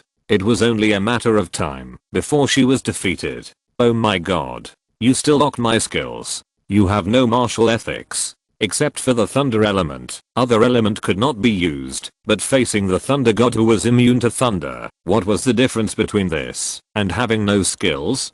At this time, Aang, who had blocked Aang's skills, suddenly pulled away, and the long sword in her hand emitted a purple light again. She slowly raised the long sword and swung it at Aang. Rice light is also eternal. Hearing Aang's words, Aang felt a strong sense of crisis. She hurriedly used the shield given by Liu Su. Fortunately, this thing can be used in Yixin Pure Land. The moment Aang opened the shield, Aang held the long sword and swung it at Aang. The space seemed to be cut by the strong lightning element. A purple crack appeared on Aang's shield, which was blocked by the shield given by Liu Su. Interesting, so it's her power. Chapter 139, Intensification. In Aang's Pure Land, Aang sat on the ground panting violently. The green shield that originally protected Aang had cracks like broken glass, as if the light green shield would shatter directly with just a slight attack. But Aang had already retracted the long sword in his hand, turned his back to Aang, and walked towards the direction where he had stood up. Under Aang's puzzled gaze, Aang sat cross-legged again and closed his eyes. You go. As Aang's voice fell, Aang was teleported out of the Pure Land and returned to the thousand-handed hundred-eyed statue. Payman flew forward and asked Aang worriedly, Aang, are you okay? Aang. Woo wow. Aang heard Payman next to her suddenly exclaimed, turned around and saw that General Lei Dan had raised his long sword in both hands towards her. Aang stared at the sudden change with wide eyes. At this time, she had no ability to resist. Aang's thoughtless knife almost took away all her abilities. She couldn't take this knife at all. At this critical moment, Thomas picked up the long-handled weapon left by the Shogunate army and threw it at General Raiden. Thomas's sudden attack made General Raiden instinctively stop dealing with Aang. He held the long sword in his hand horizontally to block the long-handled weapon thrown by Thomas, and then swept forward. The huge air wave knocked Aang, Payman and Thomas away together. Aang looked at General Raiden, who was repelled by Thomas and was a little dazed for a moment. Compared with the Thunder God in the Pure Land of One Heart, is this puppet outside so weak? Old man, it seems that the current traveler has lost her fighting ability. I wonder what she went through in the Pure Land of One Heart. Wendy said to Aang on the field. She must have fought with Beelzebub. Zhongli replied. Then should we continue now? Let the travelers evacuate first. The travelers in their current state cannot lure out Beelzebub. This happened too hastily, Zhongli said, and urged Aang to use his divine power, and took Aang, Payman and Thomas to the Narukami shrine. The Shogunate army looked at this sudden situation, trembling and saying intermittently, General, they disappeared. General Raiden looked at the three people who disappeared, and said to the Shogunate army next to him, add her to the eye hunting order. Next time we meet, I will kill her again. After saying that, he turned and left. Aang, Payman and Thomas appeared at the Narukami shrine because of Zhongli's move. Is this the Narukami shrine? Thomas stood up and looked around and said, could it be that Lord Ji Miyagi saved us? Oh, of course not. Someone else saved you. Travelers should know that. But your current state is not like you have received the sword of General Lei Dan. Yishinko sensed when the few people appeared at Narukami shrine. She came out to explain after hearing Thomas' words. Lord Ji Miyagi. Thomas hurriedly saluted him. This fox was too scary. Well, I'll take her to rest first. If you have something to do, you can leave first. Yishinko nodded. Then I'll take my leave. Thomas hurriedly said after hearing that. Traveler, come to the Mulati house when you're ready. We'll discuss how to solve the follow-up of the matter. While leaving, Thomas did not forget to say to Aang, who was helped up by Yishinko, Aang. Aang looked at the golden exclamation mark on Thomas's head, opened her mouth, and found that she still couldn't speak, so she could only nod slowly, to show that she heard it. Yi Shenzi helped Aang into her residence, and then showed a fox-like smile to Aang, who was lying down, and unable to move. Yi Shenzi pinched Aang's face and said, oh, you have fallen into my hands too, right? I guess you took Aang's sword with the shield that woman gave you? Now that you don't have the shield, I can also take revenge. Aang. Son of God, Aang is still weak, don't go too far. Payman said to Yi Shenzi angrily. Of course not. What did the traveler do to me back then? I want to take revenge now. I guess you are hungry. There is food in the room on the left outside. I will treat the traveler by the way. Yi Shenzi said. Paimon thought of what Aang had done to Yi Shenzi before, but her stomach was indeed full, so she replied with a tangled face. Okay, Shenzi, you have to be gentle. Then I will go out to eat first. Aang. Aang looked at Paimon, who was leaving in shock. Her eyes almost popped out. Paimon, why did you defect to the enemy? Save me, is this how you treat your companions? Hey, come back. Did you hear me? Come back quickly. Traveler, don't be nervous, it will be very comfortable. Yi Shenzi smiled at Aang lying on the ground. But this smile was like a devil in Aang's eyes. She stared at Yi Shenzi, who stretched out his claws to her with wide eyes. An hour later, Yi Shenzi walked out of his room with a comfortable face. Son of God, is Aang okay? Paimon asked worriedly when she saw Shenzi coming out. Don't worry, you will be fully recovered after a night's rest. Shenzi replied. Paimon heard the words of the Son of God, and his worries were put down. He smiled and said to the eightfold Son of God, okay, then thank you, the food you prepared is really delicious. Well, you're welcome. I'll leave first. Under Payman's eyes, the Son of God took light steps, humming an unknown tune, and looked very happy. Payman scratched his head, pushed open the door, walked into the room, and saw Aang slumped on the bed. Payman, you sold out your teammates. Aang accused Payman of such immoral behavior. Aang, you can talk now, which means that the treatment of the eightfold Son of God is still very effective. She said that you will be fully recovered tomorrow. Aang gritted her teeth, and said with grief and indignation, then I really thank her.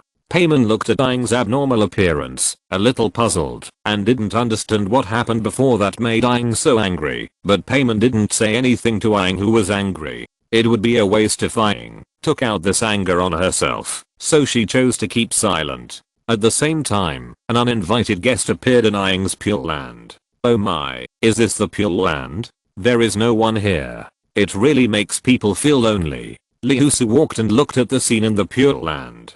Finally, Liu Su walked to Aang, who was sitting cross-legged with his eyes closed, and stopped, saying to him, old friend, I haven't seen you for so long, why don't you greet me? Son of God, how come you? Aang opened her eyes, and saw a woman wearing a long dress with a white background, green patterns and gold edges. The appearance of the woman in front of her made her familiar and strange. Aang couldn't sit still anymore, and stood up directly, asking with surprise and confusion, is it you? Why? I haven't seen you for more than 500 years, and you forgot me. It's really sad. Your sister is better, and her temper is much better than yours. Liu Su said with a smile. Why did you revive? You should have disappeared like my sister back then. It's impossible. How can a disappeared person revive? This must be my illusion. Aang shook his head and said. Then, under Liu Su's gaze, Aang pulled out a long knife from the crack, pointed the tip of the knife at Liu Su and said, since it is an illusion, I will definitely destroy you. Liu Su. This country girl seemed to have a bump on her head, and she couldn't communicate with him. It was just right, so she could implement the next plan. Aang looked at Liu Su, who was confused, and said lightly, oh, you can't pretend anymore? Although you have the same appearance as the Tree King, your tone is completely inconsistent with the Tree King. How can the Tree King speak in the tone of the Son of God? So you must be fake, just minor demon. Although I'm also curious why an inner demon like you appears, as long as I defeat you, all this will not matter. Liu Su couldn't help but applaud after hearing Aang's inference. Not bad, a very wonderful inference, but how can you think you can defeat me? Whether it is true or not, we will know after the battle. After saying this, Aang raised the knife and attacked Liu Su. Looking at Aang, who was attacking, she said softly, take it all in. A light green shield with golden patterns formed on Liu Su's body, and at the same time, a vine grew on the ground. Aang. It seemed that something was getting more and more wrong. Why did her inner demon look like the Tree King and the eightfold Son of God, but she used more Axis moves? Thinking of this, she was a little dazed for a while. Distracting in battle is a taboo. As a warrior, you know that, right? After Liu Su finished speaking, the grass element energy in her hand formed a green one-handed long sword, and she slashed at Aang. Zzzz. The lightning element and the grass element connected and reacted violently. For a moment, thunder roared in Aang's Pure Land. If you only have this much strength, defeating me is wishful thinking. After Liu Su finished speaking, she suppressed Aang's one-handed sword with one hand, and swept it hard. Aang was knocked back by the huge force from her hand. She quickly inserted the knife in her hand into the ground to stabilize her body. So strong. Why is my inner demon so strong? Aang steadied himself and looked at Liu Su in disbelief and whispered. In the previous attack, Aang clearly felt the gap between the two, both in strength and speed. The opponent had a shield that was affecting him from time to time. Under the influence of the green shield, Aang clearly felt that his speed was slowed down a bit. Get up, you can't even beat your inner demon, right? Liu Su looked at Aang, who had not moved for a long time, and encouraged him. This moment, the moment of annihilation. After Aang stood up, he directly opened the Wuxiang knife against Liu Su. This knife was more powerful than the one used against Aang. The purple knife light flashed like a sharp blade that broke the space. For a moment, the space where Liu Su was located was broken and baptized by thunder. After a while, the thunder in front of him slowly dissipated, and Liu Su's figure had disappeared. Aang looked at the empty field in front of him and murmured, "Is it over?" "No." Just when Aang was about to breathe a sigh of relief, the voice came from behind him. Wu Xiang's sword is indeed good, but I won't take it." Liu Su seemed to see Aang's doubts and replied with a smile. "Come on, let's continue." After Liu Su finished speaking, she tore a space crack in Aang's sight and walked in. At the same time, a space crack also appeared in front of her, and Liu Su's figure walked out of the space crack on the other side. "Aang, I don't want to fight anymore. What should I do? Why do I have such a difficult inner demon? It seems that the things I don't want to face and the difficult things have all gathered together." "What? Don't fight, then I'm going to make a move." Looking at Aang, who was stunned in the same place, Liu Su chuckled. "You wanted to lock my skills in the Pure Land, but now you can't lock it, right? Sword." After Liu Su finished speaking, she condensed a long sword condensed by grass element behind her. "Go." At Liu Su's command, the long sword behind her attacked Aang. The sword did not attack Aang immediately, but stood upright, wrapping Aang in it like a sword formation. Facing the unexpected situation, Aang looked at Liu Su with a serious face, constantly alert to the long swords, condensed by the grass element around her, who knew when they would attack her. The hand holding the long sword trembled slightly, showing her restlessness at the moment. "Do you want to surrender? I can let you go." Looking at Aang's appearance at this moment, Liu Su felt particularly comfortable in her heart. The discomfort of having her skills locked after entering the plot of the game before completely disappeared. "This is impossible. Even if I lose to you, it is impossible for me to admit defeat." Aang rejected Liu Su's words without hesitation. "Oh, then let you taste the taste of failure." After saying this, Liu Su stretched out her hand and pointed at the long swords condensed by the grass element around Aang. The long swords condensed by the grass element fell into the ground, and then green vines grew out. The vines attacked Aang in 360 degrees without dead angles.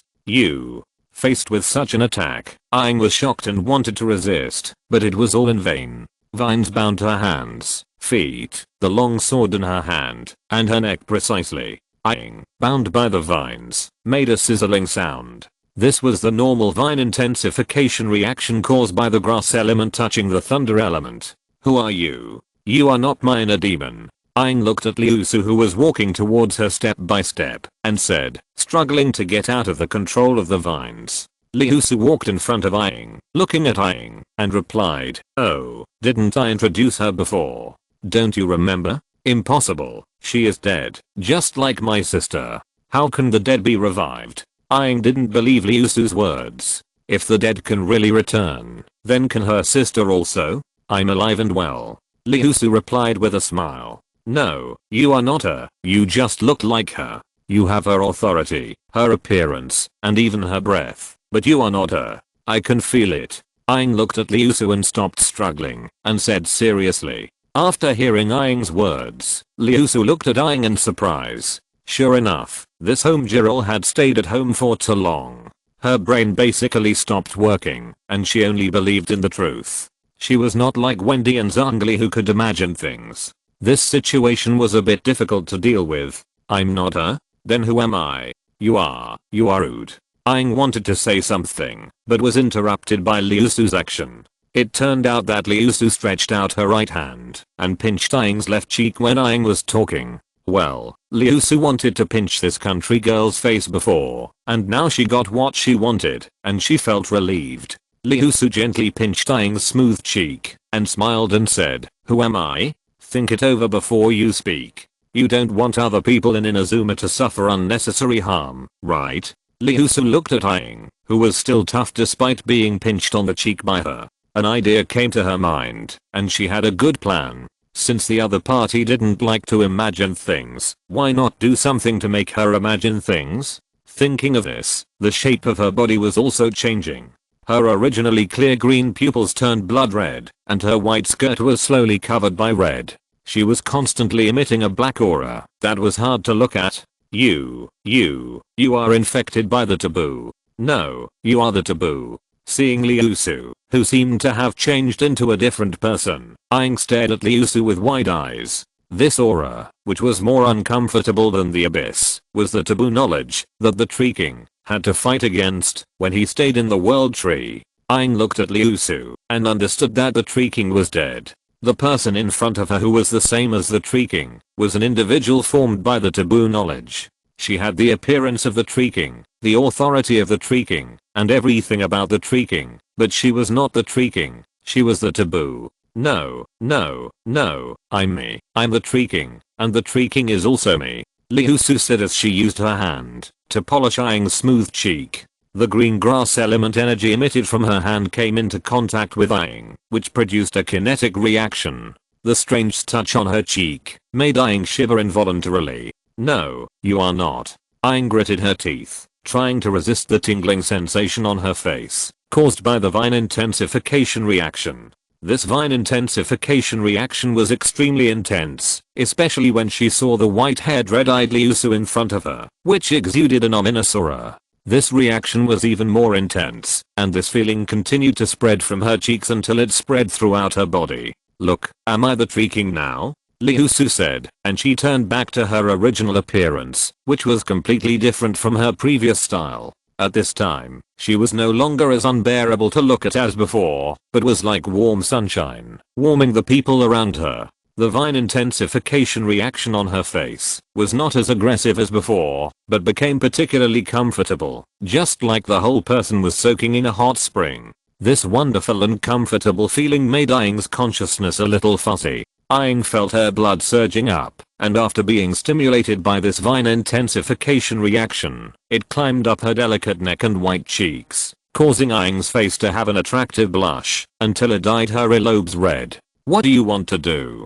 Do the same to me, and erode the other rulers of Teyvat?" Chapter 140 Pleasant Shadow. What do you want to do? Are you going to corrupt other rulers of Teyvat, like you did to me? Aang didn't believe Liu Su's words at all, but the strange feeling in her body made her lose her previous toughness, and she asked in a soft voice, "Liu Su." Before Liu Su could speak, Aang had already started to imagine and continued, "I just felt the power of Morax in the outside world. He must have been invited by you. I guess Morax has been corrupted by you. Your target this time should be me, right? Forget it. If you want to do this, I can't stop you. Go ahead." Aang said, closed his eyes, and said to Liu Su with a death determination, "Liu Su. Good guy. Just now I said you can't imagine. Now you imagine more than the other two gods. I underestimated you. Sign it." Liu Su took out a piece of golden paper and handed it to Aang. "Since you imagine, let you imagine more." Aang, who had been waiting for a long time, noticed that Liu Su did not make any move. She felt a little strange in her heart. Later, she heard Liu Su's voice. She opened her eyes and saw the golden paper that Liu Su handed over. There were dense runes engraved on it. Although she could not understand a word, this must be the way Liu Su controlled the 7 gods. Liu Su looked at Aang, who was unmoved, leaned over and whispered, "Why, you don't want to? If you don't sign, your people will be in danger. You don't want your people to be infected by the taboo, right, Aang?" I can't sign," Aang replied in a low voice. She was still locked here by Liu Su at this time, and her body could not move at all. "Oh, I forgot. Sorry, I will untie you right away." After Liu Su finished speaking, he snapped his fingers at Aang, and the vines that bound Aang turned into green light spots and disappeared into the pure land of one mind. As soon as the vines bounding her body disappeared, Aang was no longer supported by the vines and her body suddenly collapsed on the ground. Although the violent vines intensified the reaction, although it did not cause any physical damage, it had a great and irreversible impact on Aang's psychology. All this happened, and Aang was still unable to relax for a while. Liu Su looked at Aang lying on the ground, smiled, squatted down, grabbed Aang's hand, and pressed it on the golden paper. Suddenly, the golden paper turned into a golden energy and passed into Aang's body. After Liu Su finished doing this, she clapped her hands and said, "Okay, it's done now." Alas. Faced with Liu Su's move, Aang could only sigh helplessly. "Don't be so unhappy, you will be a member of our team in the future. Come and eat something first," Liu Su said, taking out the tree-colored dumplings that had been prepared long ago, as well as pudding milk and many sweet things. Aang looked at Liu Su as if she was performing a magic trick and took out a dish of food in front of her, her cheeks twitching slightly. All of this was what she liked to eat. The woman in front of her was not only powerful in force, but also could attack her heart. She couldn't resist this at all. What should she do? Aang swallowed her saliva involuntarily as she looked at the pile of delicacies in front of her. She had not eaten these for a long time in the Pure Land of One Mind. Finally, Aang's desire overcame her reason and she reached out to these delicacies. "Does it taste good?" Liu Su squatted aside and watched Aang sitting directly on the ground, holding a tree-colored dumpling in one hand and pudding milk in the other, her face swollen from eating. "Well, delicious," Aang replied.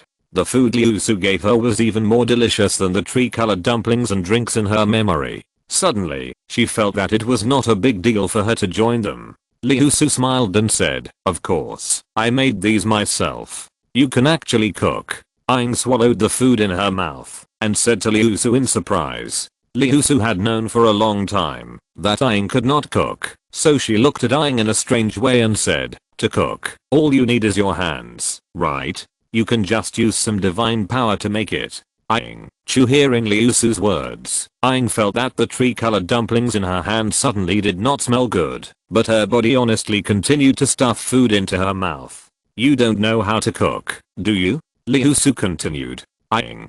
Aang paused when she heard Liu Su's words, and then continued to eat. "Speak up, as a god, you can't even use divine power to cook, right?" Liu Su continued to provoke Aang. Liu Su's words made Aang's anger rise again. If Aang did not want to experience the scene just now again, he would have drawn his sword long ago.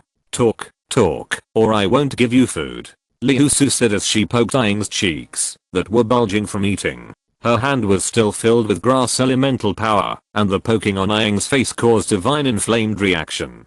Facing Liu Su's harassment, Aang still broke down. She put the food in her hand on the ground and said helplessly to Liu Su, "What do you want to do?" Aang was helpless about Liu Su, who looked like a god. She couldn't beat him. She said she didn't have any eloquence. She wanted to fight desperately, but he didn't give her the chance, and he always jumped back and forth on his bottom line. Liu Su blinked and said, "I'm just curious." "No, okay," Aang replied helplessly. "Why don't you try it? I'll teach you, how about that?" Liu Su suddenly wanted to know why Aang was resistant to cooking. Could it be that she couldn't cook with divine power like herself? "Well, I really can't cook. If you want me to cook something else, I might, but I really can't cook." Aang didn't know, while Liu Su was interested in whether she could cook, but she really couldn't do this. "Try, just try." Liu Su used soft and hard tactics on Aang, poking Aang's cheek from time to time, or touching her head. "It's not that I don't want to try. I tried before, and I couldn't make normal dishes, no matter what I did," Aang explained. "I don't believe it. How can a god not cook? Even if I can't do it myself, it should be possible to cook with divine power, right? I have tried using divine power before, but the effect is still the same, so forget it. No, if you don't try, I will take these things away, and you won't be able to eat these tree-colored dumplings and delicacies in the future," Liu Su said, pretending to put away the food in front of Aang. Okay, I promise, I can do it." Aang saw Liu Su preparing to put away the delicacies and hurriedly replied, "That's right, then wait until you are done, then we will try again." Liu Su squatted beside Aang and watched her eat with satisfaction.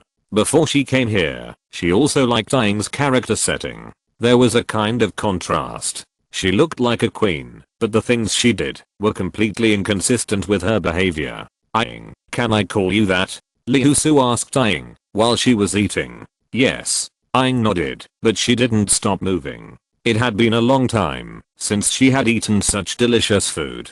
She wanted to eat to her heart's content today. Let me introduce myself. My name is Liu Su. Seeing Aang chewing the food in her mouth quickly and preparing to say something, Liu Su interrupted and said, eat slowly. Just listen to me. Aang, yes. Actually, we have to do this today. We plan to.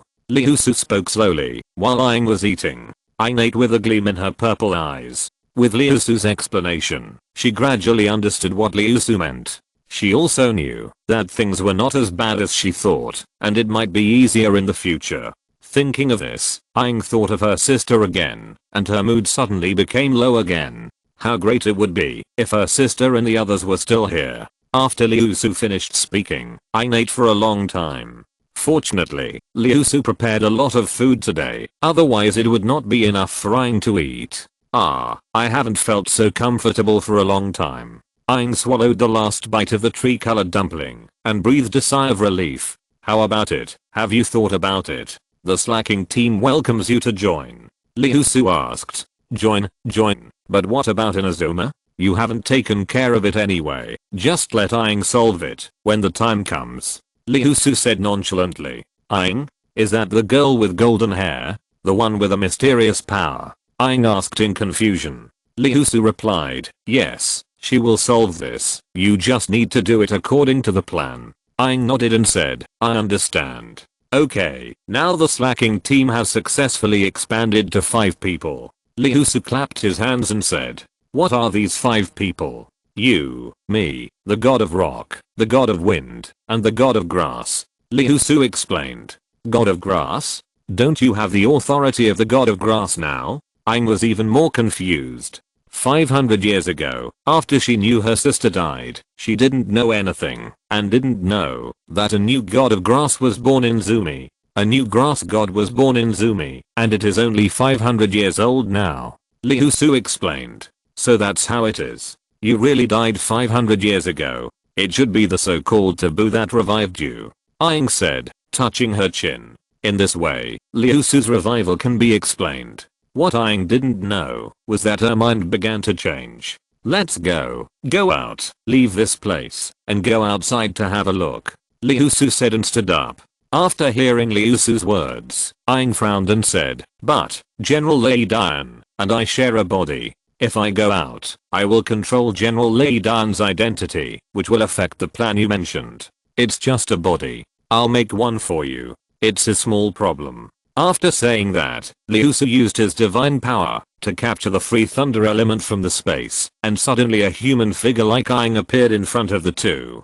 Alas, that's not what I meant. Aang stared at the body created by Liu Su in amazement, and found that it couldn't be seen from the appearance or the breath. It was simply a clone of the body outside. Okay, throw General Lei Dan into this body, and you take over your own body. Aang couldn't think of any other adjectives, except to sigh at how amazing it was. But it was good this way. Liu Su created a body similar to hers for the general to take over, so that she could join the slacking team openly. So, under Aang's shocked eyes, Liu Su changed the sky, and changed Aang's body back. The body created by Liu Su had become the container of General Lei Dan. General Lei Dan, who only knew how to execute orders, certainly couldn't find it. Now it's okay. Liu Su looked at Aang entering her body, and said while touching her chin. It's okay. Aang moved her body. She hadn't used it for a long time, and now she felt a little rusty. Oh, what a pity, I can't produce an intensification reaction now. Liu Su moved her hand with the grass element, and poked Aang's cheek, but there was no reaction at all. Aang. Seeing Liu Su's behavior, Aang silently enveloped herself with the thunder element, so that Liu Su's finger poked her face, and produced an intensification reaction again. Liu Su was a little embarrassed by Aang's behavior. She took back her hand, and said with a fierce face, ahem, let's go and fish. Although Aang was full of questions, and didn't know what fishing meant, he still agreed. Okay. So Liusu took Aang to open the space crack and quietly left the castle tower. Liusu, what are we doing here? Aang looked around and found that this was a small island on the left side of Heiji Island. Fishing. Liusu replied and skillfully took out 2 beach chairs and a small table from her bag and placed them on the beach. Then, under Aang's puzzled eyes, she walked directly to the beach chair on the left and lay down, took out her fishing rod, threw it into the sea, and then used the grass element energy to condense vines to fix the fishing rod, and then took out some food and juice, and finally lay leisurely on the beach chair. Aang, what are you doing? Lie down, relax, enjoy the sea breeze, bask in the sun, and eat something. This kind of life is comfortable. Okay. Aang followed Liusu's example and sat on the beach chair on the other side. At first, she was a little uncomfortable, but after she followed Liusu's movements and lay down, she felt very comfortable, not to mention that there were a lot of food and juice on her left hand side. How is it comfortable? Seeing Aang start to enjoy herself, Liusu asked. Well, this feeling is wonderful, and I feel very relaxed, Aang said while drinking juice. Come on, take a fishing rod and fish, Liusu said, and made a homemade fishing rod and handed it to Aang. Aang took the fishing rod and asked in confusion, Liusu, there seems to be no hook or bait on the fishing line of this fishing rod. Can you really catch fish like this? Liusu explained, of course I don't fish for the sake of fishing, but this kind of artistic conception, do you understand? You have to hint to yourself that you are fishing now, so that you can calmly wait for the fish to bite. You should know that fishing is something that cannot be rushed. With this mentality, you will be more relaxed. I think I understand a little bit what you said. I'll try it. Aang threw the fishing rod into the sea. The fishing line made by Liusu was very strong, and even with only the fishing line, it can make the feeling of casting the rod. Not bad. Just like this. Then lie down slowly. Don't think about anything in your mind. You will spend this day very relaxed and happy. Aang nodded and said, yeah. After Liusu's explanation, Aang quickly got into the state. As Liusu said, his mood has improved now, and there is no thunderstorm on the left side of Heiji Island. Under the warm sunshine, Aang adjusted a more comfortable posture and lay on the beach chair like Liusu to bask in the sun. Unlike before, there is now one more person and one more fishing rod. Time passed slowly, the sun set, and the moon rose. Aang looked at the starry sky, feeling a little impatient. He stood up and asked Liusu, who was still lying motionless, it's night, aren't we going back? No, it's time to look at the stars now. Besides, why would you go back? Isn't General Lei Dan still here? Liusu said without turning her head, while lying on the beach chair. Aang. Liusu's words made Aang lie back again, and put another 3-colored dumpling in his mouth.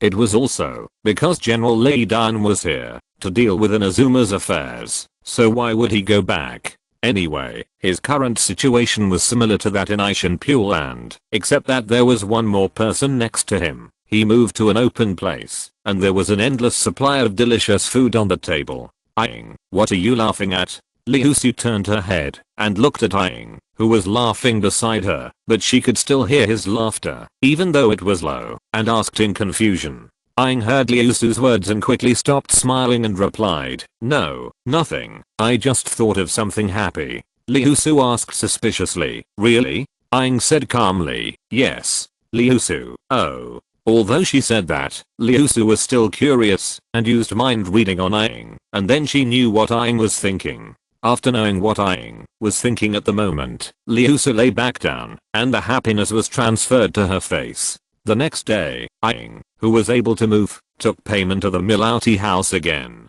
Thomas, we are here. Payman shouted inside. Here we come. Thomas, who heard the voice, did not disappear like before, but came directly to meet them. Traveler, Payman, I'm so glad you are alright. Kamisato Ayaka also came out from the side and said to Aang and Payman, don't worry, I was just tired at that time, not injured. Aang replied, phew, I was scared to death. When I heard that you and Thomas were taken away by someone, I was worried for a long time. Fortunately, Thomas came back and told me that you were teleported to the Narukamitaisha shrine. You were treated by Lord Yemaya. It's great to see you today. Payman comforted Kamisato Ayaka, who was a little emotional. Ayaka, it's okay. Our friend was there at the time and would not let the travelers get into trouble. In the end, he saved us. But is it really okay to continue staying in the Mulati house? Payman asked doubtfully.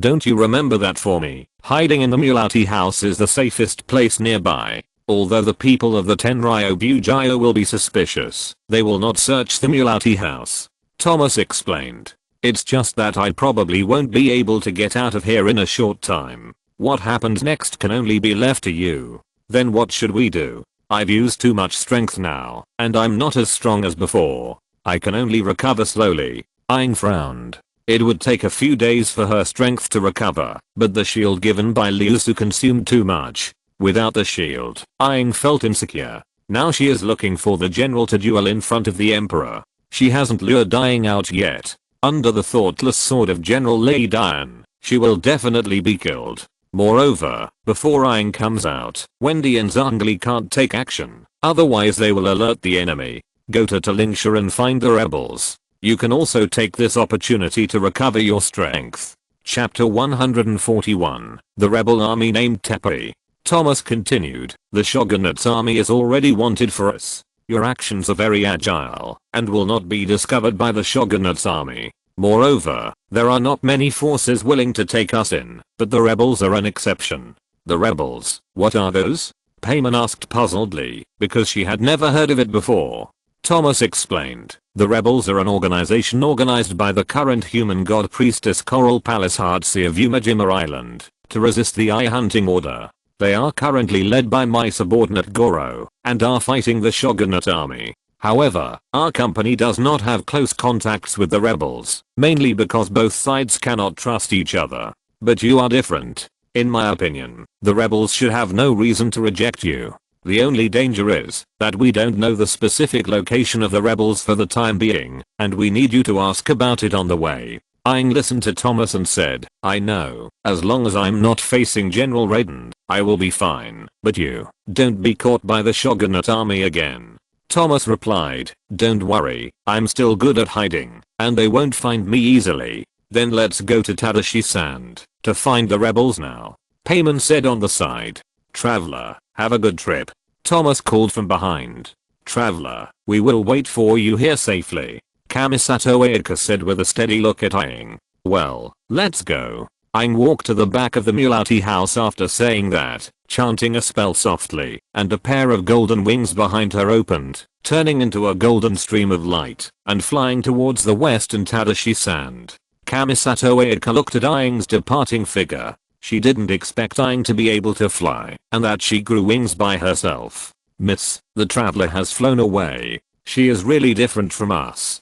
Thomas sighed as he looked at the traveler flying away. He had a preconceived notion before, but now that he thinks about it, how could someone who is with a god be an ordinary person? Kamisato Ayaka lowered her head, her expression a little complicated, and after a while she responded softly, well, Aang, how do you know so much detail? We flew all the way here, but you can accurately find information about the rebels.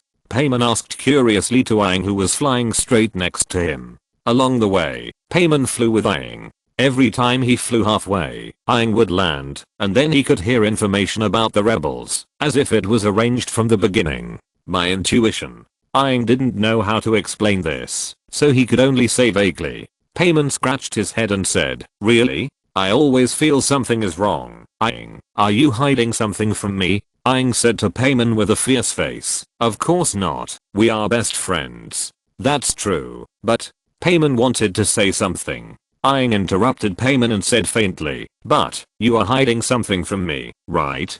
Payman, deg. Hey. Payman was embarrassed and acted cute. Facing Payman silly and cute, Aang rolled her eyes at her and said, forget it, you are playing dumb when asked this, let's go find the rebels. After that, Aang spread her wings and headed for the next destination. Yeah, let's continue. Payman quickly agreed. At the same time, Payman felt a little sad. Yingzi seemed to be getting smarter and smarter. It seemed that he couldn't deceive her. He was so sad. Halfway through the flight, Payman pointed at an ordinary person who was resisting to sea ghosts and said, "Aing, is there a person below, surrounded by sea ghosts? Hey, where is the person? Wait for me." Payman wanted to say something, but turned around and saw Aing going down directly. "It's the golden-haired stranger and the white floating spirit," a sea ghost in red warrior clothes said directly after seeing the traveler and Payman. Another sea ghost in purple warrior clothes replied, "Boss, are they the legendary golden-haired stranger and white floating spirit? What should we do now?" The red sea ghost said angrily, "What else can we do? Run." The sea ghost in red warrior clothes put away his knife and ran away, leaving the sea ghost in purple warrior clothes stunned. "Wait for me." The purple sea ghost hurriedly followed. Aang hurriedly shouted to the backs of the two people, "Don't run. Let's have a fight. Only ghosts want to fight with you. We are not stupid." The red sea ghost turned his head and said, "Brother, aren't we the sea ghosts?" The purple sea ghost said from behind. The red sea ghost rolled his eyes at the purple sea ghost. "Go ahead if you want to. You're not convinced, even though I say you're stupid. Why do you think the golden-haired stranger and the white floating spirit are so famous among the wild people and the sea ghosts? It's because they fought against each other. Moreover, her methods are extremely cruel and good at attacking the heart. When she fights with you, it's like a cat playing with a mouse. Is it so scary? Shrimp meat and pig heart. Eat, eat, eat. You only know how to eat. Let's go quickly. By the way, contact the other brothers. Don't come to this area for now, because the golden-haired stranger and the white floating spirit appeared here." Aang looked at the backs of the two sea ghosts who were fleeing in a hurry. Their conversation was still heard by her. She really just wanted to complete the task. "Why are you so uncooperative? Can't you be a little more courageous like the Fachu?" The rescued person realized that the danger was gone, stood up, breathed a sigh of relief and said, I'm saved. I thought I was going to die. Thank you for your help. I'm a member of the Shrimp Gobby squad of the rebels, Tepe." After introducing himself, Tepe continued, "I was recently transferred to the front line, and I thought I could make some contributions, but I didn't expect to fail. I made a fool of myself by making you laugh. Hello, we are." Payman was interrupted by Tepe before he finished speaking. "I know that you are the blonde stranger and the white floating spirit. You are very famous among the Karanki and the Nobashi. We also learned about your deeds from them. You are really amazing. The Karanki and the Nobashi of the entire Inazuma will remember you." It's better not to have this kind of reputation. It completely hinders my pace in completing the mission. No wonder I haven't seen Karanki and the Nobashi at all during this period. It seems like they are avoiding me. Titsuhoi continued to ask, "You don't look like the rebels. Are you here to join the rebels?" Aang replied, "Yes." "Really? That's great. I heard Lord Goro complain a few days ago that we are short of manpower during this period. If you can join, we will definitely be much more relaxed. This will be a great help." Hearing Aang agree to join, Titsuhoi said excitedly, "I'll take you to the rebel camp, but before that, let me tell you about the current situation of the rebels." Titsuhoi moistened his throat and began to explain to Aang, "Just as you can see, our rebels have always been at a disadvantage on the front battlefield. The shogunate army aims to maintain eternity and is led by General Kyujo Sera, who is in charge of the Tenryo Bujio. They are very strong. And on our side, because of the Eye Hunting Order, there are very few people who even possess the God's Eye. At present, we can still withstand the pressure. On the one hand, it relies on the various ingenious strategies of Lord Coral Palace, and on the other hand, it relies on the heroic fighting of Lord Goro and the rebel soldiers." At this point, Titsuhoi sighed, "Oh, if I also have the God's Eye. With the God's Eye, I can help Lord Coral Palace and Lord Goro share their worries, and I can also make achievements on the battlefield. By the way, you are so strong, and so famous among the Karanki and the Nobashi. You must have the God's Eye, right?" Aang replied, "No. She is special. She can fight without the Eye of God." Payman explained. Now Payman felt that Aang was very powerful without elemental power. In normal battles, Payman never saw Aang using elemental power. She just relied on weapons to fight. At most, she would enchant her weapons with holy attributes when encountering abyss monsters. Elemental power was almost dispensable to Aang. After hearing what Payman said, Tepui said in surprise, "Is it true? This is too good to be true. Doesn't this mean that the eye hunting order is completely ineffective on you? And can a mortal really do this? Please allow me to introduce you to Lord Goro. Lord Goro will certainly welcome you very much." Payman said puzzledly, "Didn't we agree to join the rebels? Why do we have to say it again?" Tepui explained, "No, actually this is a little selfish of mine, because this way I have done a big thing. Although I still hope to be like you, I can easily knock down a few shogunate samurai and establish real merit with the sword in my hand. Without further ado, let's set off now." After that, Tepui took Aang and Payman towards the territory of the rebels. They encountered some sea ghosts on the way, but when they saw Aang and Payman, they ran away in shame and did not give Aang any chance at all. Aang Zepping saw that those powerful Kiranki who gave everyone a headache were like mice seeing a cat when they saw Aang, and he couldn't help but feel a strong sense of pride in his heart. If he introduced Aang to the resistance army, then his merit would be great, right? If I had known there were so many Kiranki here, I should have come here.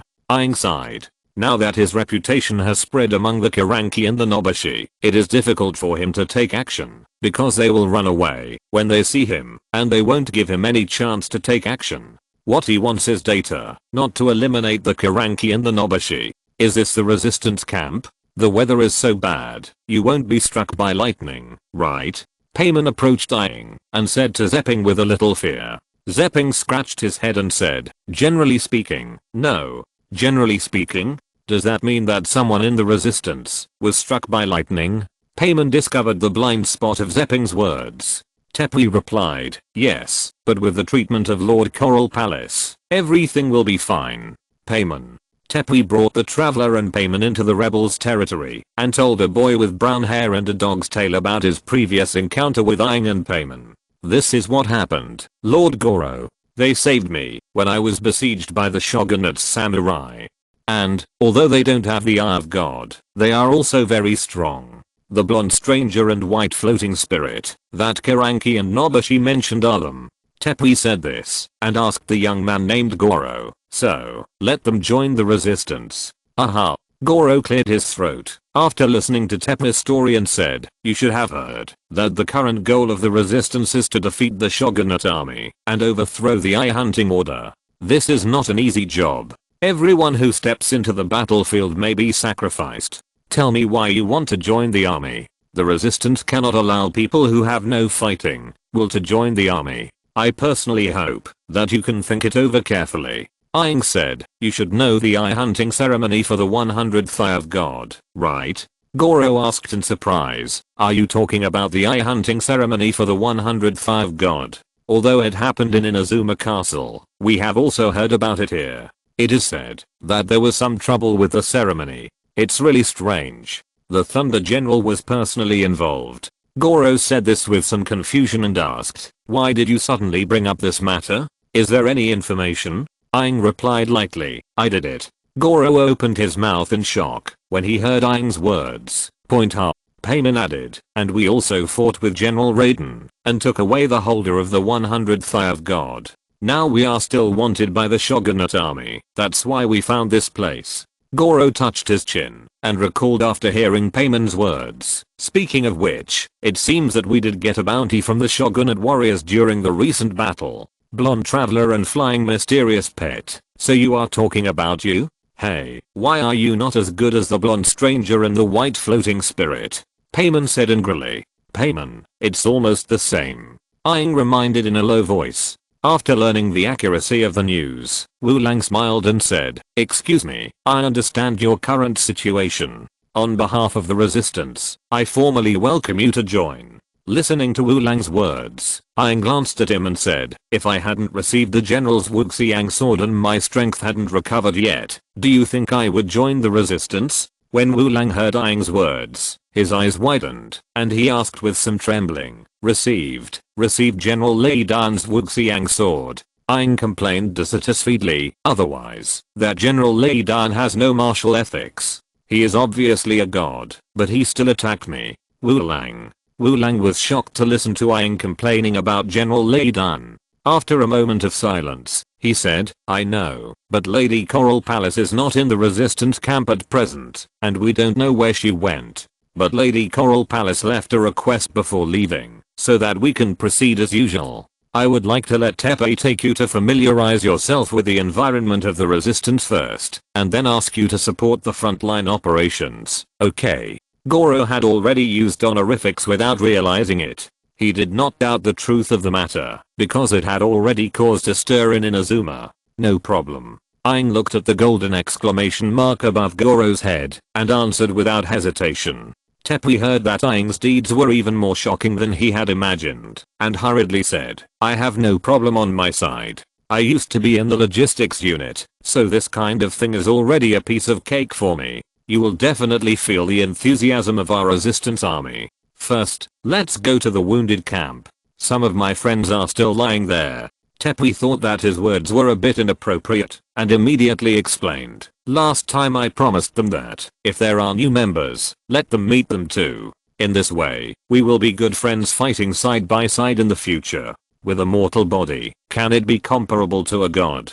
Goro looked at Aang and Paimon, who were taken away by Tepe, and whispered, it seems that the resistance army has come to an extraordinary person. If Aang heard what Goro said, she would definitely laugh. How could an ordinary mortal fight against a god? Ahem. Is this a new team member? Zepping brought Aang and Paimon to the wounded camp, and a wounded Coral Palace sergeant asked several people. Another Coral Palace sergeant said, he looks very strong. When my injury is healed, we can have a fight. Stop, stop, stop, General, how can you fight with a newcomer right away? Your injury will not heal for 10 days or half a month. The Coral Palace sergeant next to him hurriedly persuaded General. Then he said to Tepe, Tepe, did you bring this person back? Are you okay at the front line? Hearing his teammate's question, Tepe coughed and said, Takuda, let me tell you. Although the Shogunate army is indeed much stronger than we imagined, I still played a huge role. At that time, the Shogunate army was surging like a tide, but I was not afraid at all. I drew my sword and stepped forward, and held back 3 or 4 Shogunate samurai by myself. Aang. This guy is so boastful. He was beaten by just Takaranki, and had to squat on his back, let alone 3 or 4 Shogunate samurai. Shoji said in astonishment, you are so good, kid. When did you become so powerful? Tepe pointed at Aang next to him and continued, this one is even more amazing. Seeing that I was about to retreat, he suddenly rushed out from the side. A few Shogunate warriors were no match for him, and were knocked to the ground by him. Didn't we meet Karanki? Where is the Shogunate army? And we didn't even have to do anything. The Karanki ran away first. Okay. Paimon asked in confusion. Tepe hurriedly stopped Paimon's questioning. What we said is true. At that time, Tepe was surrounded by Takaranki and had no power to fight back. Paimon continued. After hearing what Paimon said, Shoji laughed and joked, hahaha, Tepe, you are bragging again, but the new guy is even better at bragging. The Karanki ran away when he saw you. How could this be possible? Tepe was a little embarrassed when he was exposed by Paimon, but he still defended Aang. Do you know who they are? The blonde stranger and the white floating spirit. Chapter 142. The ornamental fish repeats the same mistake. Are they the blonde stranger and the white floating spirit that scared Karanki and Nobushi? Shoji looked at Aang and Paimon in surprise after hearing Tepe's words. Yeah, look at their appearance. How could this be fake? I saw it with my own eyes. Karanki ran away when he saw them. Tepe replied. Takuda said at the side, Shoshi, although Tepe may brag about himself, you are still quite reliable in other things. Tepe listened to the words of his 2 teammates, and continued somewhat awkwardly, ahem, of course, I heard that she also disrupted the hunting eye ceremony of the 100th Eye of God, and even General Thunder couldn't do anything to her. Takuda praised Aang and Paimon, you guys are so awesome. But, I still believe in other things, but isn't it a bit exaggerated that she can confront General Thunder head on? I'm afraid you haven't heard of the unthinking sword, haha. Faced with Takuda's distrust, Tepe said anxiously, this is true, she also took the general's unthinking sword head on. Hahaha, okay, she took the general's unthinking sword head on. Takuda said with a smile, but he didn't believe it at all, and just thought Tepe was bragging. After laughing, Takuda continued, but no matter what, I was originally wondering if I could not hold on any longer, since I have been losing more than I have winning recently. Now it seems that both the newcomers and Teppei are more reliable than expected. I have to recover quickly and return to the front lines to fight again.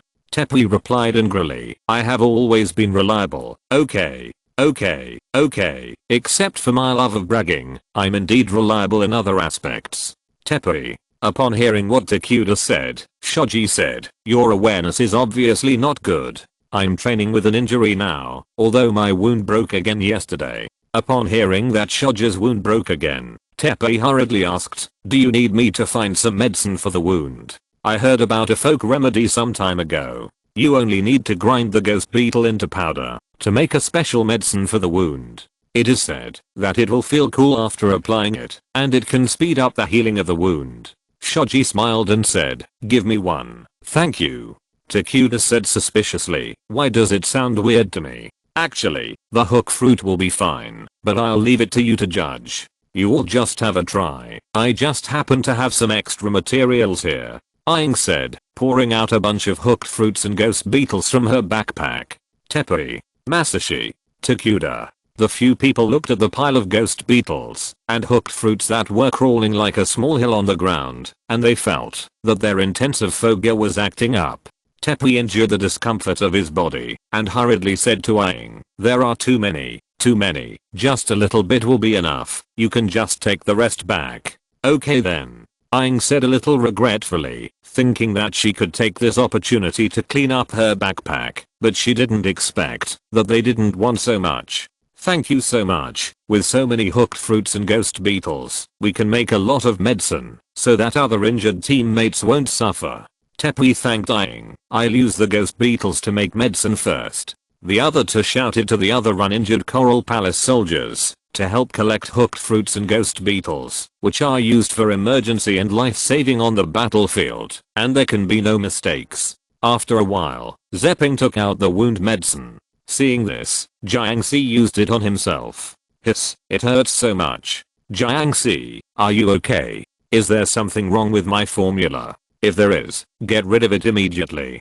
Jiangxi did not answer Zepping's words and continued, hey, it doesn't hurt anymore. It feels numb and tingling. It seems that it is really effective. Sure, Zepping, when I recover, I will definitely have a good exchange with you.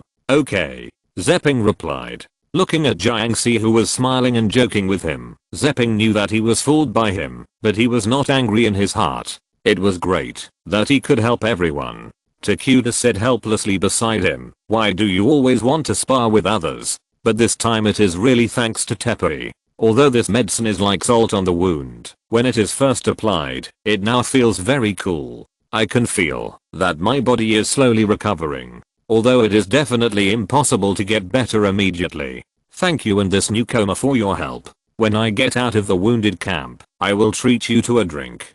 Teppei replied with a smile. I'm glad I can help. Then I will take the newcomer to somewhere else first, and you can rest assured to recover. When Masashi heard what Teppei said, he immediately said loudly, remember to go to the training camp and spar with them. Takuda covered his head and said helplessly, you should rest quickly. Training camp. Indeed, there is training going on there, and we can go and take a look. Teppei said, then we will leave first. Well, see you then. Takuda replied. The training camp is in front. You can have a good sparring with them. Teppei pointed to the venue not far away. Wouldn't it be too much of a bully to let Aang fight them?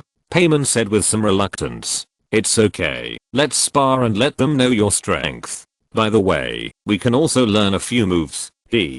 Zepping exposed his purpose as soon as he spoke. After entering the training camp, Zepping introduced Aang and Paimon to everyone. Then let me try the sword. Fall down. Aang inexplicably felt that these two sentences were particularly contagious, and she felt that she became stronger after saying them. The other Coral Palace soldiers lying down. Senior Zepping, is she really an ordinary person? A Coral Palace soldier named Jiuan asked Zepping next to him.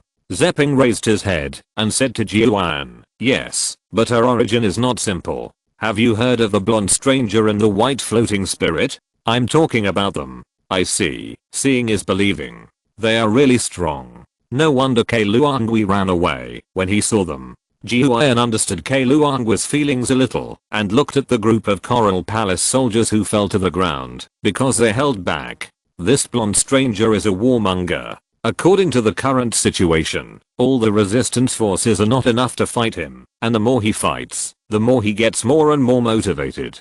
Do you think she is the leader of Kiranki and Nobushi? The more Ji Huan saw the travelers' behavior, the more similar it was to Kiranki and Nobushi. Even the slogans they shouted were exactly the same. Is this impossible? Teppei was also a little suspicious. Haha, I'm kidding. How could she be the leader of Kiranki and Nobushi? But she is indeed very strong. Looking at Teppei, who was lost in thought, Ji Huan said with a smile. Teppei, watch carefully and learn well. This is how to fight. Since he knew Teppei's little thoughts, Aang didn't mind helping him. Anyway, it was just some combat experience. Ah, good.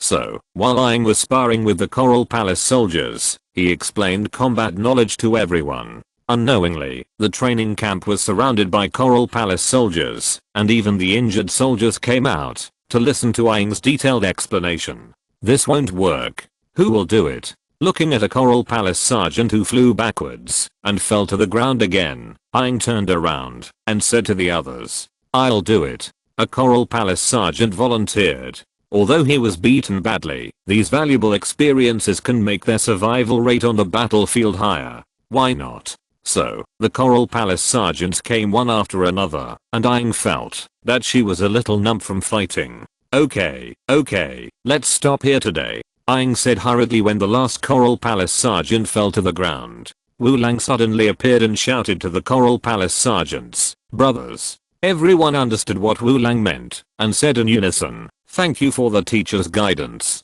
Aang. Ahem. Guidance is not considered a teacher, it's too much.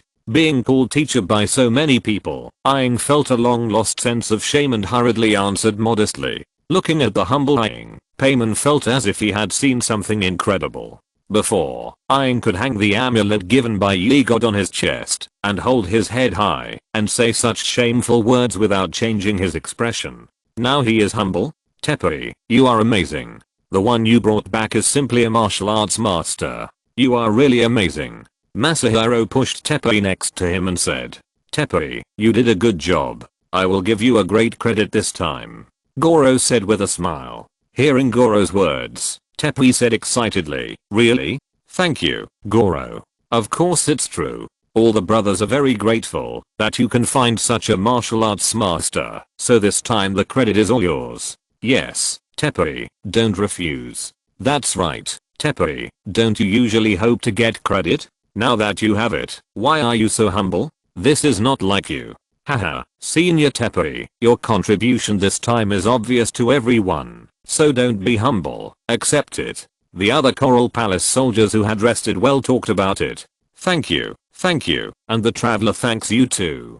Teppei was so excited that he couldn't speak. Just as everyone was laughing and teasing Teppei, a messenger came here in a hurry and said to everyone, oh no. The Shogunate army is coming to attack. Master Goro, so you are here. Goro said, brothers, have you rested well? There are still many wounded soldiers in the barracks. We can't let the Shogunate army in. We must drive the Shogunate army out. We have all rested well. Let's go quickly, and we can also understand what the teacher taught us in the battle. Then let's attack and fight the Shogunate army. Goro said, and took the lead and rushed out. Payman looked at the Coral Palace soldiers who hurriedly left and said with some concern, Aang, why don't we go and help too? After all, they were beaten badly by you before. Will there be any accidents if we go up like this? As a result, a few Shogunate soldiers who entered the camp from the back because of the collapsed wall were dealt with by others before Aang arrived. When Aang and Payman arrived, they found that Goro and many other Coral Palace soldiers had left. Payman asked in confusion, Teppei, where are Goro and the others? A Coral Palace officer nearby explained, the situation has changed a little. Lord Goro has led the soldiers to the front line to fight. Not long ago, the Shogunate army suddenly reinforced the front battlefield, and it was led by Kyujo Sera himself. And on our side, Lady Coral Palace hasn't shown up for many days, and the magic bag she left behind has been basically used up. The situation is very unfavorable to us. If we continue to retreat, it will deal a devastating blow to our morale. At present, we can only pray that Lord Goro can save the situation, but it can be foreseen that this battle will be very difficult. After listening to the words of the Coral Palace officer, Tepi said to Aang, let's go to the front line too. Since we have the ability to fight, we can't stay here and do nothing. We can't let the shogunate army pass through the stepping sand. Aang, you have an exclamation mark. You are awesome. How can I refuse you? Aang also found out later that the golden exclamation mark does not mean there is a reward, but there will definitely be a new main plot, and she will meet many new travel companions. So in order to continue the journey, she will not miss this. At the same time, Liu Su and Aang were on Heiji Island. Liu Su, is this really a fish? Why doesn't it look like one to me? Aang looked at a pink-haired woman in a huge fish tank with some curiosity, lying on the water with a look of lost hope. Really, what is not a fish, if it is caught with a fishing rod? Liu Su turned her head and glanced at Aang and said with reason, well, it seems so. Coral Palace Xinhei only felt that he was unlucky. Why was he caught like a fish twice? And although these 2 times were 2 different people, the white-haired woman was present both times. Coral Palace Xinhei only felt so tired. He was thrown into the fish tank by this woman again, and he was obviously not a fish. The first time was because when she was diving in the sea, she encountered a small whirlpool that rolled her up. Generally speaking, it would not be a big deal, but that day Liu Su was fishing, and that small whirlpool rolled Coral Palace Xinhei onto Liu Su's fishing line. Because of its large size, Coral Palace Xinhei was still struggling. The fishing line was tied tighter and tighter. Liu Su's fishing line was originally very tough, and because of Coral Palace Xinhei's hasty and random struggle, the fishing line could not be untied at all. In addition, the oxygen was getting less and less, so Coral Palace Xinhei had no strength to untie the fishing line. Then, under a huge force, she was caught by Liu Su. After she came out of the water, she breathed a sigh of relief. She was saved. When she was about to thank the person who rescued her, the other party took out a huge fish tank, filled it with seawater, and threw herself into the fish tank before she could speak. Is this an ornamental fish? It's very good. Coral Palace Xinhei still remembers that Liu Su was standing outside the fish tank, touching her chin and commenting on herself. Thank you for your help, but that I'm not a fish. Coral Palace Xinhei floated his head out of the water and said to Liu Su, I know, you must be a fish spirit. Liu Su waved her hand and said, Coral Palace Xinhei. She wanted to argue with the other party, but Liu Su's action at the next moment made her shut up. She was only terrified because Liu Su directly tore a golden crack in the space in front of her and then reached into it and caught a little girl who looked similar to her. Liu Su, what's the matter? Nashida was suddenly caught by Liu Su and asked with some confusion. Liu Su pointed to Coral Palace Xinhei in the fish tank and said, look, I caught a fish. Nashida. This is a person. Okay, how can it be a fish? Nashida looked at Liu Su, who was in an abnormal state, rubbed her forehead and said, but she was used to it. She was not surprised that Liu Su did these things. It was just that she was about to hear the exciting part and was caught by Liu Su, so she was a little upset. It's really a fish. I just caught it. Liu Su said with a smile. Nashida, do you like it? I'll give you the first fish I caught as a gift. No, Liu Su, let her go. Although she was very tempted by Liu Su's gift, Nashida still rejected Liu Su's kindness when she saw that she was looking at them with fear. Oh, what a pity. I don't know if I can catch fish next time. Liu Su let Coral Palace Xinhei out with a disappointed look. Thank you, thank you. Coral Palace Xinhei, who was released from the fish tank, hurriedly thanked her and breathed a sigh of relief. The 2 people in front of him did not look like Inazuma people, and the behavior of the older woman just now was to grab a person directly from space. This kind of thing is not something that ordinary people can do. There is only one possibility, that the woman in front of him is a god. Liu Su, since there is nothing else, then I will go back. I just encountered something fun, and you caught it. As long as you give me a gift, I like it very much, but I can't control other people's will. Nashida said a little embarrassedly. Let's go. It's so hard to catch a fish. Liusu waved her hand and said. Then under the gaze of Coral Palace Zinhei, the little girl in front of her tore open the space and left directly. Coral Palace Zinhei. My goodness, how lucky I'm today. I met 2 gods in a row. It seems that they are not mother and daughter. Put away your thoughts. I can hear you, and I tell you very clearly, they are not. Liusu said faintly. Ah. Sorry, I'm presumptuous. Coral Palace Zinhei said in horror. She never thought that the person who looked like a god in front of her could actually read minds. Liusu said calmly, it's okay. Although I know what you are thinking, I won't do anything to you unless you take action.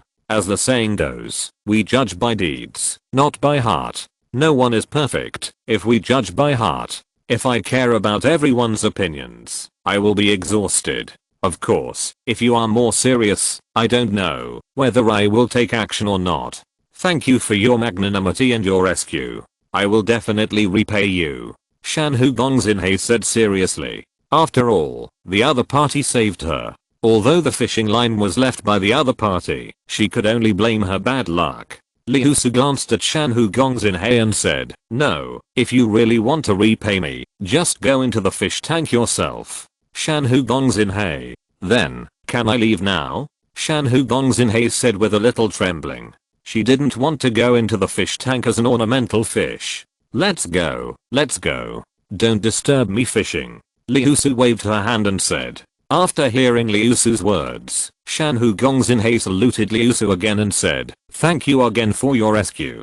Then I will leave first. If you're listening to this novel on a channel other than Fanfic World, it means they downloaded and uploaded it without effort. We cordially invite you to visit our channel, Mundo Fanfic Novelos. There you'll find the original version of this story and you can explore many other novels of various genres. We're waiting for you to immerse yourself in a world of incredible novels. Chapter 143 Shadow. Someone is saying bad things about me. Aang also arrived at the frontline battlefield at this time. Rather than calling it a frontline battlefield, there were only a few thousand people on both sides, which was completely different from what Aang had expected. At this time, the rebels and the shogunate army were facing each other in this so-called frontline battlefield. Are you the only one here? I thought I could meet your military advisor this time.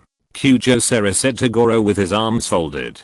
After all, she did cause a lot of trouble to our shogunate army. It is also her credit that the rebels have been able to hold on until now. But it's time to end it. When there is a huge disparity in military strength, strategies are no longer meaningful. We have already figured out the rebels' background. Anyone who disobeys the general will be punished. Goro replied, I believe in Lord Coral Palace and the soldiers of our rebels. The eye hunting order is definitely not the right path. We will not give up resistance. Hearing Goro's words, Kyujosera snorted disdainfully and changed the subject, saying, it doesn't matter. There is one more thing. You should have received the latest wanted order. The blunt traveler should be with you now. If you are willing to hand him over, I can give you some breathing time. After all, seeking a decisive battle at this point in time is not good for both you and me. Goro seemed to understand something and said to Kyujosera, could it be that you suddenly increased your troops just for?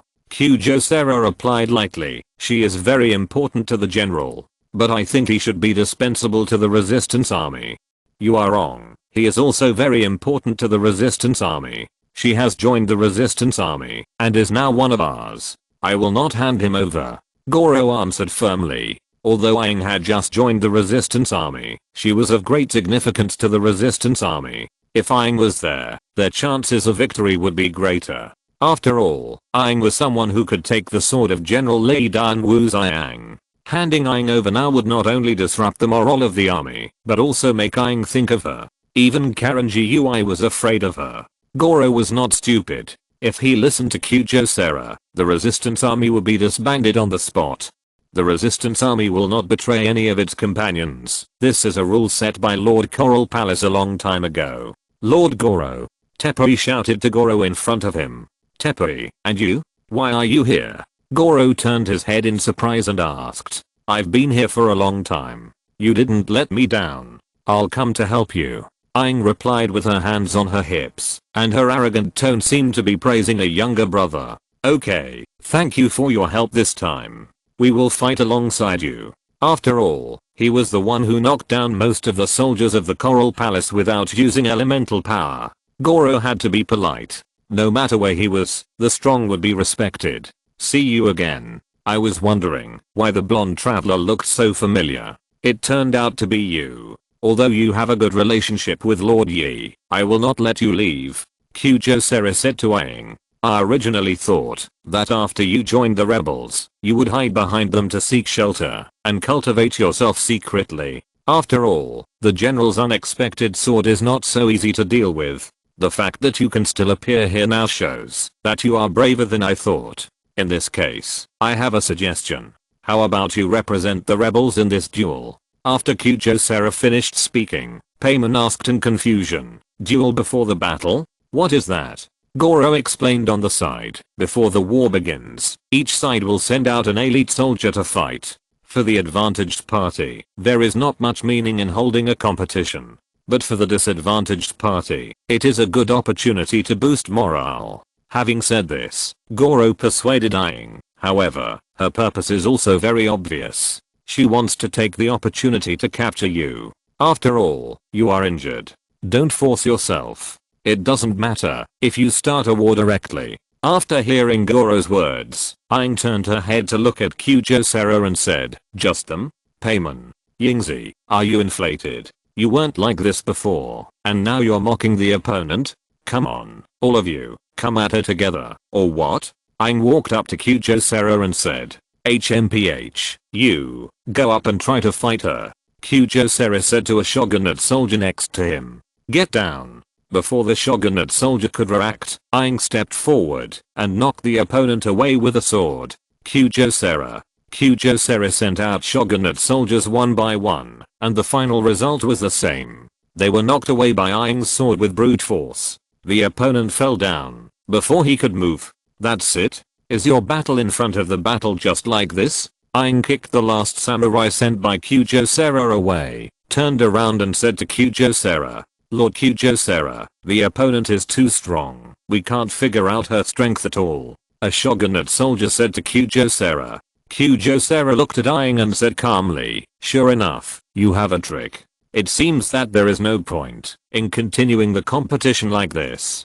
Soldiers, attack. The shogunate army heard Kyujosera's order, and a group of people rushed towards the rebels. Looking at the attacking shogunate army, Kyujosera continued to shout, the way is magnificent. The Mengshena's eternal Goro looked at the shogunate army rushing over, and gave orders to the rebels behind him. It seems that there is no way to avoid war. Fight. Everyone, follow me. Seeing the two armies suddenly fighting each other, Paimon scratched his head, and said to Aang, how about we go and help too? But they are too weak, there is no challenge at all. Aang replied, touching his chin. But now both sides have suffered many casualties. Paimon said worriedly, if I take action, it will cause more casualties. Aang said a little helplessly, if I had known earlier, I would not have joined the rebels. I always felt that I was cheated. It would be better to contact Wendy and Zhongli directly. Although casualties in war are inevitable, Aang still feels strange to attack ordinary people like this.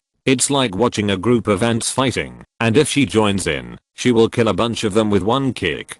Aang has no interest at all. It seems so. What should we do now? The resistance army has suffered a lot of casualties. Let me try. Aang said, and then joined the battlefield, kicking the shogunate army one by one. One kick would make the opponent lose the ability to fight. Although it would be affected by other people, this is not a problem she is considering now. Paimon flew beside Aang and smiled at Aang, saying, this is also possible. We just need to do our own things. Wu Lang also noticed Aang's behavior during the battle, but he didn't say anything. Although Aang was paddling, she kicked a shogunate soldier and directly lost the ability to fight, and her speed was faster than his. Hey, it turns out that she is really not an ordinary person. Yes, how can she be a mortal who can take the unthinking sword of General Lei Dan? Wu Lang sighed in his heart. Hold the line, don't retreat. Goro shouted to the surrounding resistance.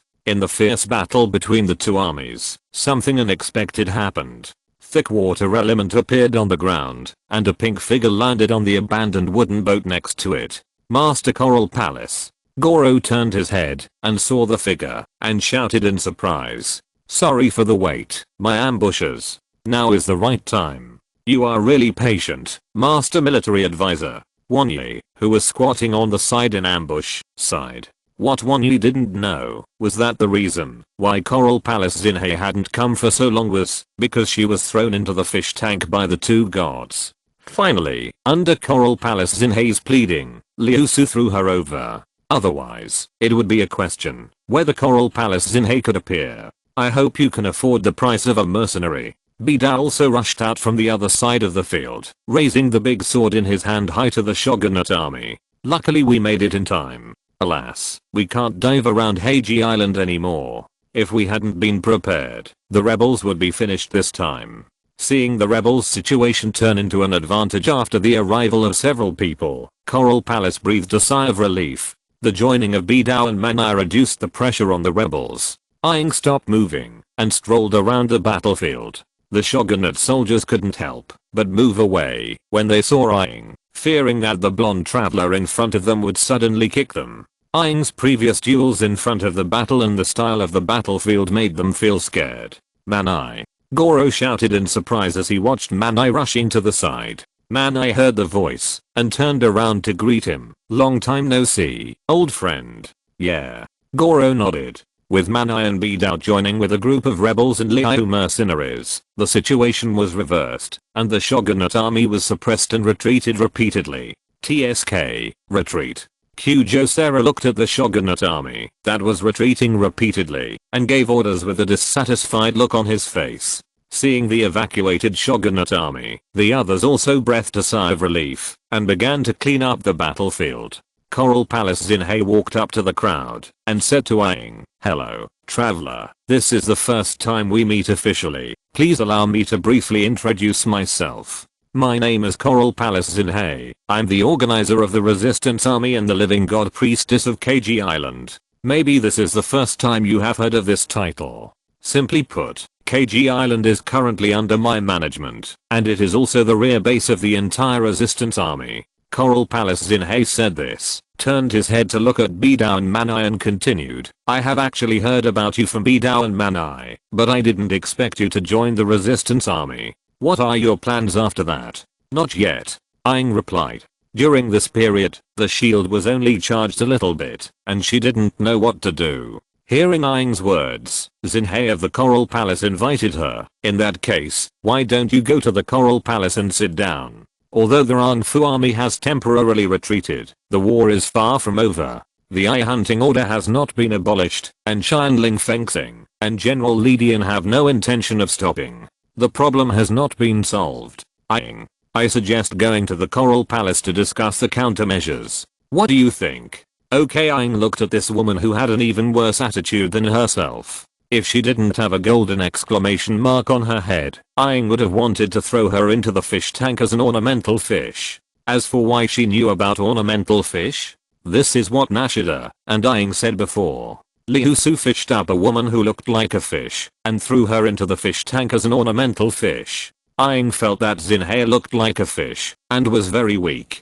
There was a 100% chance that she would take action and throw her into the fish tank, but the premise was to find a larger fish tank. "Can I go too?"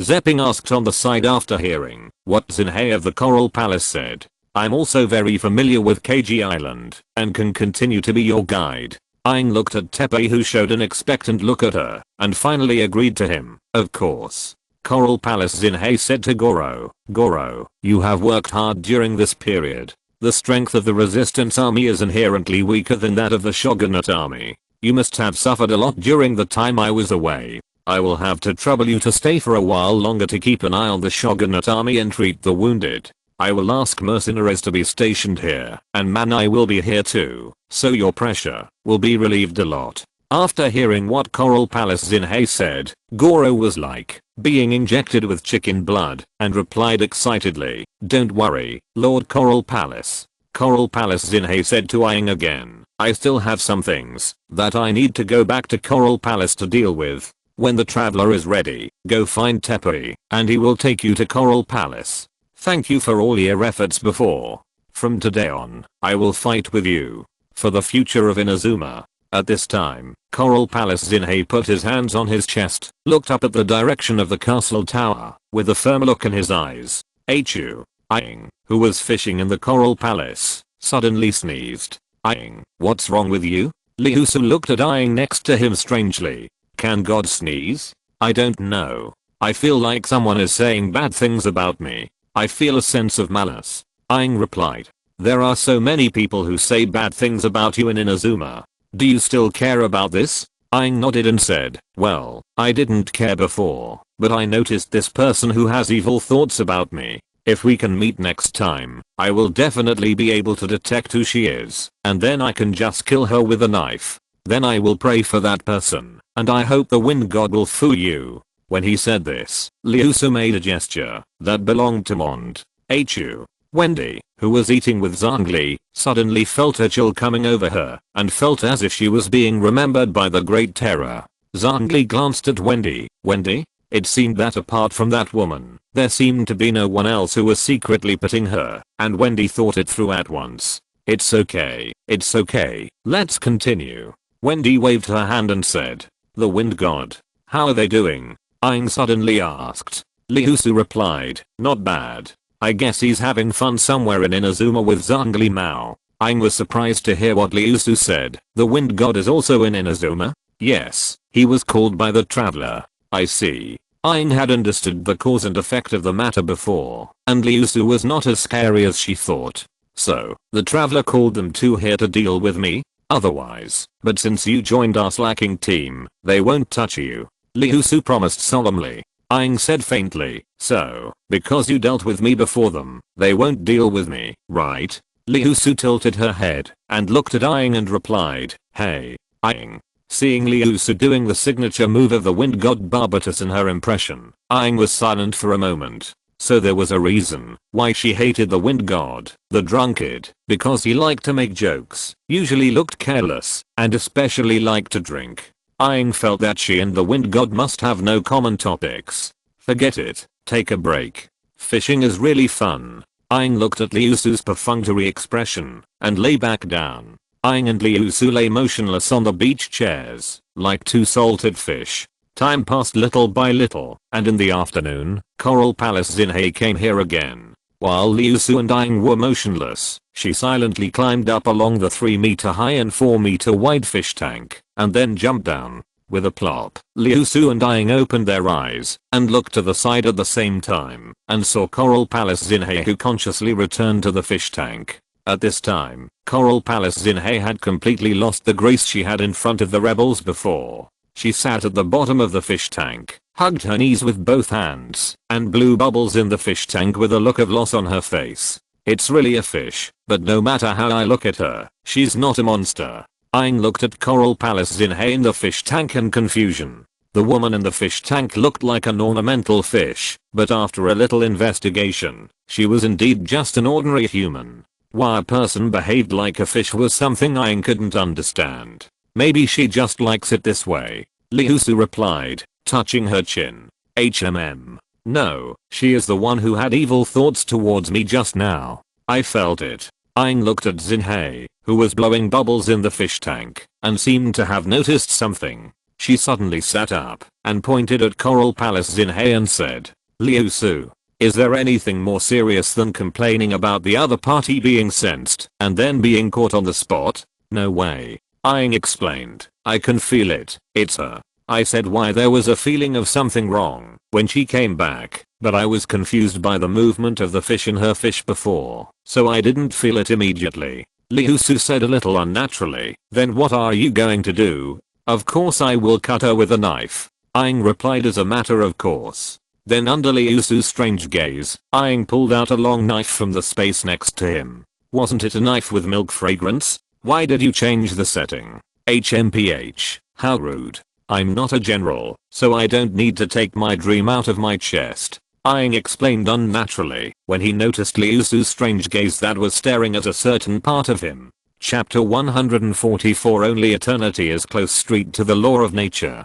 Liusu was not embarrassed at all when Aang scolded her. She was thick-skinned and Aang's behavior could not affect her at all. Liusu then said to Aang with a fierce face, "Don't you think it's very impressive to draw a knife from your chest?" "Yes, is that so? Then I'll try." After hearing Liusu's words, Aang put away the dream in his hand and performed a chest drawing knife in front of Liusu like General Lei Dan. "How is it? Is it special?" Liusu asked expectantly. Aang felt a little uncomfortable under Liusu's expectant eyes and replied, "Well, a little bit." After a few days of getting along, Aang found that the Tree King was still the Tree King, but because of the serious pollution of taboo knowledge, he was a little abnormal. Thinking of this, Liusu's behavior seemed to become reasonable. As long as the final goal did not change, it would be fine. As for the process, it was not important at all. At least, that's what Aang thought. "Yeah, but your movements are not impressive, not as impressive as General Lei Dan," Liusu continued. After hearing Liusu's words, Aang was full of questions. "Why do I need momentum when I draw my sword? Isn't it enough to kill the enemy with one sword? Then, what kind of momentum are you talking about?" Aang hesitated for a moment and asked Liusu. "Watch carefully and learn well." After Liusu finished speaking, he posed as a thunder general, then cleared his throat, and said with a fierce face, "At this moment, the time of annihilation." With Aang's face full of confusion, Liusu imitated the general's movements, pulled out a green long sword from his chest, and then slashed it towards the sea. "Aang, the grass god of Teyvat is absolutely you. Your grass elemental energy is about to overflow. The new grass god is probably not 1/10,000th as good as you. How about you try it?" Liusu said to Aang, after doing this series of movements. I'll try." Although Aang felt that she was so embarrassed that she was about to dig out an Inazuma with her toes, she still posed with a fierce face like Liusu. At this moment, the moment of extinction. "Not bad, not bad, very impressive." Liusu cheered and clapped. Aang. Fortunately, no one saw what happened today, otherwise she would not be the Inazuma Thunder God. No, there is an ornamental fish next to it. If the other party spreads this matter, wouldn't her image be ruined? Thinking of this, Aang turned around and looked at the Coral Palace Hard Sea who was still blowing bubbles in the fish tank with a dangerous look. After the first time, Aang would not be so embarrassed the second time, but this dangerous sign still had to be eliminated. Thinking of this, Aang pulled out the dream heart from his chest and slashed at the Coral Palace Hard Sea who was blowing bubbles in the fish tank. Rice light is also eternal. Liusu. Aang's sudden slash at the Coral Palace Hard Sea made Liusu full of questions. She didn't understand why he would kill the ornamental fish in the fish tank for no reason. Spare her life. Liusu quickly put a shield on the fish tank, barely protecting Coral Palace Xinhei. However, due to the impact of the momentum, the fish tank made by Liusu broke, causing Coral Palace Xinhei to fall out. What happened?" Coral Palace Xinhei asked in a confused voice. She became autistic after entering the fish tank. She didn't pay attention to the things outside at all. She only felt sad about her future life. The other party was a god, and she was just a helpless ornamental fish. It's okay. Liusu waved her hand and replied. "Coral Palace Xinhei. Although you treat me as an ornamental fish, I'm not stupid, okay? The guy next to you holding a knife and looking like he wants to cut me alive doesn't look like he's fine at all." Coral Palace Xinhei didn't understand when she had offended this god who looked very dangerous. She had no impression in her mind. Coral Palace Xinhei asked in a low voice, "Excuse me, did I do something to make you unhappy? Now that the rebels have got a traveler who can take General Lei Dan's thoughtless sword, Coral Palace Xinhei's confidence has increased greatly, so she doesn't want to die now." Aang snorted coldly and said, "Foolish question. I just asked you to leave not long ago, and you are out there making up stories about me." "I made up stories about you? You are not wrong, are you? How dare I?" Coral Palace Xinhei was confused by what Aang said. A friend of a god who can tear space apart with his hands must not be a simple god. Making up stories about her? Coral Palace Xinhei felt that she had lived an idle life for too long. "In that case, let you leave with understanding," Aang said slowly. Coral Palace Xinhei.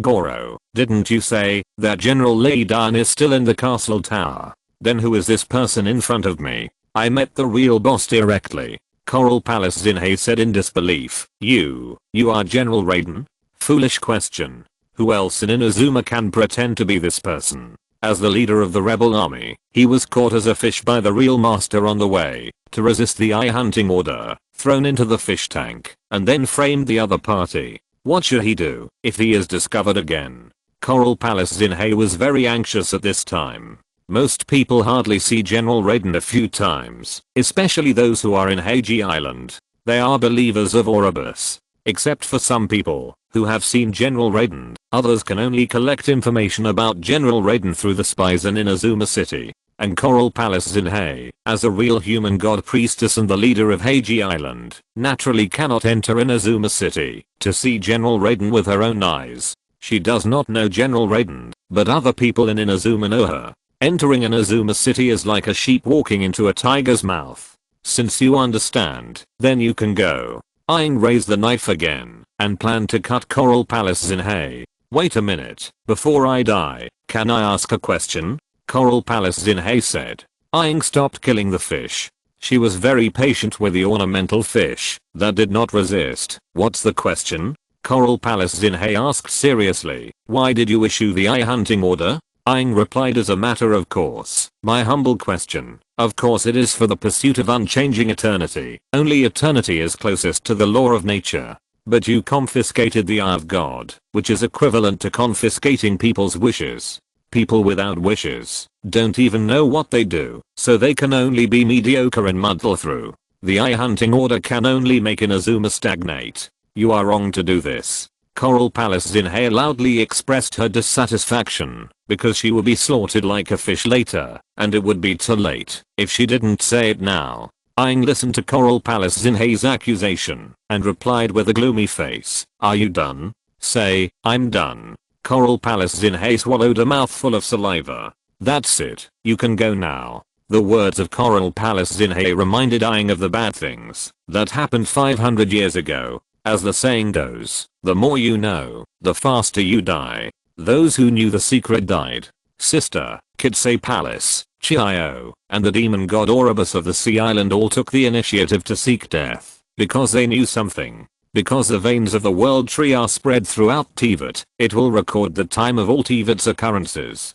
When the creatures of Teyvat have some unusual movements, they will be noticed by the throne in the sky. As for the purpose of maintaining eternity, isn't it for you people who like to make trouble? Otherwise, how do you think Kanria perished? Of course, Aang couldn't tell Coral Palace Zinhei about these things. So in Liusu's words, you now know nothing about eternity. Coral Palace Zinhei wanted to say something, but Aang raised the long sword so that she didn't know how to refute it, so she could only slowly close her eyes. Forget it, Aang, she doesn't know anything.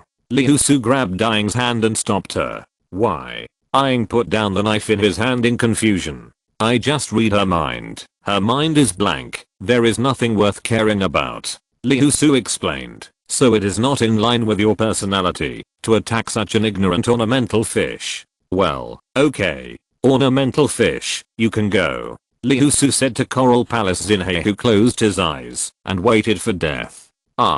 Although Coral Palace Zinhei didn't know what happened, she was relieved to hear this white-haired god say this to her. Thank you, but we will not give up on abolishing the eye hunting order. Liusu pulled Aang, who was about to draw the knife again, and covered her head helplessly as she looked at Coral Palace Zinhei, who continued to die. Can't you just not say it? Liusu was silent for a long time and said to Coral Palace Zinhei, who raised his head and pretended to sacrifice for the greater good, you are stupid, don't you know? A question mark floated above Coral Palace Zinhei's head. This was the first time that someone, no, a god, said she was stupid, which made her quite unconvinced. Is it also a stupid act to convey her dissatisfaction to the gods? Thinking of this, she raised her head and looked at Liusu unyieldingly. Looking at Coral Palace Zinhei's expression, Liusu knew what she was thinking without reading her mind. As expected, although you are a god, you cannot deny our wisdom and the wishes in our hearts.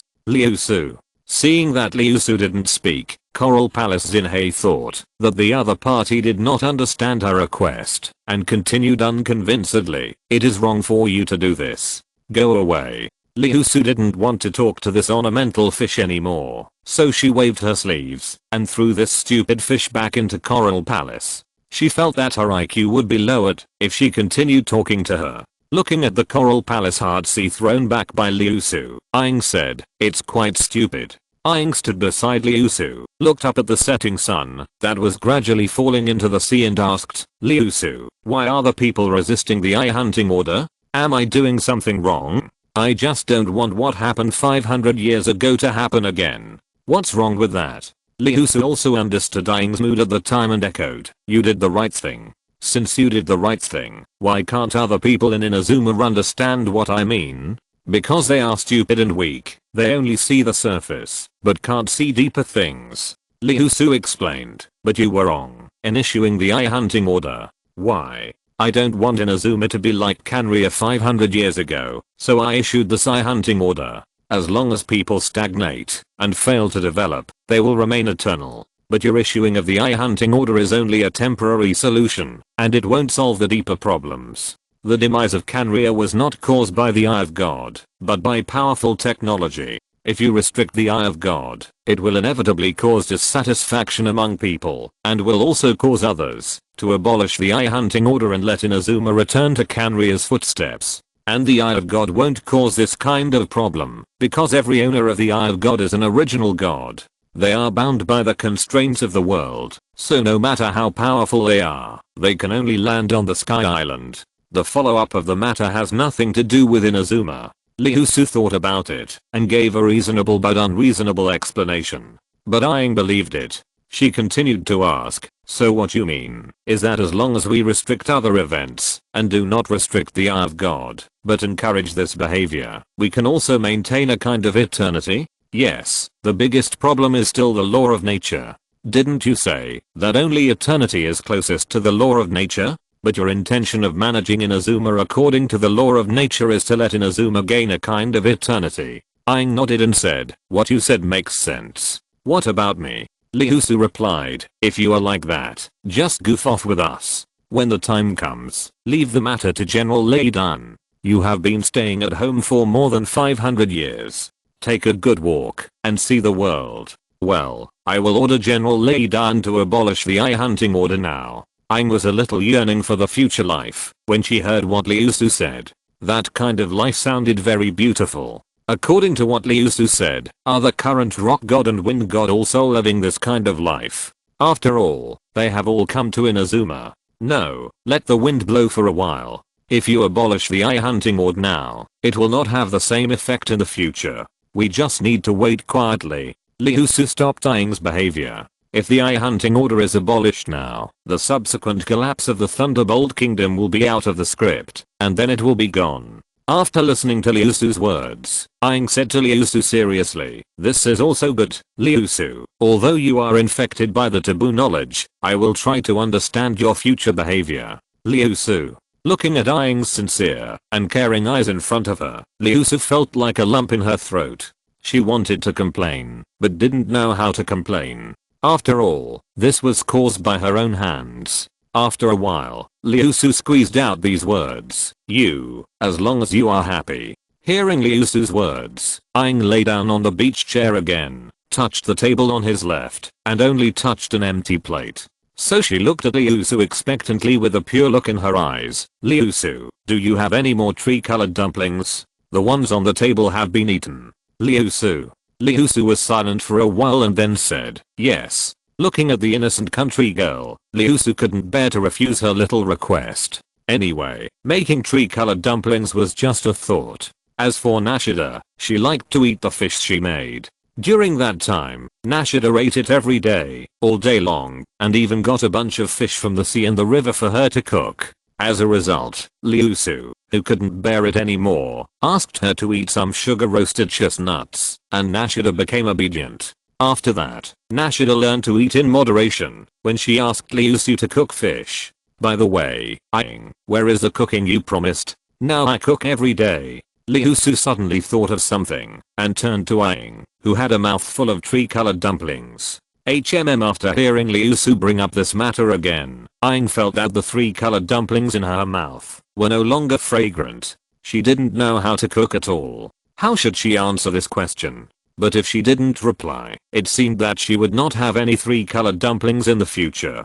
Thinking of this, Aang was worried. Liu Su said with a cat-like face, What? Speak, otherwise there will be no 3 colored dumplings. I know, I will do it now. Don't take my 3 colored dumplings. Aang replied hurriedly. But I really can't cook. I can only try my best. You can't blame me if it's not good. Aang thought of something and continued to talk to Liu Su. Liu Su nodded and said, okay, I'll see why you can't cook. Then, Aang performed a cooking show for Liu Su, using her own divine power. Everything was normal and there were no mistakes. Both the technique and the use of divine power were very decent, and there was no problem at all. But Liu Su fell into deep thought when she saw the colorful dumplings made by Aang, which were emitting strong radiation. She couldn't understand why Aang could make the 3 colored dumplings of colorful light. This is the 3 colored dumpling you made. No, the 7 color dumpling. Yes, but ordinary people can't eat it at all, so I'm embarrassed to say that I can cook. Even those people in the past couldn't eat it. Aang said this with a little loss in his eyes. At this time, she thought of the sad things again. I'll try. After Liu Su finished speaking, under Aang's surprised eyes, she picked up the 7 colored dumpling he made and took a bite. As expected, the dumpling began to produce a violent elemental reaction when it entered the mouth. It felt like countless things were exploding in the mouth, just like eating an enhanced version of popping candy. As for the taste, it was okay, more delicious than the ordinary 3 colored dumplings. As for other aspects, it has a thunder radiation power more than the ordinary 3 colored dumplings. As long as ordinary people eat it, it is like swallowing thunder and lightning alive, and it is estimated that they will directly ascend to heaven on the spot. Liu Su. Aang asked Liu Su, who had a wonderful expression, how is it? Liu Su. Electric. Chewing Liu Su couldn't open her mouth at this time. There were still many arcs of electricity on her cheeks, crackling, but the high concentration of lightning element radiation that was fatal to ordinary people had no effect on Liu Su. It tastes good, not as bad as you said. Liu Su swallowed a 3-colored dumpling and said. Hearing Liu Su's evaluation, Aang asked expectantly, really? After living for so many people, this is the first time that a god said that the food he made is delicious. Well, keep up the good work. Liu Su said and took another bite of the 3-colored dumpling and replied. Liu Su, electric electric, chewing looking at Liu Su's expression that didn't seem fake. Aang said very happily, thank you, Liu Su. Chapter 145, The Great Purification of the Divine Cherry Blossom. Before going to the Coral Palace, Aang met a witch named Hinasari. There was a blue exclamation mark on her head, which made Aang stop involuntarily and then follow her to complete a series of tasks. Finally, under the Shadow Mountain, Aang came to this place full of thunder element, and in the center there was a purple ominous sphere that was the same as the inverted filthy statue she encountered in Liu before, but it was bigger than the one she had seen before. Are we just going to clean this thing up? Payman asked. This breath is so strange. Why do I have a sense of deja vu where I have seen it before? Aang said, touching her chin and looking at the ominous sphere in front of her. Payman scratched his head and replied, it should be the inverted filthy statue we encountered last time, right? I think so. Aang always felt something was wrong, but she couldn't remember it. The only thing she remembered was the power emitted by this purple ominous sphere. She was sure she had encountered it somewhere before, but she was sure that this was not the power on the inverted filthy statue that Payman mentioned. Payman pointed at the sphere entangled by roots and said, then let's deal with this sphere. Aang's holy attribute has a strong restraining effect on this kind of power. Let's try it. Okay, then I'll try it. Aang summoned the divine body to transform into a sword. Suddenly, 2 sea ghosts condensed with energy appeared under the sphere, which made Aang's eyes light up. Sea ghosts. Aang shouted excitedly. After searching for a long time, I found it without any effort. If I knew there was a sea ghost here, why would I have been running around in Inazuma for so long? Let me try the sword. Aang excitedly raised the sword and rushed towards the sea ghost condensed with energy. Let me try the knife. Hanasari. Traveler, what are you doing? Hanasari asked Payman next to him with some confusion. Obviously, the traveler was very strong at the beginning, and he solved the seal with one sword, so that the previous monsters could not be born. But this time he has been dealing with this monster that is similar to the previous one for so long. Payman explained, Aang is completing a great task. We just need to wait for a while. Great, done. As Aang collected 100% of the progress, he killed the energy state sea ghosts with a sword. Done. It's not easy. Now we can buy a lot of delicious food. Payman said excitedly after hearing Aang's words. Let's solve this quickly now. We have to go to the Coral Palace on Heiji Island. After we finish these, the Heart Sea is still waiting for us. Aang nodded after hearing Payman's words, jumped up, and inserted the sword in his hand into the filthy and ominous sphere. In an instant, the divine body turned into a sword and emitted a dazzling golden light. This ominous sphere was like ice and snow, and it quickly melted in the golden light emitted by the divine body turned into a sword. After Aang finished everything, he walked in front of Payman and Hanasari and said, okay, it's done. After hearing Aang's words, Hanasari said with emotion, in this way, the pain that Shen Ying has injured has finally been relieved. The Son of Man did a great job. You are really the destined person. Aang. She had heard this sentence from two people. One was Hanasari in front of her, and the other was the heavenly justice maintainer she met 500 years ago. As for the reward, agreed upon at the beginning, I will stay later. Please be patient. After hearing Hanasari's words, Payman hurriedly said, wait a minute, didn't we agree before? After the Shen Ying Great Purification is completed, Miss Mask Mako, you will tell us about yourself. But, Hanasari said hesitantly. Aang interrupted Hanasari and said, for the sake of my hard work in helping you complete the task. That's right, otherwise, it would be too unfair to us. Payman echoed from the side. Hanasari, along the way, I didn't see how you worked hard. When you encounter a problem, I just need to use a sword. I just need to tell you where the next destination is. How can you say that you are working hard? Hanasari sighed and said, before that, there is one thing that really makes me feel overwhelmed. Along the way, I haven't had the opportunity to formally ask you two names. My name is Aang, and this is Payman, the emergency food called White Floating Spirit. Aang introduced to Hanasari. Payman said to Ying angrily, hey, don't add so many strange names in front of Payman. Master Aang, Master Payman. What a good name, I will remember it in my heart. Hearing that Hanasari was not misled by Aang, but called himself Master Payman, Payman scratched his head and smiled a little embarrassedly. As I said before, I did inherit Kitsuseguna's memory. Payman replied, I'm curious about this, too. Hanasari continued to explain, Kitsuseguni was originally the bloodline of Hakushin, and once traveled with the god of thunder to protect the people of Inazuma. Until the end, I don't know how long ago the disaster was. Kitsuseguni fought against the dark disaster to protect Narukami Island, and was eventually swallowed by the disaster. But there are many people protected by the barriers she set up everywhere. Although I, who simply inherited the memory, really shouldn't have such an intention to transgress, I'm also proud of this memory. Aang asked in confusion after hearing this, are you her follower? Payman echoed, just like the Sky Fox and the Earth Fox before. Hanasari heard Payman's words and pondered. So, I did notice that the Narukami Taisha on the top of the mountain had a similar fairy fox aura. Fairy fox aura? Is it the Yi godchild? Payman asked in confusion. I don't know, but it shouldn't be Yi Gongsi. Hanasari said vaguely. Payman spread his hands and said, well, it's the same, whether you said it or not.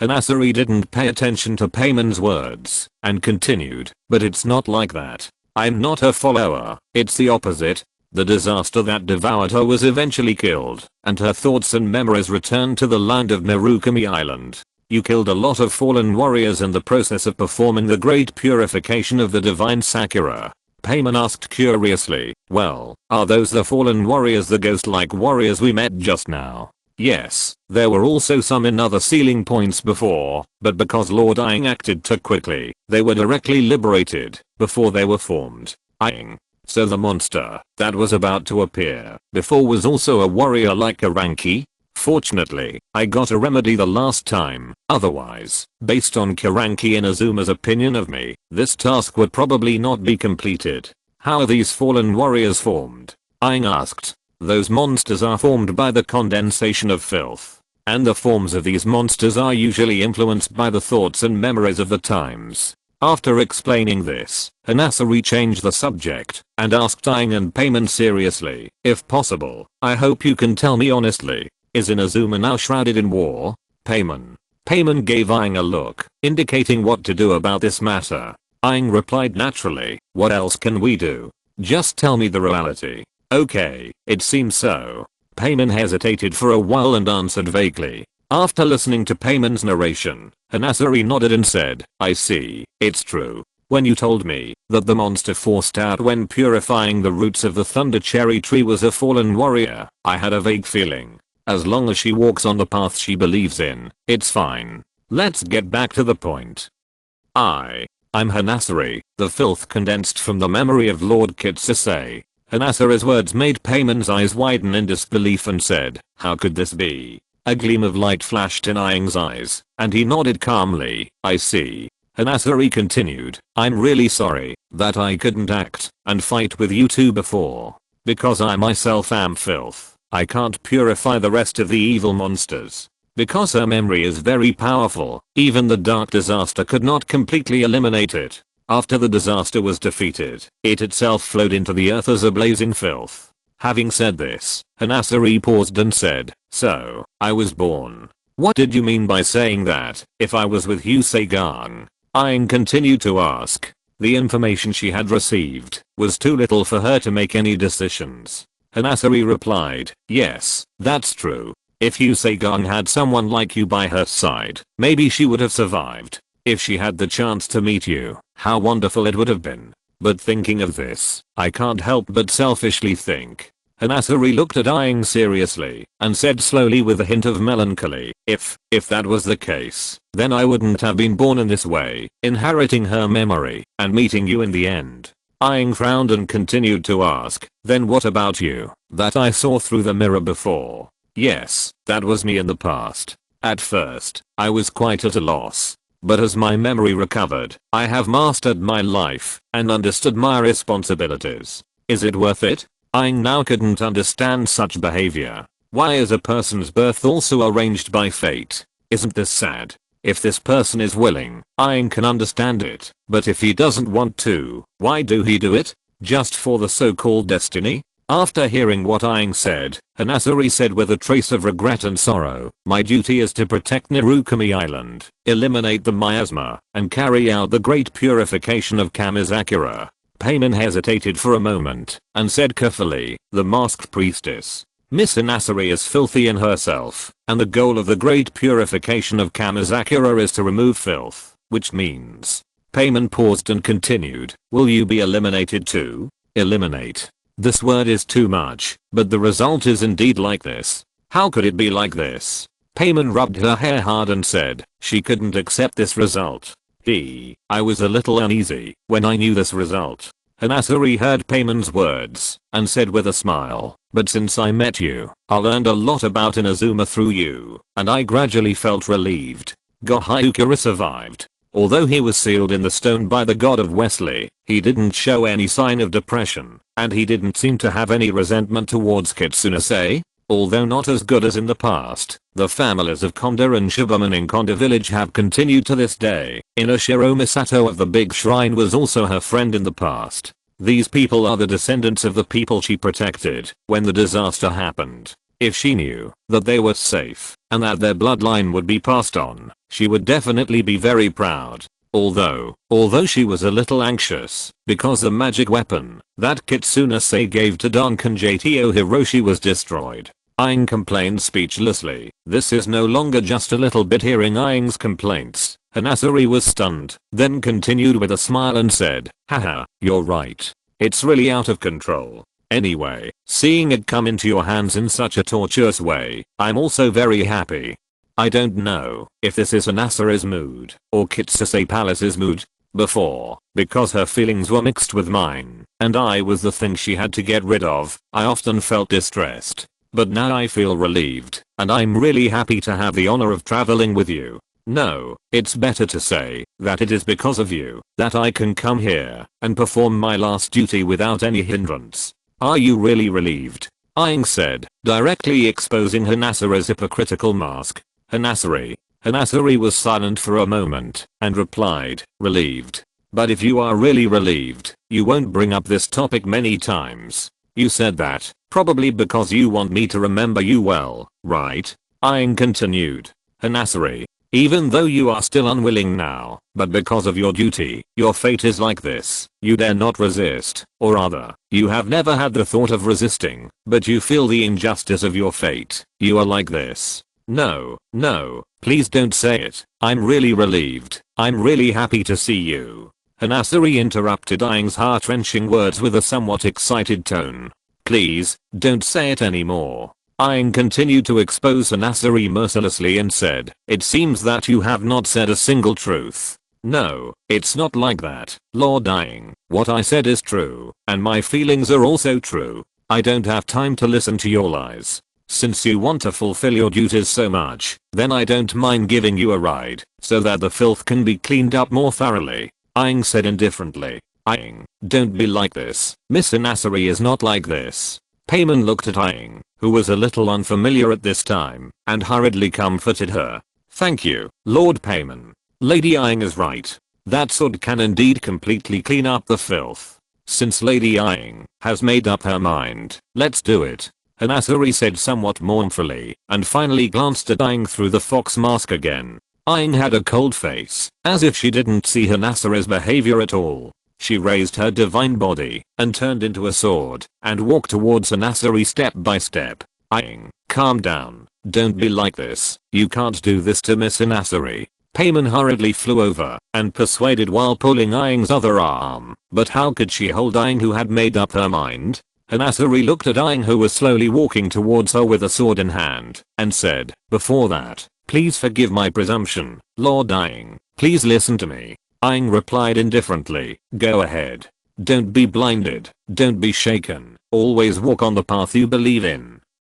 Hanasari explained, this is the last motto that Kid Sagang said before the final separation. Although I feel that I don't have the qualifications, as I consider myself a descendant of Bachan. But I believe that, if Kit Sagang herself were still here, she would not be stingy with her blessings to you. I hope that her motto, no, my motto, can help you resist some lies and evil thoughts in the future. Well, I understand, thank you. Although the meaning of this sentence has been heard by countless gods, Aang still nodded to Hanasari in gratitude. Seeing Aang had taken her words to heart, Hanasari said with some disappointment, haha, you're welcome. In exchange, let me be willful once more. Kid Sasagi has always preferred the beauty of short poems. Although I inherited her memory and the 1111 poems she knew, I don't have the elegance and taste to apply them as freely as she did. But at this moment, I remembered a poem that fits the occasion. Aang, you said so much, and I said you were unwilling, but you didn't admit it. If you were really willing, would you still tell me so much? There is not a single truth in the mouths of you women. So Hanasari recited this short poem with emotion. I'm parting with you, and I don't know when I will return. I'm like the morning dew that dries up in an instant. Goodbye. Aang said, slowly raising the sword in her hand. Goodbye, it's nice to meet you, Lord Aang, Lord Paimon. Hanasari replied.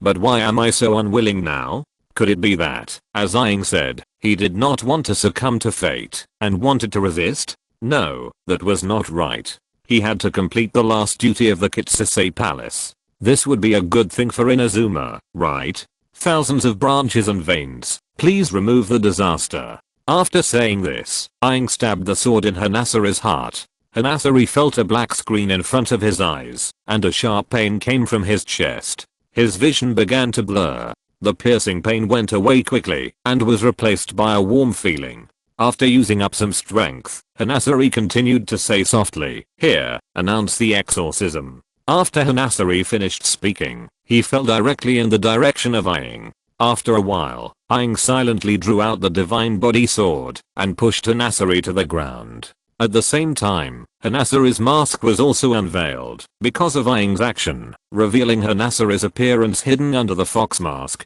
Chapter 146 White Fox. Aang stood aside, holding the glowing divine sword in her right hand and touching her chin with her left hand, motionlessly looking at the body lying on the ground and whispered, "Ha, it's just as I thought. Hanasari." Paimon hurriedly flew over to observe the fallen body of Hanasari. Paimon couldn't understand Aang's behavior and asked Aang, why are you doing this? Can't you let Hanasari go by herself? Let her go by herself? Paimon, are you kidding me?" Aang wondered if Paimon's brain was broken. Letting Hanasari go by herself, wouldn't that be like letting her really die? Didn't Hanasari say that she was a filth? No matter how you say, the divine body sword cannot be effective against ordinary life, but isn't it a devastating attack on Hanasari who is a filth? Don't you know all this? Aang looked at Paimon with a look of disappointment and said, "Whatever Hanasari said, you believed it? Are you still my good partner? You actually believed what outsiders said and doubted me. I was wrong, Aang. I was too emotional just now." Paimon also immediately found his own problem and admitted his mistake to Aang. "How about punish me by not being able to eat delicious food for a month? Forget it, I forgive you." Aang looked at Paimon helplessly. Not being able to eat delicious food for a month is indeed a huge punishment for Paimon, a foodie, and it also shows that Paimon's attitude of admitting his mistakes is extremely correct. Thank you, Aang, but why do you do this? And what did Hanasari lie to us about?" Paimon scratched his head and asked. After waiting for a while, Hanasari who was lying in front of him did not dissipate. Logically, the filth purified by the holy attribute should disappear directly, but it was still lying there. Paimon knew that there was something wrong with Hanasari. Aang said, "She is not Hanasari." "What? If she is not Hanasari, then who is she?" Paimon was even more confused. "Because there is no priestess named Hanasari in Inazuma, or there is no such person at all," Aang replied. "Aang, do you mean that Hanasari is not from Inazuma? But her behavior and style are completely Inazuma's." Aang looked at the silly Paimon and continued helplessly, "No, is there a possibility that she is not a person? Not a person? Could it be that? Yes, she was formed by a trace of remnant of Kitsuka Sage. It can be said that she is Kitsuka Sage, but she lost a lot of memories before, just like Kunjin who was possessed by the Dragon King Ruota we met before." Huh. Paimon's eyes widened. He didn't expect Hanasari to be Kitsuka Sage. So, my analysis is that the remaining consciousness of Kitsune Muni realized that the divine Sakura tree was threatened, and Kitsune Muni's consciousness awakened, slowly forming a priestess named Hanasari. However, she did not know that she was Kitsune Muni, but she always knew her duty, which was to complete the divine Sakura purification. This is similar to the situation where King Ruota only had one belief left to find Zhongli. Aang, isn't this too shocking? Besides, Kitsune Muni is already dead, and King Ruota was just sealed by Zhongli. I don't know, it should be this possibility, and she knows everything about Kitsune Muni, and the more we unlock the seal, the more she remembers. Although she tried her best to cover it up, there are some things that cannot be covered up. That is, she doesn't want to die. If Hanasari was a normal person, Kitsune Muni would not let a person who inherited her consciousness die. She would only let Hanasari forget everything, and Kitsune Muni's own consciousness disappear. But, Hanasari's behavior is unreasonable. Since she wants us to leave, there are some things she doesn't want us to see, which means she is not possessed by someone, otherwise she would ask us to help take Hanasari's body away. Paimon was full of questions after hearing Aang's analysis. Why was she getting more and more confused? No, when did Aang become so smart? But this doesn't mean that Hanasari is the incarnation of Kitsune Palace's consciousness. Paimon scratched his head and said, "If it didn't mean anything before, but now." Aang turned her head and said to Hanasari's position. "What?" Paimon turned his head in confusion. "Ah, why did it change?" Paimon exclaimed. "When I stabbed the divine body sword into Hanasari's body just now, my power was swallowed by her instead, so this may be a reason," Aang said vaguely. "Just now when she was dealing with the huge purple filth, She felt that the filthy energy entered her body along the divine body sword, but fortunately the light of the divine body sword concealed everything. After the power entered his body, Aang did not feel any discomfort, just like the tears that purified Teyvat before. Instead, he felt an inexplicable feeling that his power had returned. However, when he stabbed Hinasara's body with the sword, 90% of the power he had gained was absorbed by the other party. Aang, she is really not Hinasari, is she Kitsukiya? Paimon pointed to the place where Hinasari was lying. Hinasari had disappeared and replaced by a woman wearing a red and white witch costume, with short snow white hair, a pair of fox ears on her head, and a snow white fox tail behind her. And this woman's height was obviously taller than Hinasari. Before, Hinasara's height was the same as his, but now she was as tall as Liu Su. Aang squatted down and poked the cheek of the white short-haired woman in front of him and said, according to the description, it should be. It is indeed a fox. It will deceive people. Well, Aang, you are still smart. You were not deceived by this fox. Paimon hurriedly praised Aang. But I'm also curious, why do they have fox ears? After saying that, Aang stretched out her evil claws towards the woman lying on the ground. Aang felt that the touch of this white-haired fox and the pink-haired fox ears of Yi Shenzi were not much different. Because they are foxes. Didn't Master Liu Yifeng turn Yi Shenzi back into a little fox? Paimon said with some confusion. That's not what I'm talking about. According to what you said, why doesn't Zhongli have the characteristics of a dragon and a unicorn? And why doesn't a Uotuo have the characteristics of a dragon? And why doesn't Master Liu Yifeng have the characteristics of a fairy bird? Aang asked Paimon in return.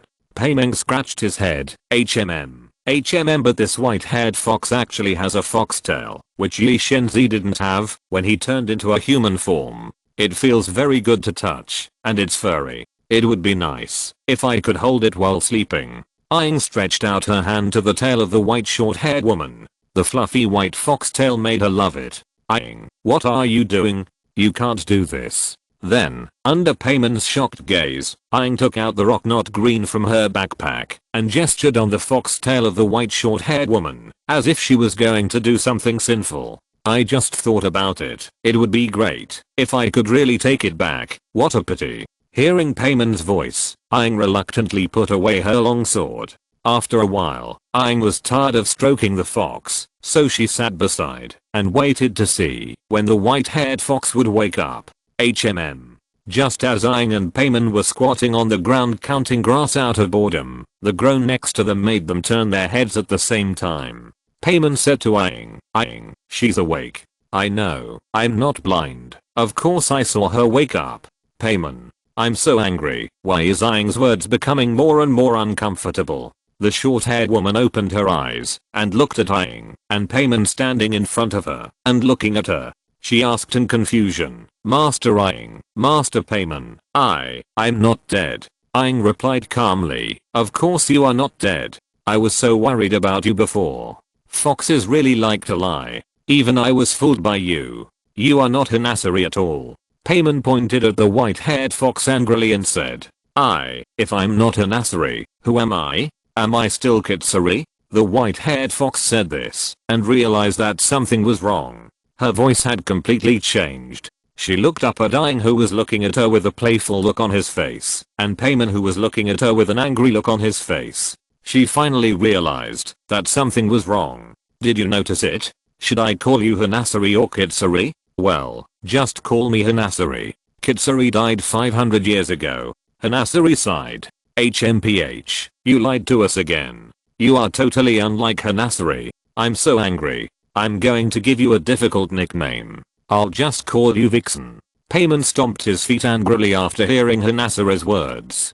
Hinasari, although I don't know how I revived, I still want to thank you. Hinasari said. However, I can't use the identity of Husagang anymore, because I'm very resistant to this identity in my heart. If I continue to use this identity, terrible things will happen. Paimon scratched his head.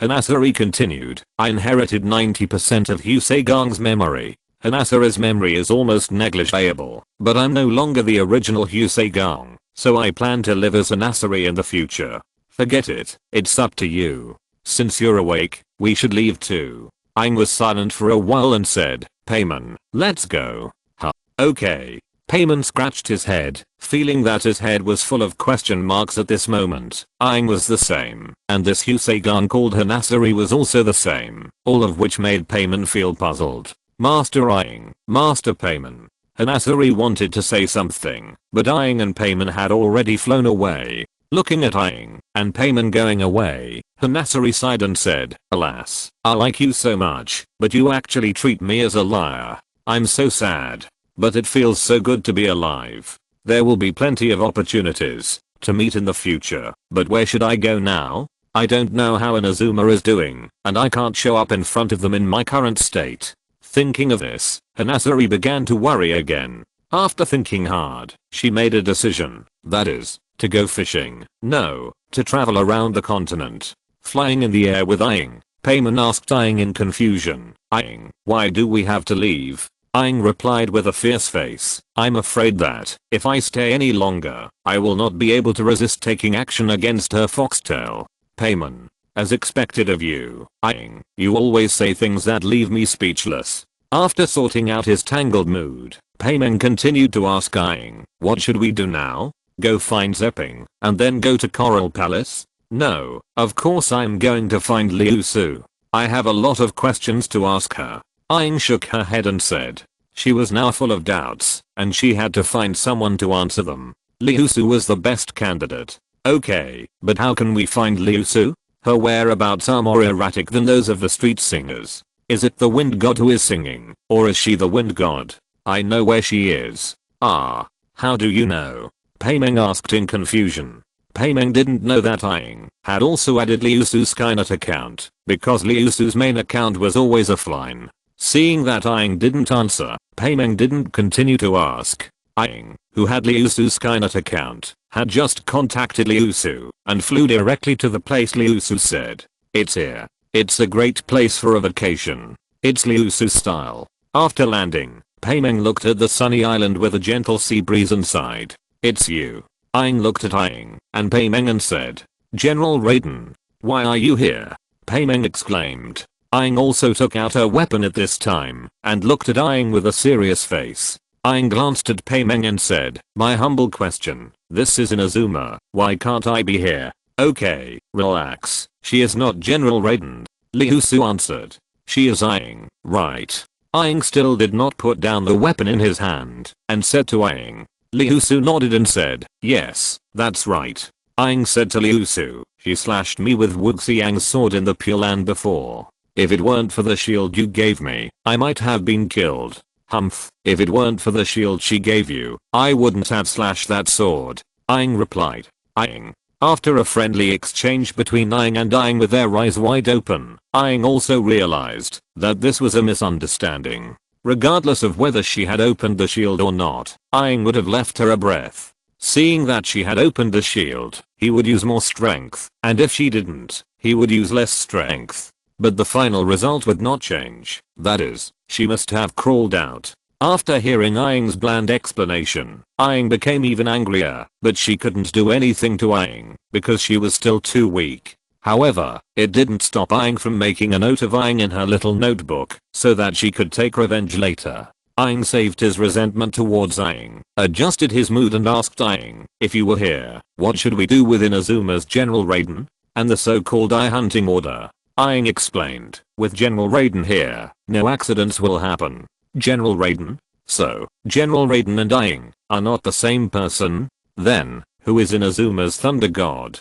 Payman felt that his brain was not enough again. He met Kitsuneri named Hanasari before, and now there is Aang and General Raiden. Is Inazuma so complicated? Of course it is this body. This body is the most noble and noble body in the world. It should hold the power of the world. This body has promised a dream to its subjects. It is the eternity, that will never change for thousands of years. Payman.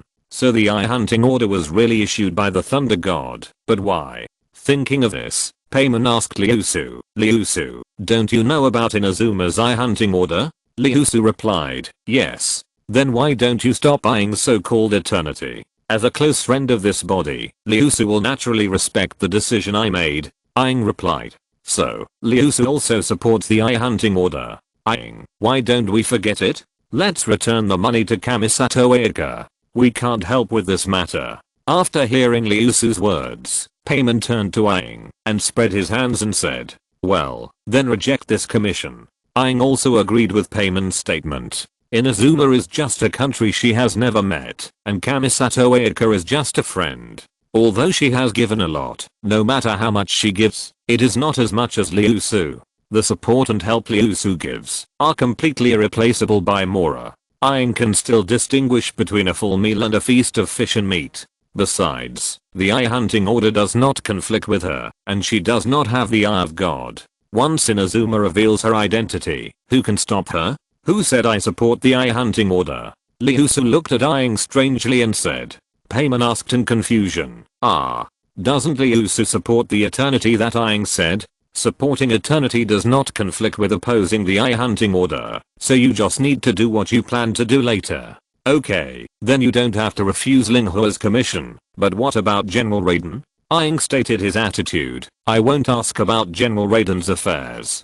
Then the problem is solved. Just let General Raiden abolish the eye hunting order, right? Payman, since the Thunder God is here, why not let the Thunder God abolish the eye hunting order directly? I have retired, and Inazuma is taken over by General Raiden, so I will no longer ask about Inazuma's affairs. Aang replied after hearing Aang's words. Payman scratched his head and said, why does Aang's words sound so familiar? It seems that Zhongli and Venti have said similar things. It's indeed the 7 gods of Teyvat. What do you want to talk to me about? Liusu, can we talk alone, because this matter is not good for them to know. Aang did not speak, but sent a message to Liusu. Well, follow me. Liusu looked at Aang's serious expression, opened a crack, and walked in first. Paimeng wanted to follow, but he was blocked by an invisible force until the space crack created by Liusu disappeared. Paimeng said angrily, I'm so angry. They actually left me alone, and said they were best friends. Aang looked at Paimeng who was stomping his feet in the air angrily, and said calmly, maybe they have something important to do. After all, you know that there are some things that you and I can't know. Well, I know that too. I'm just a little angry. What's the use of being angry? Do you want to eat something? Aang rarely shared his food with others. Okay, Aang, you are really a good god. After hearing Aang's request, Paimeng said excitedly, completely forgetting the previous things. Where is this? After Aang walked out of the portal, she looked at herself appearing in a golden space, and asked with some confusion. Liusu replied, this is inside the golden tree. Tell me what you want to say. It's relatively safe and some information won't be leaked. You said that you and I are both Adventers. I heard the title of Son of Man from the Heavenly Law Maintainer, and from Hua Sanli before, so I'm a little curious. Do you know what Son of Man means? I feel like I wanted to remember it before, but I can't remember it clearly now. Chapter 147 Stars and Abyss. Son of Man. Liusu was stunned when she heard Aang's words. Liusu looked at Aang's appearance at this moment. It was not that she had forgotten about this matter. It was obvious that she had gotten some answers from herself. So, now was the time for the riddle man. In fact, you know it in your heart, don't you? Liusu gave Aang a meaningful look. Facing Liusu's eyes, that seemed to see through her, Aang's pupils shrank when she heard the next words. I heard a rumor outside the world. In a world where the living must perish before the world perished, people launched an Ark project, and its executors were 2 meteors. What else? Aang asked. Liusu's habit of speaking half of something made her uncomfortable. That's all. I only know this much. Liusu spread her hands and replied. Are you also from that world? Why do you know so much? Aang continued to ask. Liusu replied, that's not the case. It's not a secret here. What I can tell you is that I came from a world of a higher dimension. Higher dimension? Yes, a higher dimension than this world, and I came to this world by descending due to special reasons. Aang's eyes flashed with a gleam of light and asked, then why did you tell me this? Telling you or not, there is actually no difference in essence, because no one will believe it, and the world will not find me, because I'm a higher existence, just like ants don't know that the world is actually three-dimensional. Liu Su lied. You really know more than I thought. Aang sighed and said. Now everything Liu Su did can be explained. Why does Teyvat have such an existence as the golden tree? Because this is a higher dimensional god, established in Teyvat. Not necessarily. I may not know as much as you know. Because I used to look down on this world from a macro perspective, and I didn't understand some tiny and trivial issues. Macro? Looking down. So, our world was created by you? Aang found the blind spot, and asked in disbelief. Liu Su said with a wondering look, you can understand it this way. It's over. Now it seems that I have fooled too much. Things are developing in an unknown direction. Then as a high dimensional person, why do you want to come to this world? What's the benefit for you? I don't know. Do you think I want to come? I don't want to at all. I suspect someone is harming me, but I have no evidence. Liu Su complained after listening to Aang's words. Although I had wanted to enter the game world to experience it before, this wish has come true. But what does it mean to throw her here, to become a tree king? Aang. Well, it seems that the other party did not voluntarily enter this world. Even if there is a purpose, it is not something I can stop. This is the crushing from the dimension. Then have you never thought about going back? Go back. How to go back? There is no road, and I can't directly upgrade the dimension, so forget it. In fact, I find it's good to fish here. Aang. Good guy. Aang is direct. Good guy. The descendants fight for the world, to occupy resources and territory, and some even cross the world to plunder, but this one just fishes and plays badly. Moreover, I had asked Liu Su before, and she said that she had no wishes and nothing she wanted to do. However, you can set a goal, such as going home or something, or at worst, like Kang, conquering the Sky Island, becoming a legend or something, or building a country of your own. Anything is better than slacking off. Aang persuaded. For the first time, she was so helpless to a god. I don't want to do it. I'm lazy. Doing these things is not as interesting as slacking off. Liu Su directly rejected Aang's proposal, and found a beach chair in front of Aang to lie on. I'm a salted fish now. Don't talk to me about dreams. This is not what I should do. You come and lie down. You will find that lying down is really comfortable. After Liu Su finished speaking, she took out another beach chair and put it in front of Aang. Aang had a tangled face and opened her mouth, not knowing how to persuade this god who was giving up. If you have any questions, ask them. I will try my best to answer them for you. Liu Su turned her head and said to Aang, yes, when I just met Dainsreb. Aang told Liu Su everything about her experience with Dainsreb, including her own thoughts. Since Liu Su told her the secret, Aang didn't hide it. After all, the two people's goals were not in conflict. Although Liu Su was a slacker, she still made some useful things. With Liu Su's help, she can better realize her dream. Dainsreb asked 3 questions. I don't have any doubts about the first 2, but I don't think the third question is right now. Aang said, touching her chin. Why do you think so? Because, after a period of observation, I found that people with the eye of God and those without the eye of God are actually not important to God. At that time, you all did a good job in Liu, so I thought that people were important to God, but after understanding it later, I found that it was wrong. No matter what people are like, they are actually not important to God.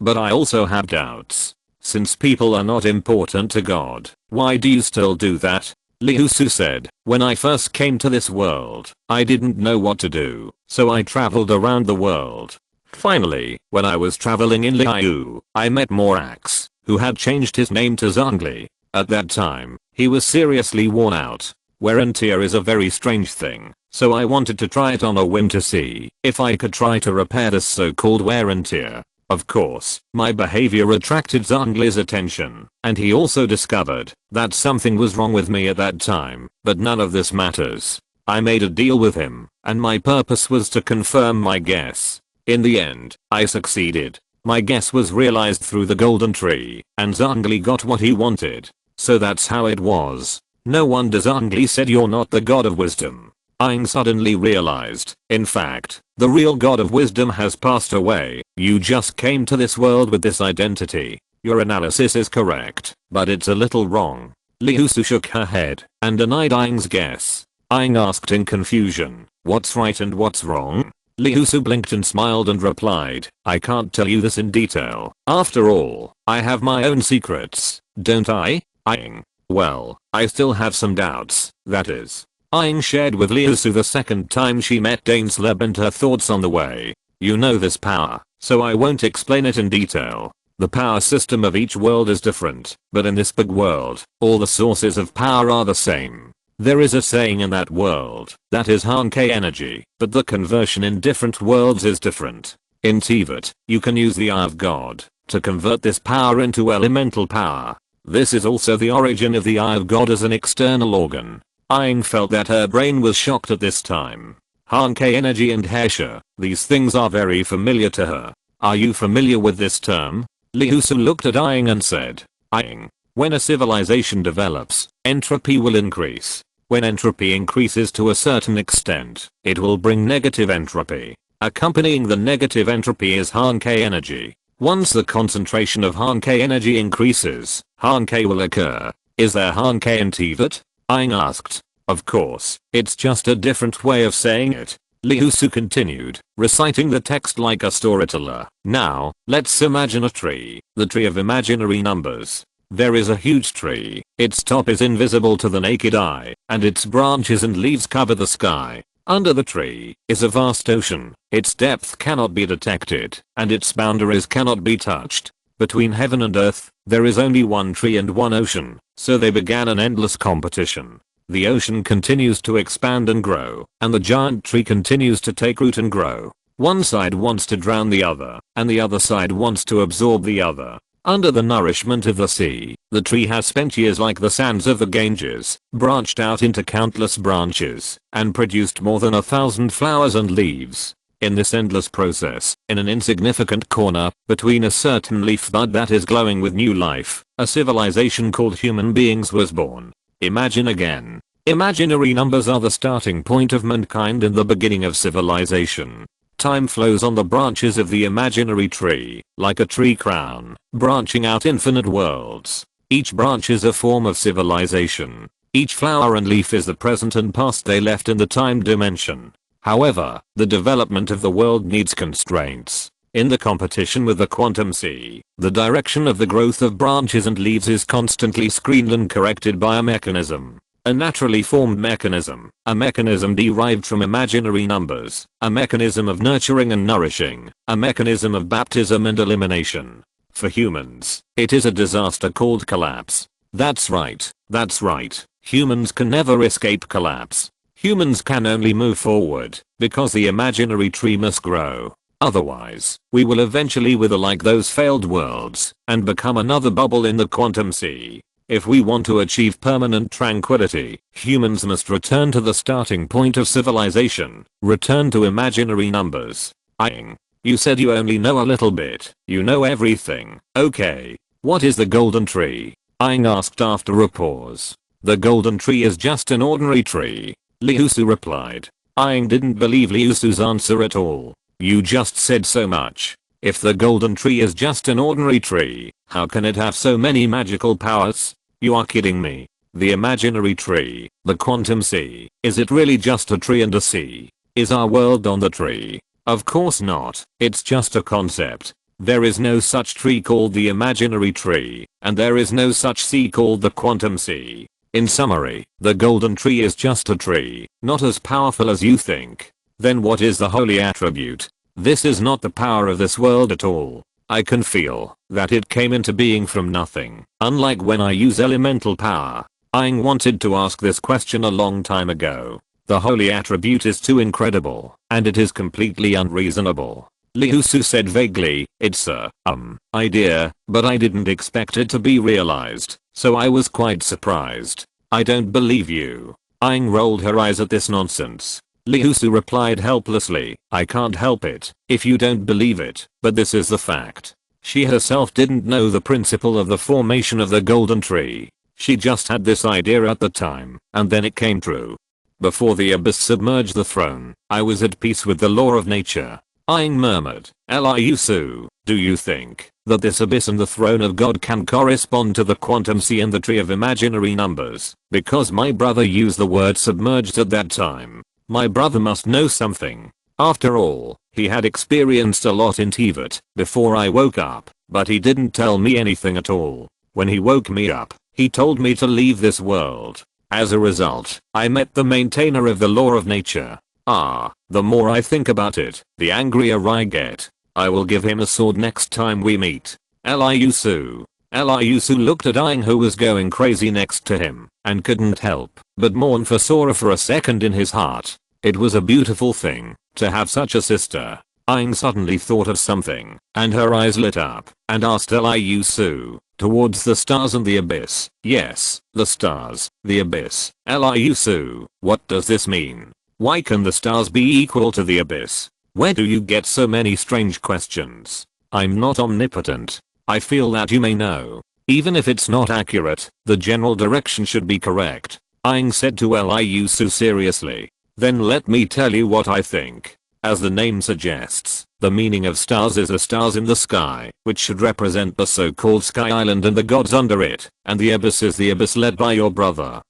Floated above Aang's head. Then why does Dainsleib hate both the 7 gods and the abyss? Logically, shouldn't he join the abyss and fight against the 7 gods and Sky Island with his brother? Aang asked curiously. After Liusu's nonsense, she seemed to understand something, but she was also confused. Speaking of Dainsleib, he is very interesting. He hates the 7 gods because of some things they did, and he hates the abyss because he thinks your brother should not use the power of the abyss. He thinks that human wisdom can also fight against Sky Island. Aang said helplessly to Liusu, who seemed to have said something, but didn't say anything. You said it, and it's the same as not saying it. Can you be more specific? I don't know everything, but you actually mixed with the 7 gods, and did that to your own blood relatives. Don't you think it's a bit unreasonable? I might have made the same decision as my brother before, but I won't now, because I found that there is another way to go. After saying this, Aang turned her head to Liusu. From outside the world, we get the power to deny the world. Liusu suddenly sighed. Aang asked in confusion, what does this mean? This is a sentence said by Dainsleib. I think it's very interesting. Liusu replied. But isn't the power outside the world the same as the power in this world? Aang was even more confused, because after Liusu's explanation, all the power in this world is the same, just manifested in different ways. Yeah, so it's quite interesting. Liusu said with a smile. Liusu, don't change the subject. What are the stars and the abyss? Why does Catherine from the Adventurers Association keep saying this? Seeing that the topic was turned over by Aang again, Liusu said helplessly, can't you just stop worrying about this? Aang frowned and said, I feel uncomfortable if I don't worry about this. Don't you know the pain of having the answer, but not being able to know it? Especially when you meet a group of riddle gods like you. Then I will help you seal the memory you want to know, so you won't be entangled. Liusu replied with a smile. Aang sat up and quickly refused. No, absolutely not. Liusu continued vaguely, the starry sky of Teyvat is false. According to my understanding, the stars should also be false, so there is another possibility that the abyss and the stars are equivalent, and facing the abyss is facing the stars. As for the rest, I don't know. You should change the question. Liusu rubbed his eyebrows and replied. God knows what else the stars and the abyss of Teyvat can represent. Okay. Aang looked at Liusu's actions, not knowing whether she really didn't know, or pretended not to know, but since the words had come to this, it would be impolite to ask again. What you said, I thought of a possibility. Teyvat is obviously a planet, but the starry sky outside is false. Combined with the fact that facing the stars is facing the abyss, is Teyvat an underground world? Not a world on the surface of the planet? Aang asked. Towards the stars and the abyss. After breaking through the abyss, you can see the real stars. Liusu replied, your idea is really bold, but I don't know, I'm just a salted fish. Don't you have any ideals or ambitions? Aang complained uncomfortably. Liusu replied as a matter of course, sorry, no. When Aang mentioned her ideal, Liu Su thought of bad things in her heart and felt very uncomfortable for a while. Why do others have system golden fingers when they travel through time, live like Long Ocean in the world of novels, ask the system when they are in doubt, and get rewards as long as they complete tasks? But what about me? I was thrown into the world of Teyvat by an unknown dog thing, with nothing, not even a goal. What can I do, except watching Aang do tasks? And the most uncomfortable thing is that not only did he not save his wife, but he became his wife instead. Liu Su couldn't accept this kind of thing, but the result could not be changed, so he could only be a salted fish. Hey, if the guess is correct, don't you want to see the real starry sky? Aang thought for a while, and continued to ask. The stars and the abyss have nothing to do with me. Whether they are used to describe the starry sky, or as the Sky Island and the Abyss cult, they can't influence my thoughts, or restrain my behavior. Now I just want to slack off. Aang. Although Aang got the expected result, she also got an unexpected answer. That is, neither the stars nor the abyss can influence Liu Su's behavior. As expected, she is a creature from a high-dimensional world. Even if she is hit by a dimensionality reduction, her will is still stronger than that of this world. If she has ideas, she should be able to do many things that they can't do, right? It would be great if she could do something. Chapter 148 I will follow the stars. Aang really wants Liu Su to help save her previous world, even if that world has been destroyed. As long as Liu Su takes action, that world should be able to revive again, right? Although the familiar people are gone, civilization can still continue, just like passing on the fire. The Genshin impact produced by Liu Su and the will of the Fire King can all show that Liu Su knows these. However, Liu Su's current situation makes Aang feel troubled. A life in a higher dimension is not something she can ask for, and the other party was thrown into this world by a certain will, so he must be full of resentment. Aang certainly doesn't want to touch this bad luck. And to put it another way, Liu Su told her all her secrets, and Aang would not let this response down. Liu Su looked at Aang's tangled face, not knowing what she was thinking, and said, "Ask if you have any questions. I'm still waiting to go fishing." Aang came back to her senses, and continued to ask, "There is another question. When I was drawing Ymir at a festival with Kamisato Ayaka and Nashida last time, Nashida drew two of you, one representing the sun and the other representing the stars. But Nashida and I both felt that the stars were you, but before at the Golden Apple Islands, Nashida said that you were the Sunday. In your opinion, what is the sun? What are the stars?" Liu Su asked back. "I think the stars include the sun, and the sun is just one of the many stars. What makes me wonder is that Payman and Nashida think that the stars are stars and the sun is the sun. How do you think that?" Aang replied. "You are right. The sun is one of the stars, and the stars include the sun, but those other suns are too far away from us, so we can only see a little bit," Liu Su explained. Aang frowned and said, "But the stars in Teyvat are not understood in this way. Before, in Mondstadt, there were stars falling. These so-called stars are just some stones, which is completely different from what I thought. Teyvat is not a complete world. I don't know how many times I have said this. There is no concept of the universe here. There is only a full starry sky background. The road to the sky is blocked by the Sky Island, and the road to the ground is also blocked by the ground veins. According to what you said, what is the world outside Teyvat? The starry sky, or the unobservable void?" Liu Su shook his head and replied, "I don't know either, because I haven't explored it.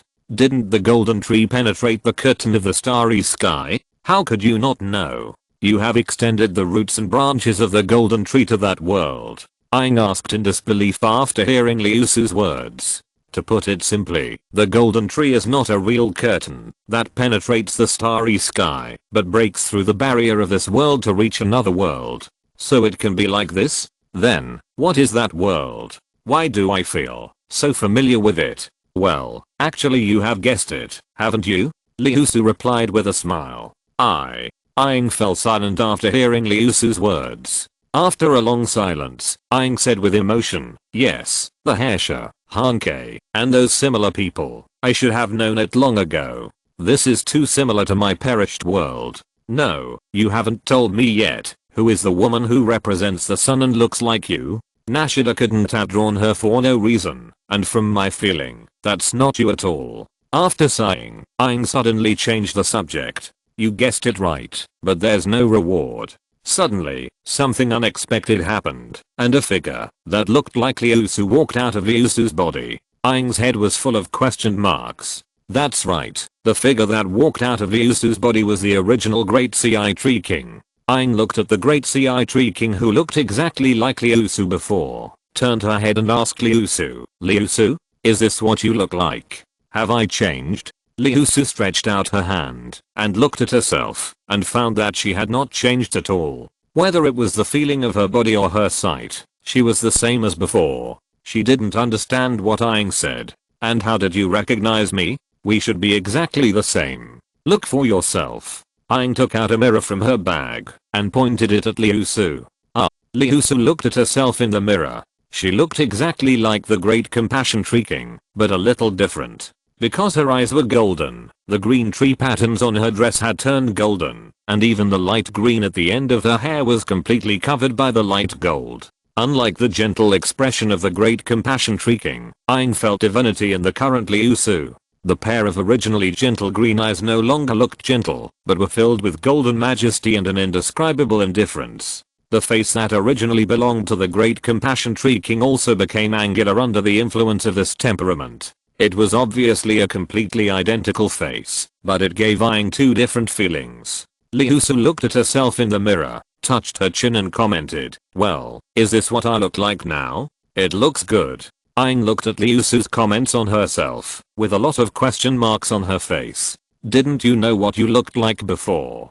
Just when Aang was puzzled, Liusu sighed and said to the Great Compassion Tree King beside him, "You have always been here. Of course, you are me, and I'm you. We are inseparable. Wherever you are, I'm there," the Great Compassion Tree King said with a smile. "Even though we are inseparable, you still came out, didn't you?" Liusu said. "It's not that you came out, but I used my consciousness to construct an illusory individual to minimize my influence on you in our consciousness, so I can also be embodied in the golden tree," the Great Compassion Tree King explained. After hearing what the Great Compassion Tree King said, Liusu seemed to know something, and said with a tiger face, "Well, can you do this? I learned it." "Wait, you are not allowed to do this." The Great Compassion Tree King immediately sensed what Liusu meant and shouted anxiously, "Why not?" I said, as one. "How could you not move? You were just being lazy. Now I'm letting you go. Move by yourself,"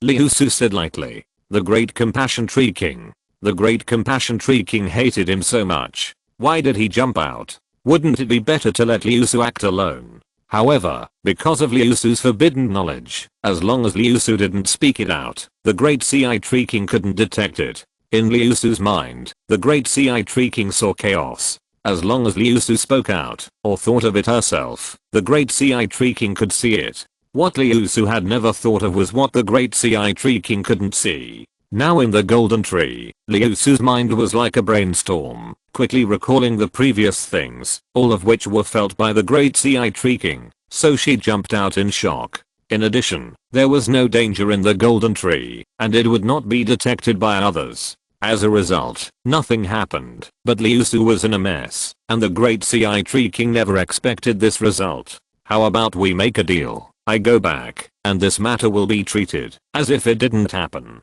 the Great Sea Tree King said in a low voice. Liusu turned her head and glanced at the Great Sea Tree King and said faintly, "Do you think it's possible? Don't be like that. I don't want to move either." "Okay." The Great Sea Tree King walked up to Liusu and gently hugged her arm, acting like a spoiled child like Nashida. She knew Liusu liked this. She was soft-hearted. Liusu. Aang. Okay.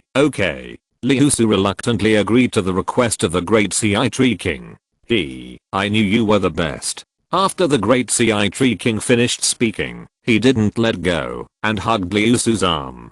Don't say it. Hugging the arm of someone who looks exactly like her gave the Great Sea Tree King a strange feeling, and she found that she was so beautiful. No, it's Liusu who is beautiful, not herself, the Great Sea Tree King thought to himself. Liusu's golden eyes that are completely different from her own, and the temperament that exudes, is completely inconsistent with Liusu's love of slacking off. are like a throne in the sky, looking down on all living beings. Liu Su. She heard clearly what was going on in the mind of the Great Sea Tree King. She looked at the Great Sea Tree King who was holding her arm, and thinking with his head down, with a strange look on his face. The expression that seemed to change his face was transmitted along with the thoughts in the Great Sea Tree King's mind. The Great Sea Tree King. The Great Sea Tree King felt the air quiet and reacted immediately. He turned his head and saw Liu Su looking at him without blinking. Well, the thoughts in his mind had been heard by the other party.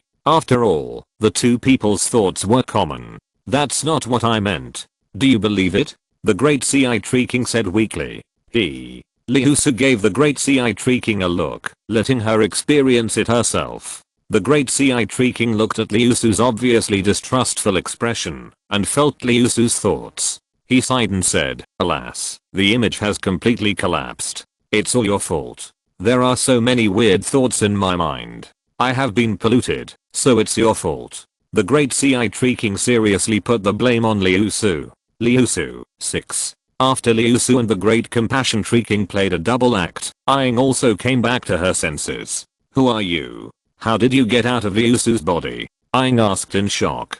As you can see, I'm the Great Compassion Tree King. As for why I can appear here, it is because there is a consciousness space inside the golden tree, and my consciousness can be manifested. The Great Compassion Tree King smiled and answered. The Great Compassion Tree King? Are you the former grass god of Zumi? Yes, and also the sun that Nashida painted in your mouth. For Aang, the Great Compassion Tree King's thoughts are of course exactly the same as Liu Su's. He is very optimistic about this outsider, so he patiently answered Aang's questions. Oh, so that's the case. I understand. Aang thought about it. That's not right. If the Great Compassion Tree King is still alive, then why does Liu Su occupy his body? Wouldn't it be better to descend directly? I can see doubt in your eyes. Why am I one with Liu Su? Aang said frankly, yes, she is so strong. She should not need your body, so this is what I'm confused about. The Great Sea Tree King chuckled and said, haha, I'm actually dead.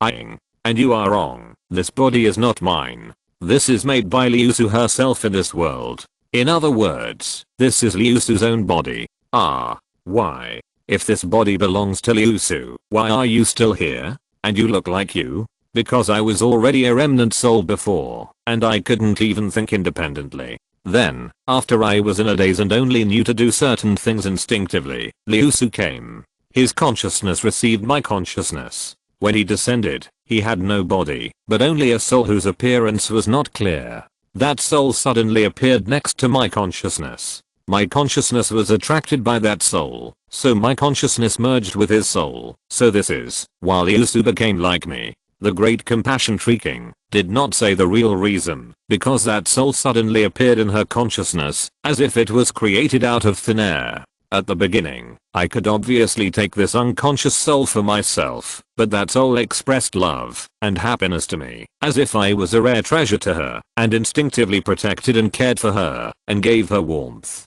So the Great Compassion Tree King also gave up this idea. I haven't been cared for so much for a long time. With him around, I will definitely live a happy life, right? These thoughts were of course noticed by Liu Su. She looked at the Great Compassion Tree King with complicated eyes. The Great Compassion Tree King noticed Liu Su's thoughts, raised his head, and smiled at her. Later, Liu Su woke up, and she solved the forbidden knowledge left by Teyvat, and then used this forbidden knowledge to create a perfect body of her own, although it looks like me. Speaking of this, the Great Compassion Tree King couldn't help laughing again. So that's how it is. Aang also understood the Great Compassion Tree King a little. As for the question of the sun, stars, and the moon, I also learned here that the sun is a star, and the sun is just one of the thousands of stars, so Liu Su as a star includes me, and I'm the star closest to Liu Su. After the Great Compassion Tree King finished speaking, he felt something was wrong and added, no, this statement is too formal.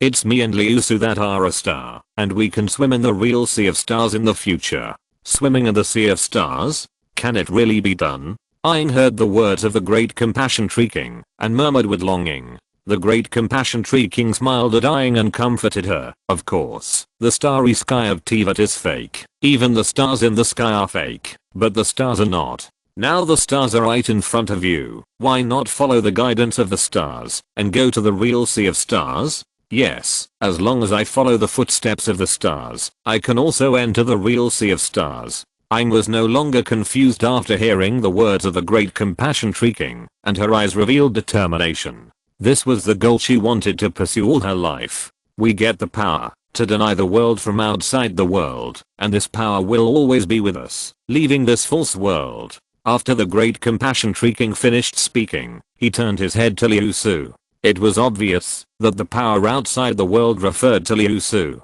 Aang followed the gaze of the great compassion tree king and saw Liu Su next to him. She answered seriously, well, I will make good use of this new power to accomplish things that I couldn't do before.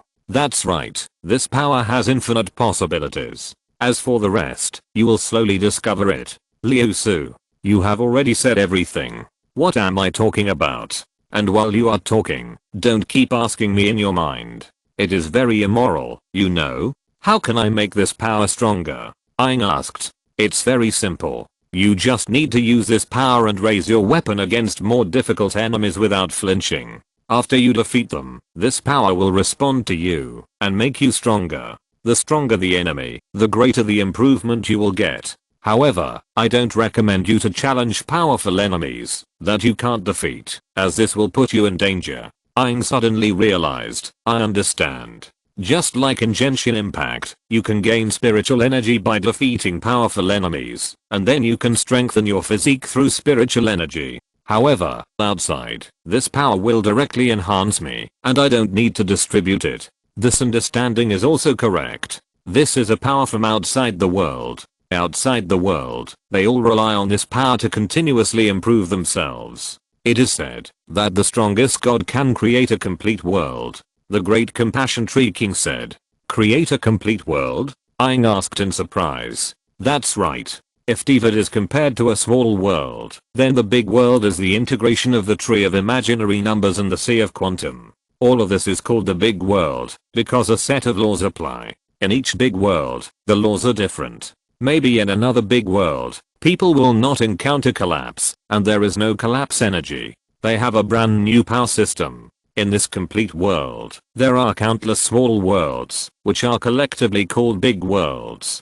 Each big world exists independently and does not interfere with each other. Only when you are strong enough to find the edge of the world, you can break through this big world and reach another completely different world. The great Ci Tree King said while looking at Liu Su, meaning that Liu Su should think quickly. If you don't want me to continue, how can I say it? Is that so? There are big worlds outside the small world. Can I go to other big worlds to have a look? All of a sudden, Aang's horizons were broadened again, just like Aang who observed the Milky Way from the solar system, and the words of the great Ci Tree King suddenly knew the existence of the universe. Of course, because this power has infinite possibilities. As long as you work hard, nothing is impossible. I understand. Aang felt unprecedented fighting spirit. Abyss, heavenly law, collapse, none of them are Aang's current goals. She has only one goal, to travel freely in the sea of stars in the big world. The current goal is to work hard to improve herself, follow the guidance of the stars, and gain the strength to get out of this world.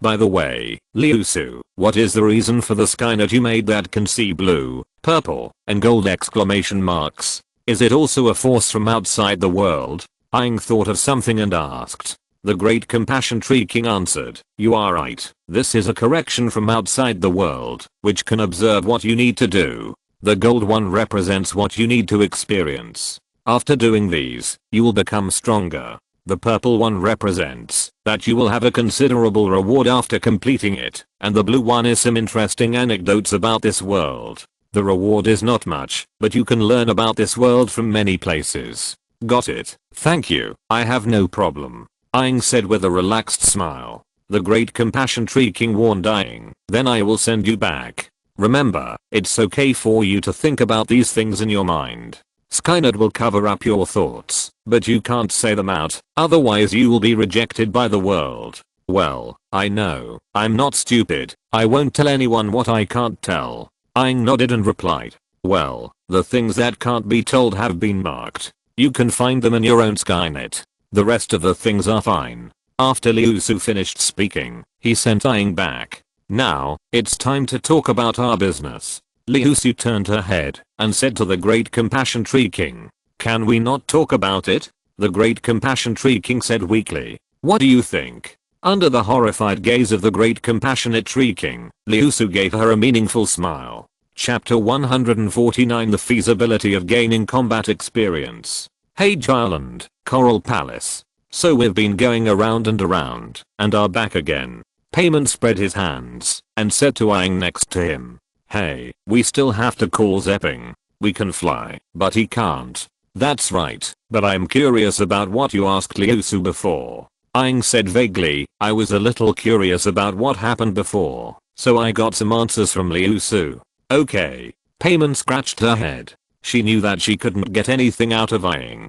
Zepping called out from the front, "The building in the center below is the Coral Palace, and the rebel camp is in front. Let's go there quickly." "Here we go, but I didn't expect the Coral Palace to be inside. It's a little different from what I thought," Payman said as he looked at the Coral Palace located in the basin below the sea level. Aang and Payman followed Zepping all the way to the rebel camp. "This is the training camp of our KG Island army." After arriving at the destination, Tepui said, "The current resistance army is mostly composed of native soldiers from KG Island. Some of them are fighting the Shogunate army head-on in Tamagotsu, and some of them stay in KG Island to protect the safety of the people." Payman asked, "Did Tepui train here before?"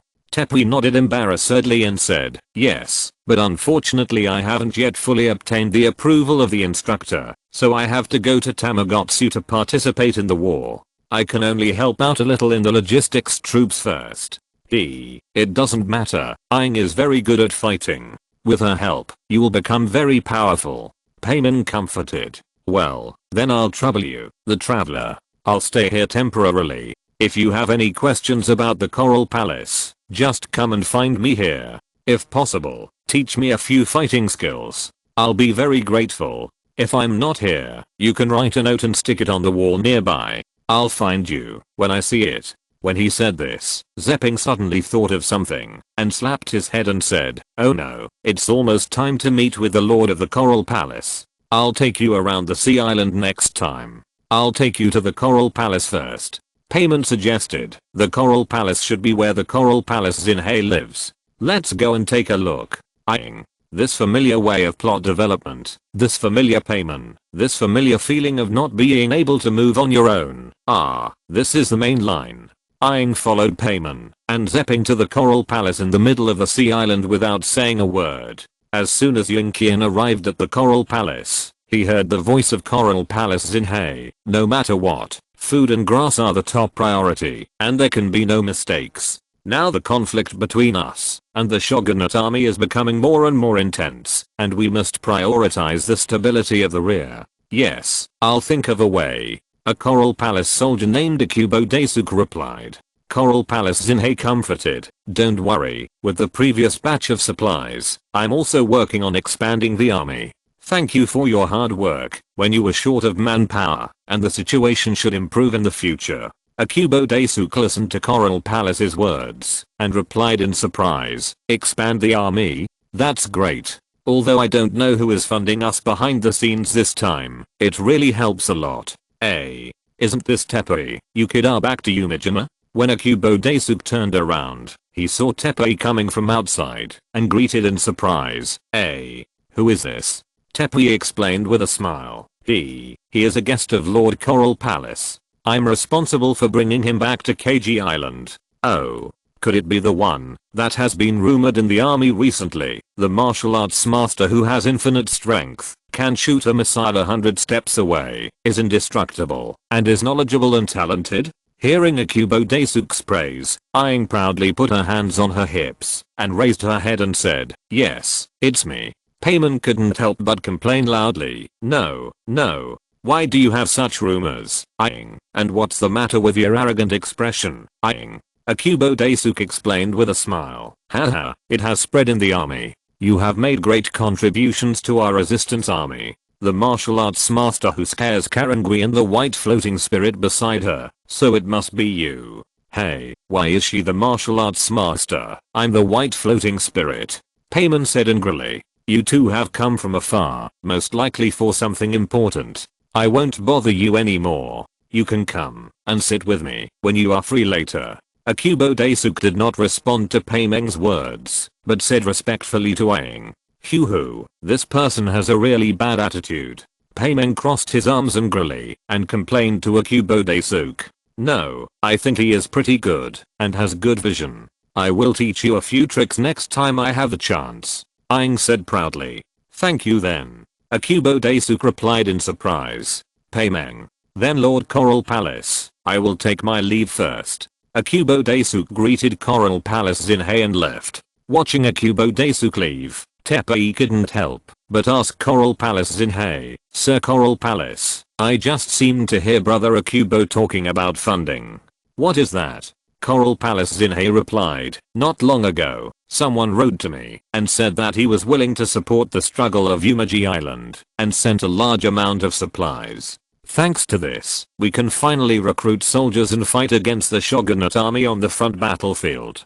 Paimon said excitedly, that's great. Actually, I still have doubts about this. But Umaji Island is not rich, and this supply is really a timely help. Coral Palace said this, a little puzzled. The other party's request is not excessive. Just let us do our best to fight against the shogunate army. Coral Palace Zinhei analyzed. No matter what their purpose is, at least we are consistent on this point. Let's just treat it as an ally who is unwilling to show up. Of course, we can't completely relax our vigilance. If you find if there is anything unusual, please report it to me in time. After Coral Palace Zinhei finished speaking, Zepping asked with some expectation, Sir Coral Palace, will the food on the front line also get better? A few days ago, when I went to the wounded camp, those guys clamored to eat barbecue. Coral Palace Zinhei smiled and said, haha. Don't worry, I have arranged it. Barbecue is free, but drinking is still not allowed. Zepping replied excitedly, that's great. Seeing Zepping's happy look, Coral Palace Zinhei sighed. It's hard for you. Since the eye hunting order was issued, and we started the rebellion, the food in the army has rarely changed. I will negotiate with the logistics troops later, and make some changes in this regard. But our supplies are still limited. Before victory, I hope you will be patient. Paimeng said at this time, when will the eye hunting order end? Paimeng's question made Aang look at her strangely. Doesn't the end of the eye hunting order depend on the intention of General Lei Dan? Have you forgotten the previous things? Coral Palace Zinhei hesitated for a moment and replied, I don't have an answer to this question either. The issuance of the eye hunting order is strange. Whether it is the Tenryo Bujio or the general, their attitudes are very subtle. The Tenryo Bujio suddenly became extremely enthusiastic about the eye hunting order, and the general seemed to turn a blind eye to the war brought about by the eye hunting order. The eye hunting order will probably not end until these puzzles are solved. I can only assure you that, as long as the eye hunting order is still there, we will not give up the resistance. Speaking of this, Coral Palace Zinhei thought of Aang, who was still on Heike Island. Rather than saying that she turned a blind eye, it would be better to say that she agreed with this statement very much, but she didn't plan to tell Aang about these things, because Aang could directly resist General Lei Dan's Wuxiang's sword.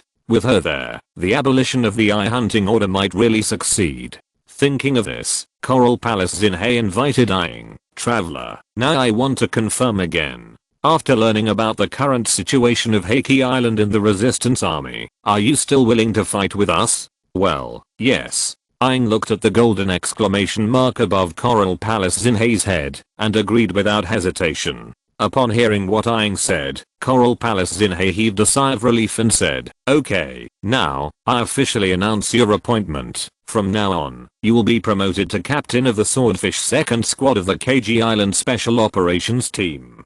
Teppei exclaimed, sword 2nd Squad. Is it the special operations team named Swordfish that I understand? I remember that it was very difficult to just enter the special operations team, but you can become the captain in one go. This is too amazing. No, it would be strange if the traveler couldn't become the captain. Coral Palace Zinhei continued, although it is an exceptional appointment, I believe that with your wisdom, courage and strength, you can lead this team to victory. Paimon said excitedly, great. Then when are we going to take office? Aang collapsed. The kitten looked at the interaction of several people with a frown. Coral Palace. Zinhei explained, the Swordfish 2nd Division is now on standby in the valley southwest of the main island. Recently, some stray warriors have been making trouble, and the Special Operations Team is needed to stabilize the rear. I have already written the letter of appointment, you can just show it to them. Those stray warriors, please help to eliminate them. Coral Palace. Zinhei suddenly thought of something, and said to Aang, the people in the Special Operations Team are the elite of Heiji Island. They may be a little arrogant, but I believe you can win their trust. Aang moved her wrist and said excitedly, it's okay, I like people with arrogance the most. Coral Palace. Zinhei. Looking at Aang with an excited face, Coral Palace. Zinhei had the urge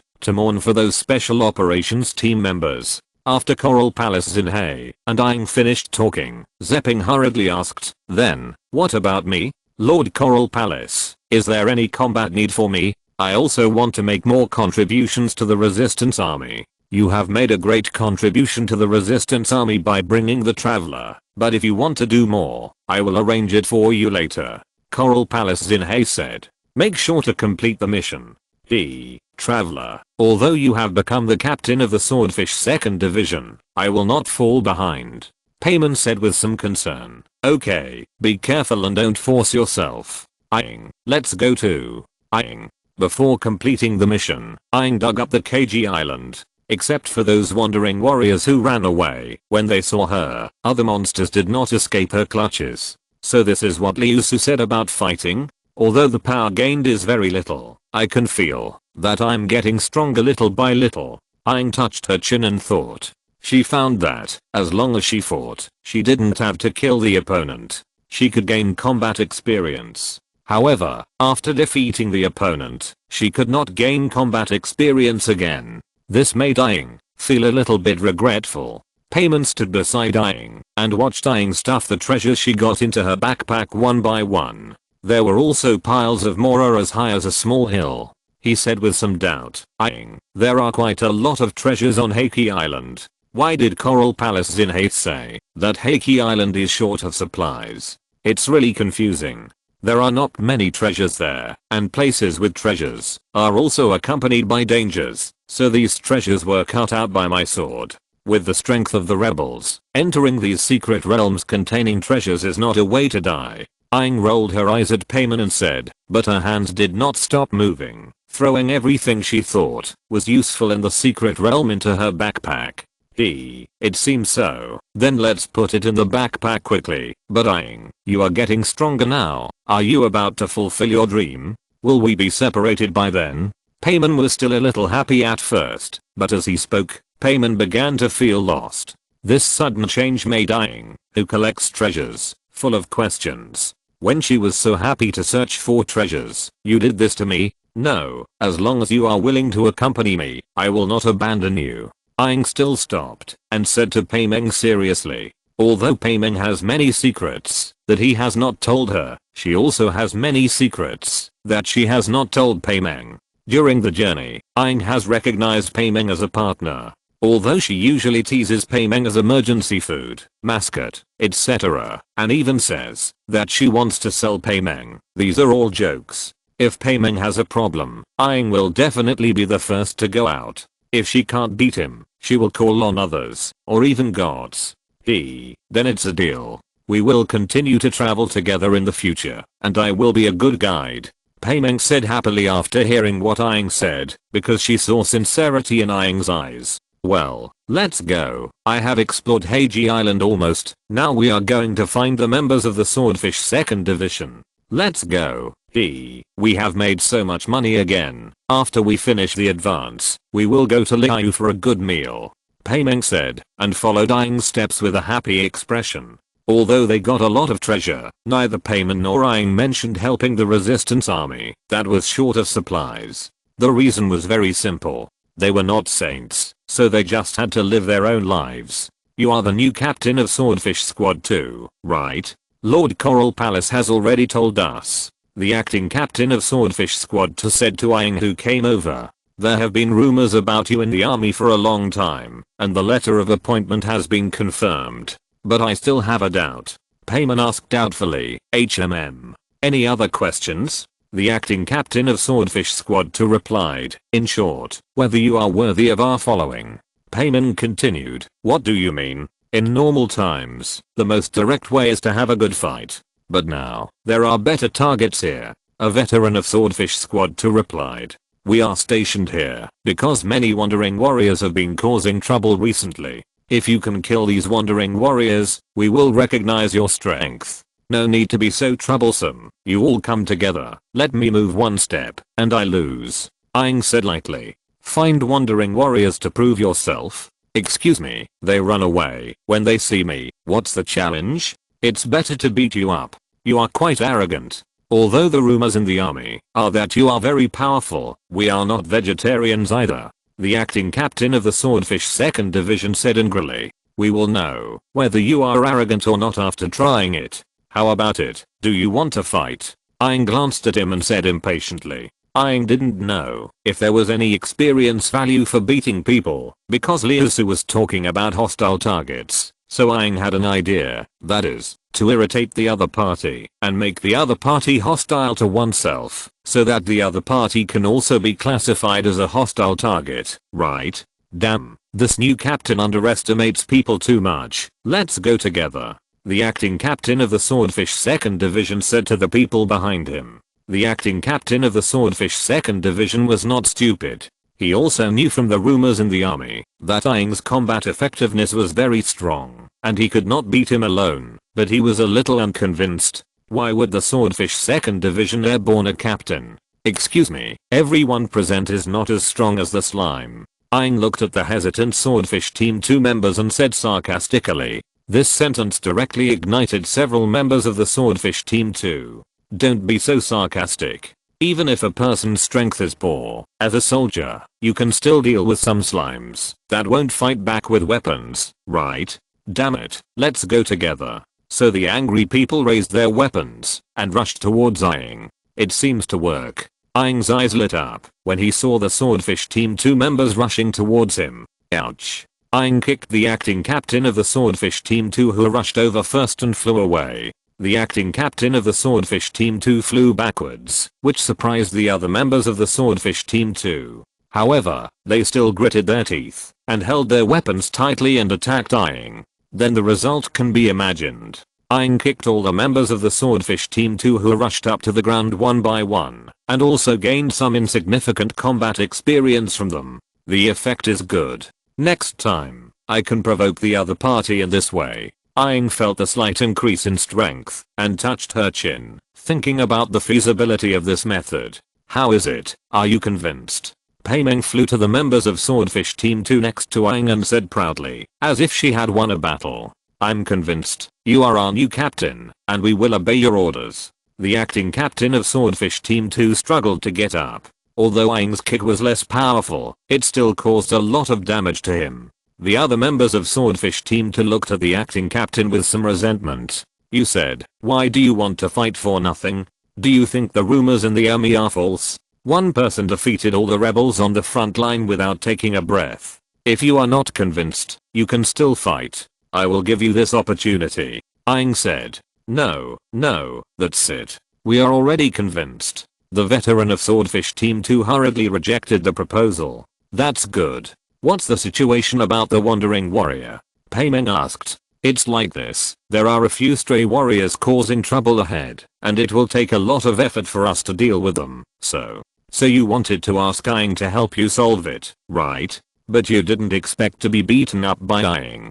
Paimeng pointed out the words of the acting captain. Yes, we have recognized the captain's strength, but these stray warriors still need to be eliminated, so please ask the captain to take action. Aang. So no matter whether you are convinced or not, I still have to do this job. Chapter 150. I think you are different from me. That seems to be the blonde stranger in the white floating spirit, a wandering warrior said to his companion uncertainly.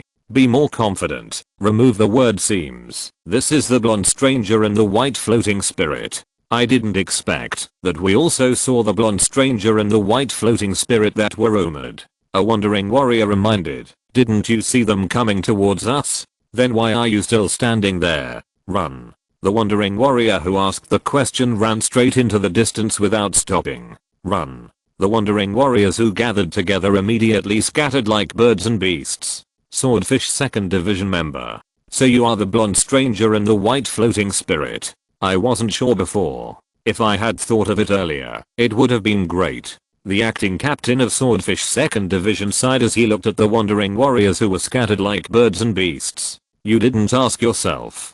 Payman replied. My. After all, I haven't really seen you, but you are really famous among the wandering samurai and the sea ghosts. If I just say that you are the blonde strangers and the white floating spirits, it would be much more useful than those rumors in the army. I thought it was an exaggeration. Now that I think about it, the rumors can still be true. Let me introduce myself. My name is Kotoku, the acting captain of the Swordfish 2nd Division. This is Jiajiu, also a veteran in the team. The others are. Now, I officially hand over the position of captain to you. Swordfish 2nd Division, be on standby at any time. You're handing it over now, so you didn't accept it before. Payman found the blind spot and said to Kotoku. No, I just want to clearly understand the captain's strength. Kotoku explained hurriedly. Captain, there are 2 areas that were hit hardest by the attack. The wandering warriors here have been killed by the captain. Their base is only the shallows in the east of the main island. Jiajiu suddenly said, so we have to go there quickly to destroy them. No need. All the wandering warriors on KG Island have fled except for the ones here. This is the last one. Payman said. Since the captain has been there, we are relieved. I believe that the wandering warriors there will be as frightened as the wandering warriors before when they see the captain. Jiajiu agreed. Inside the golden tree is a golden world, whether it is the sky or the ground. Liusu stood quietly in place, looking at the purple-haired girl who was suddenly summoned by her, and said, Keking, Master, where am I now? How did you become like this? Keking was stunned.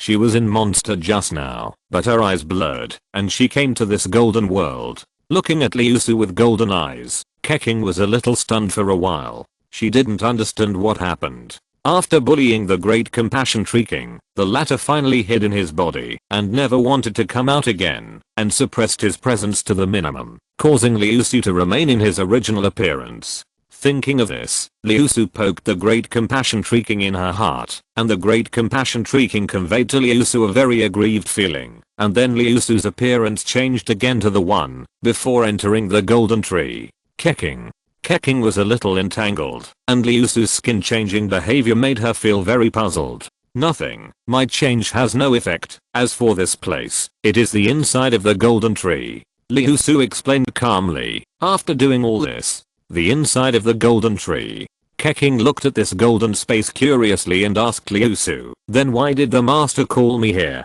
Liusu explained, I found that your strength has reached a bottleneck, so I summoned you here. I also found that after this period of travel, my strength has increased very slowly.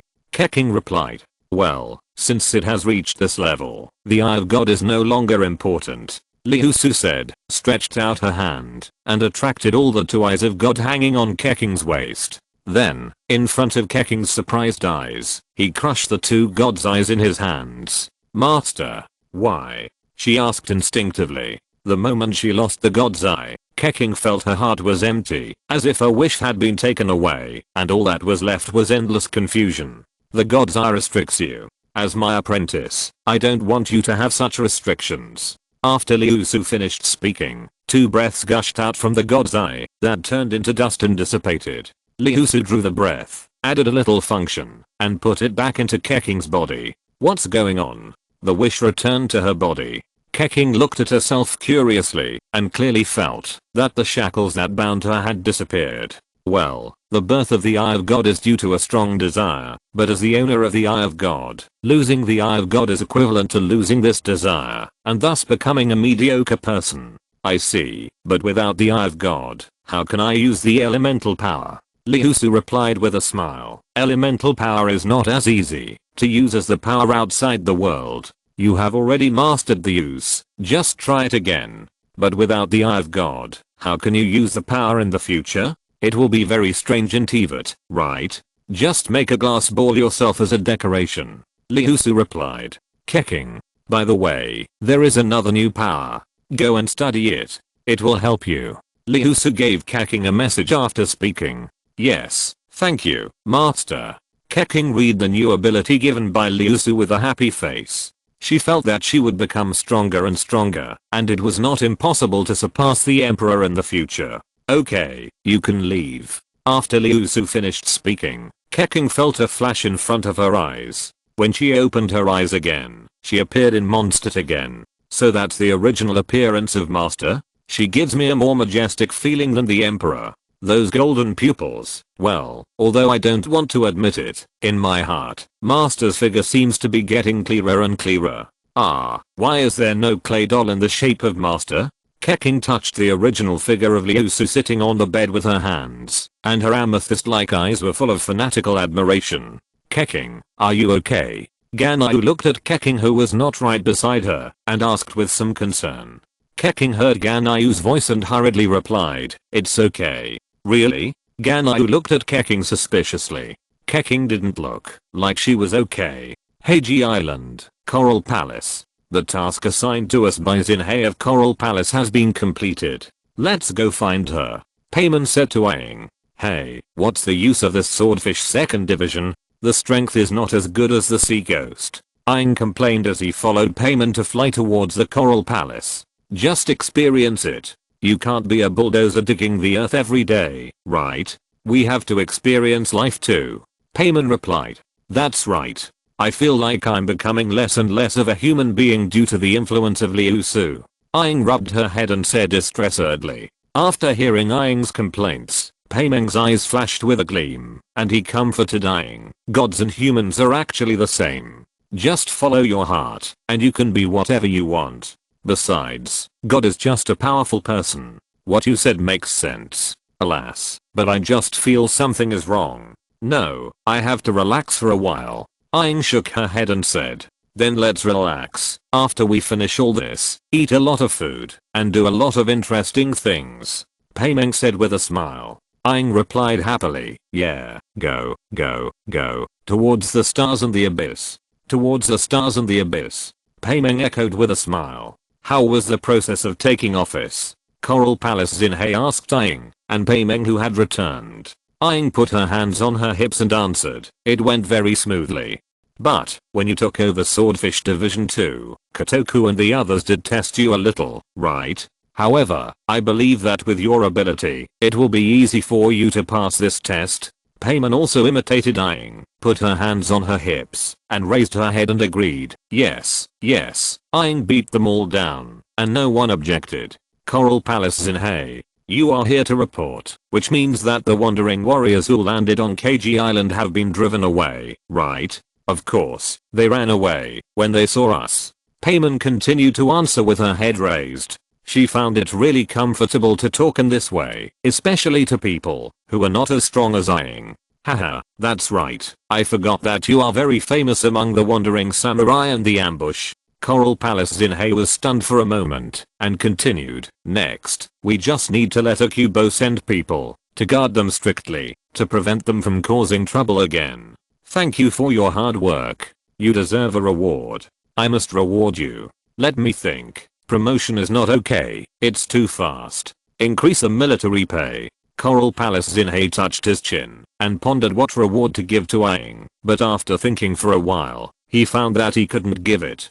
Why don't I see Teppei? Payman asked puzzledly. I have also assigned a mission to Teppei, which is a surprise attack on the Shogunate Navy. Coral Palace Xinhei heard Payman's words, and after coming to his senses, he explained. He doesn't want to stay in the rear, and I respect his choice. Let's get back to the topic. Traveler, there is a special mission I want to give you. Payman was puzzled. Special mission? Coral Palace Xinhei explained. Yes. There is a demon ruins between KG Island and Tadasu Sand. There are several small islands there, which are often used as a transit station for transporting supplies. However, during this period of time, the food and grass stored there often disappear inexplicably. However, when the army passed by, they said that no danger was found. I would like to entrust you to help verify the truth. This matter is not urgent, so there is no need to rush. These few days, you might as well get familiar with the army first, or you can go around KG Island.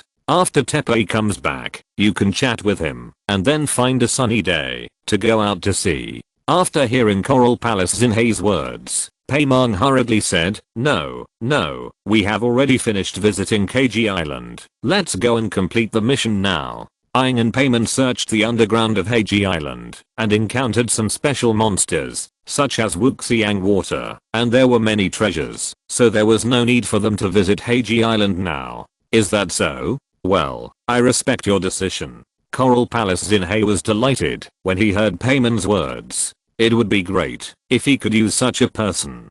But, is Zepping really okay? Paimon touched his chin and asked in confusion. I'm a little worried when I think of his reckless behavior before. By the way, Anran laughed, let's go to the training camp and wait for him. After we see him, we will go to the demon god ruins. Paimon mentioned Zepping again, which made Aang look at her. Paimon would not mention the same thing twice for no reason, which meant that Zepping must have been in trouble. Maybe he hasn't been in trouble yet, but it's a matter of time. Well, that's fine. Aang agreed. When Aang and Paimon arrived at the training camp, they happened to see Zepping, who was hurriedly preparing to go out.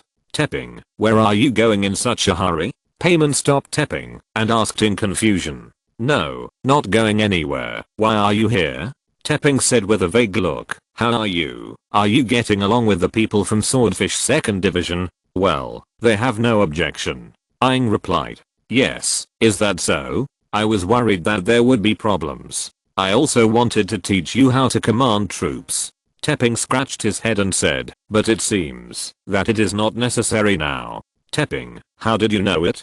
Paimon asked in confusion.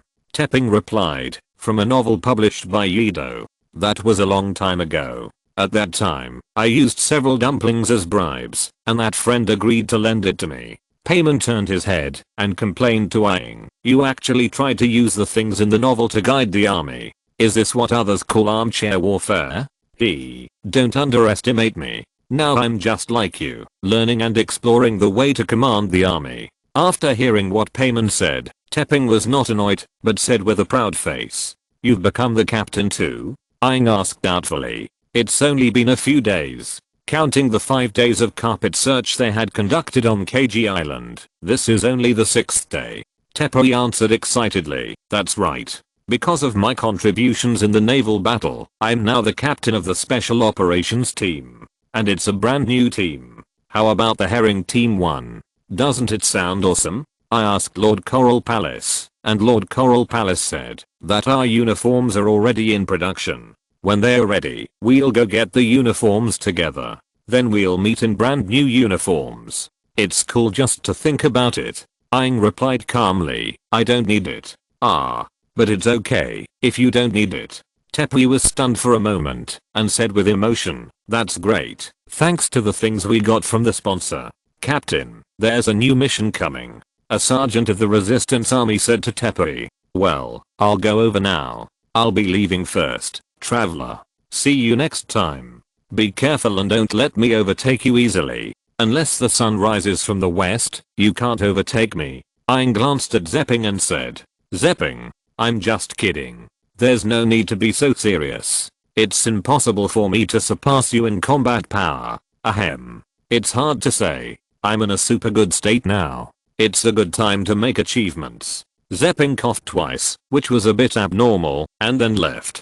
Paimon watched Zepping go away and said to Aang, I didn't expect Zepping to be promoted to team leader. It seems that he is really working hard. I don't think it's right. With Zepping's ability, how could he be promoted to team leader so quickly? Aang said, touching his chin. Aang, what do you mean? Paimon asked puzzledly. Nothing, since it's his choice, I can't interfere. Aang replied expressionlessly, let's go to the demon ruins. Hey, Aang, why are you acting like a Riddler too? It's really annoying to say something halfway. Paimon followed Aang angrily, complaining about Aang's excessive behavior as a Riddler. Aang and Paimon followed the information given by the Coral Palace Hard Sea, and after 2 days of carpet searching, they found a small island with 3 thunder elemental tablets. After Aang used the God of Wisdom to decipher, a Kyokyuli King appeared. This Kyokyuli King had just appeared not long ago, and before he could roar twice, He was sent to face justice by Aang with a sword. Why is there such a big Kyokyo Dowking here? Payman asked puzzledly. Aang replied, how should I know, but the mission seems to be not completed yet. You will know the result after fighting all the way. It's just that the blue bar recharges too slowly, otherwise we can find it faster. Hey, Zipping? Why are you here too? Payman said. Ahem. I'm also surprised that it's you guys investigating here. Zepping replied. I just came back from the front line after transporting supplies, and I wanted to clear out the threats nearby. Ahem. Payman looked at Zepping, who looked much older than before, and even his black hair had turned dark grey. He said with some concern, are you okay? You look a little weird. It's okay. It's probably because you caught a cold when you went out to sea the other day. Zepping replied hurriedly. When I passed by here, I heard that someone had just landed on the island for investigation not long ago, so I wanted to come and take a look. In case of any danger, maybe I can be a hero. It's a pity that I met you guys. It seems that I came here in vain. Your condition is not normal, and your vitality has obviously been lost a lot. Although I don't know what you did, I don't recommend you to continue, because then you will die. Aang suddenly spoke to Zepping. After listening to Aang's words, Zepping was silent for a while and replied, I'm fine, don't worry. Well, you know it in your heart. Aang glanced at Zepping and didn't say much. Since the other party had made up his mind, it would be futile for her to say anything more. After listening to Aang's words, Zepping was silent for a while and suddenly said with emotion, Traveler, I don't know why I have a strange feeling. That is, I can feel that you and I are not the same. Aang asked with surprise, what's the difference? End of this chapter. Thank you very much for reaching the end. Don't forget to like. Looking for more exclusive content and immediate access? Subscribe to our Patreon. Remember, every like, subscription, or donation encourages us to continue. Thanks to everyone. See you in the next video.